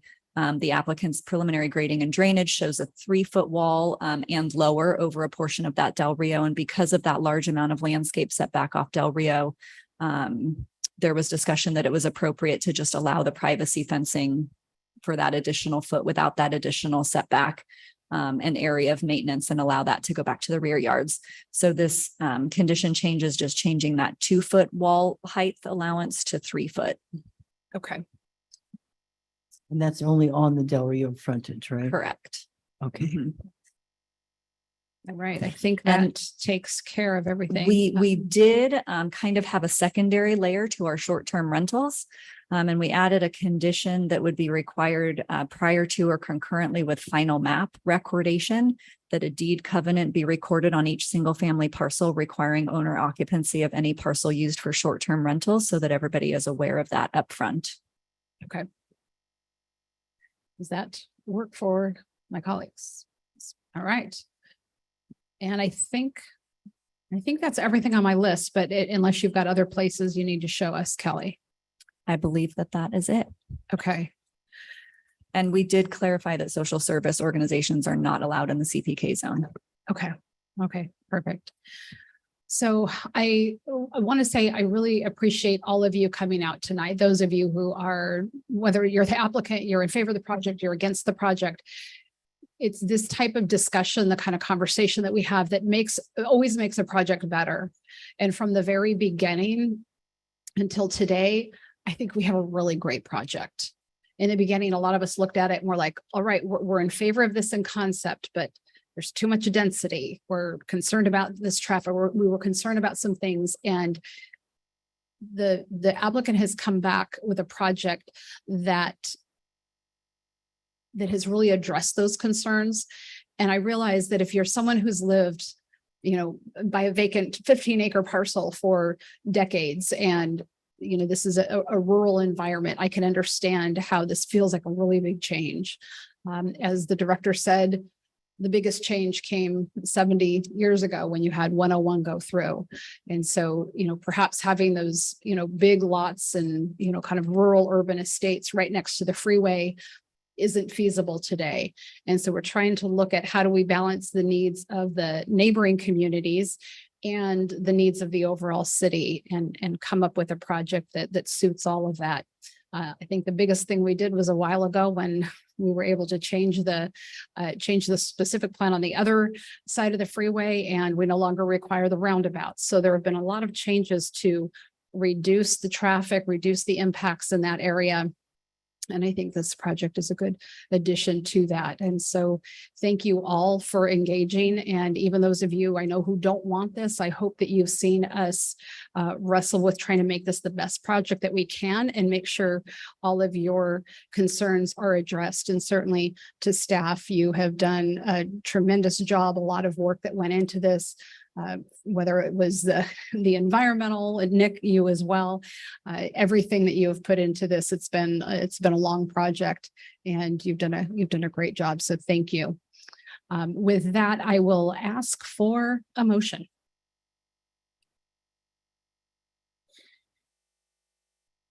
I will move that the council approve the draft resolution A certifying the mitigated negative declaration, and adopt the draft resolution B approving the general plan amendment, and introduce the draft ordinances A and B, and adopt draft resolution C. And With With the changes indicated that staff just read through. Showed us on the screen. So I'm going Laura, to do ask we need to clarify which those changes related to, or are you good? because we read through it. Just about to ask our city clerk that. Yes. Thank you, Kelly. We read through it and identified, so we're okay. Yeah. Okay. All right. Do we have a second? I would second. We have a motion by Councilmember Borbo and a second by Mayor Pro Tem Funk. Roll call, please. Can we comment at all on this? You certainly may. I mean, I just want to thank the staff for the exceptionally thorough job they did.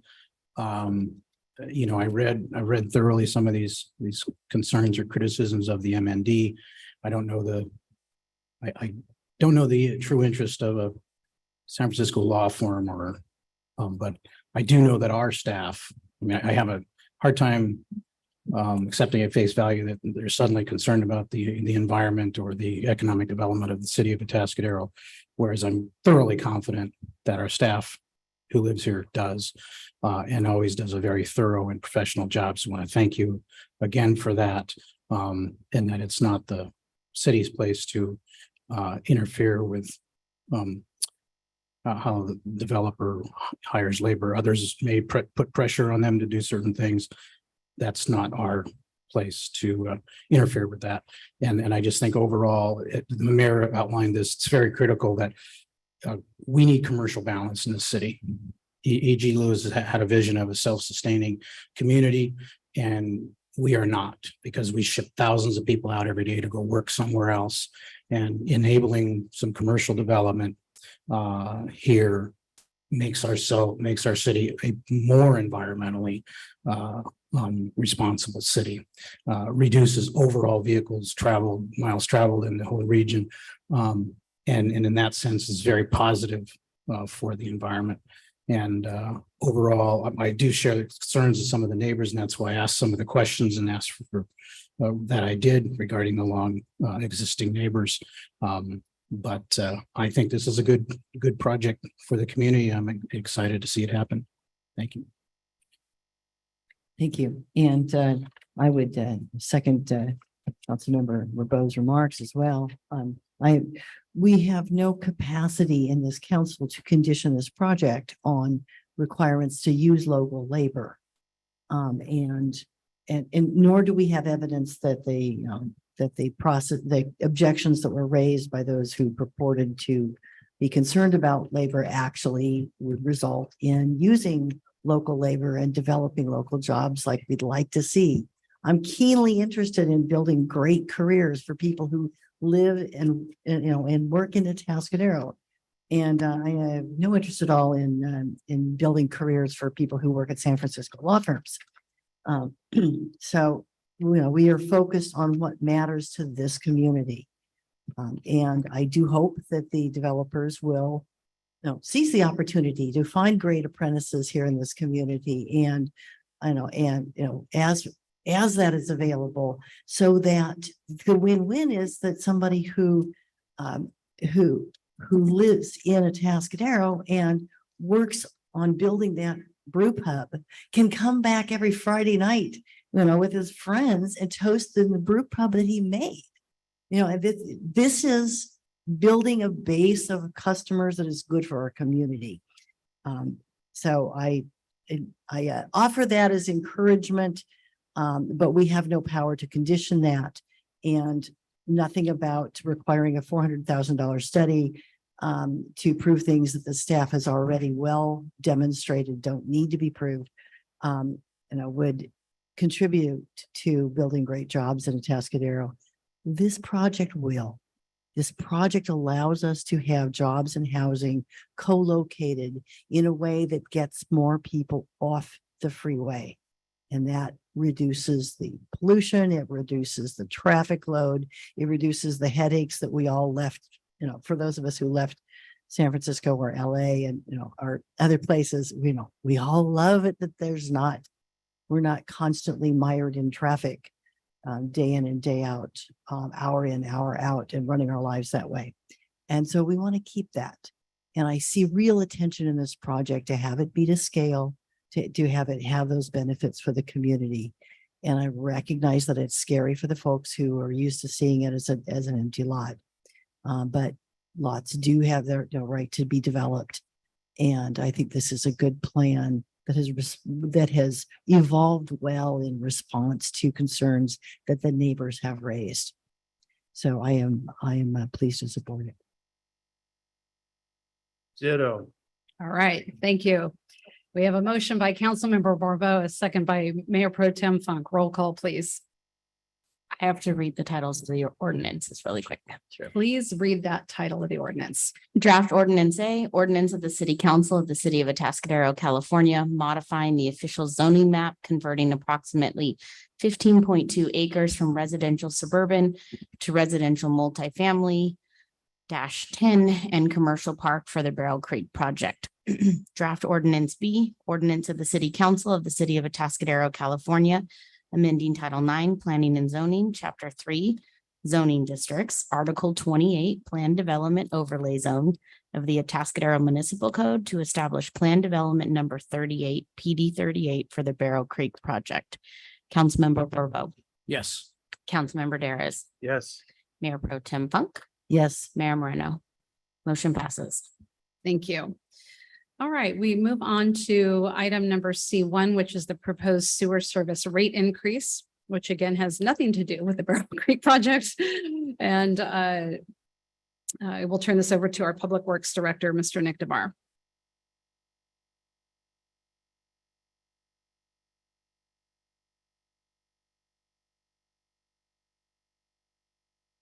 Okay, this shouldn't take more than maybe an hour or so. I'm just kidding.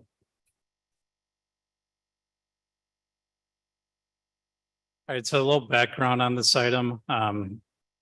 There was a wastewater rate study done in 2019, and this was after 25 years of having no rate increases for sewer service charges. And over 25 years, and no CPI adjustments either. But the study gave a basis of what those rates should be, or what we should be striving to be. It analyzed various things like the services we provide, enterprise revenue, capital projects coming up, and the rate structure. Really was about, finding a rate that was fair and equitable for everyone. It really came down to three key factors: the rising treatment and energy cost, which continue to go up. And then PG&E, by the way, is possibly 40%, like over the course of maybe 6 months. We found out impacts of regulation and legislation. One of the things with our treatment plant is we were mandated to go into the general permit. So the water board had a new general permit that we're working with them on enrolling into. There'll be a upcoming item here in the next month or so that we'll be talking to the council about. Then other critical upgrades and replacement of various components. But the study recommended, it was a 5-year study, recommended annual increases to our rates. And this is a 5th time that we're going to be doing this, believe it or not.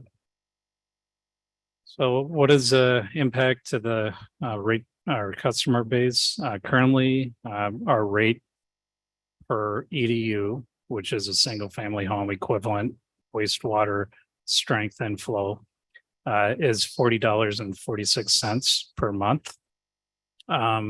The increase is proposed at $48.15, for a difference of $7.69 a month. This is estimated to increase the wastewater fund revenues about $750,000. So this is always a table we like to show. And, when we first started this out, we were at the bottom and we were way down low, which is, great that we try to keep our rates low, but we're going to do it regardless. And we're going to be smart with the customer's rate revenue, the revenues we generate. But that you can see that bottom purple line is our current rates. And then the proposed rates are that upper purple line. So right in between Oceano. So this is one of those rate increases that is subject to Prop 218. Prop 218 is actually passed in 1995, I believe, or 94, but it's a constitutional amendment to the state's constitution, but it requires that there's certain noticing requirements and everything else, but the biggest thing is a majority protest process. So if a majority of the customers that are subject to these increases, 50+1, protest the increase, the city can impose the increased rate. We have established procedures for the submission and tabulation of these protests in connection with, not only this rate hearing, but others that might be subject to Prop 218, and the city clerk kind of oversees that process. And that would happen the night of the public hearing. So this is a typical notice we've sent out in years past. It'll be something that's mailed to every customer and explain how they can, why the rate increases are needed, what they are, and how they can protest, and the procedures to do that, and numbers to call if they have any questions. So tonight, we're looking for council to direct us to administer the Prop 218 process for these increases.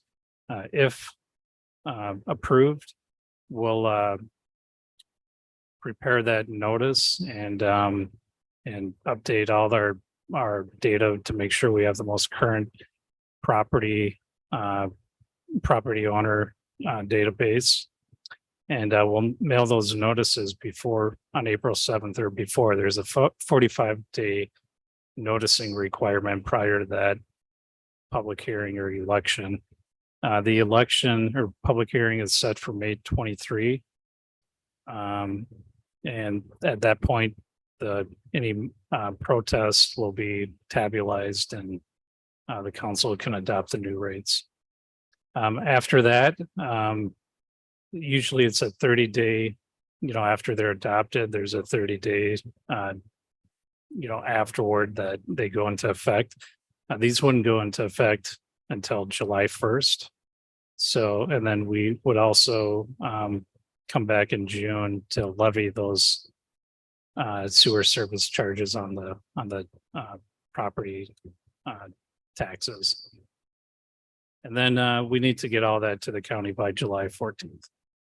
So tonight, direct staff to administer the Prop 218 majority protest process and send out notice of proposed increases to all property owners connected to the municipal sanitary sewer system. And secondly, set the public hearing for May 23rd, 2023 for the city council's consideration of the proposed wastewater rate increases. And I can take any questions you have.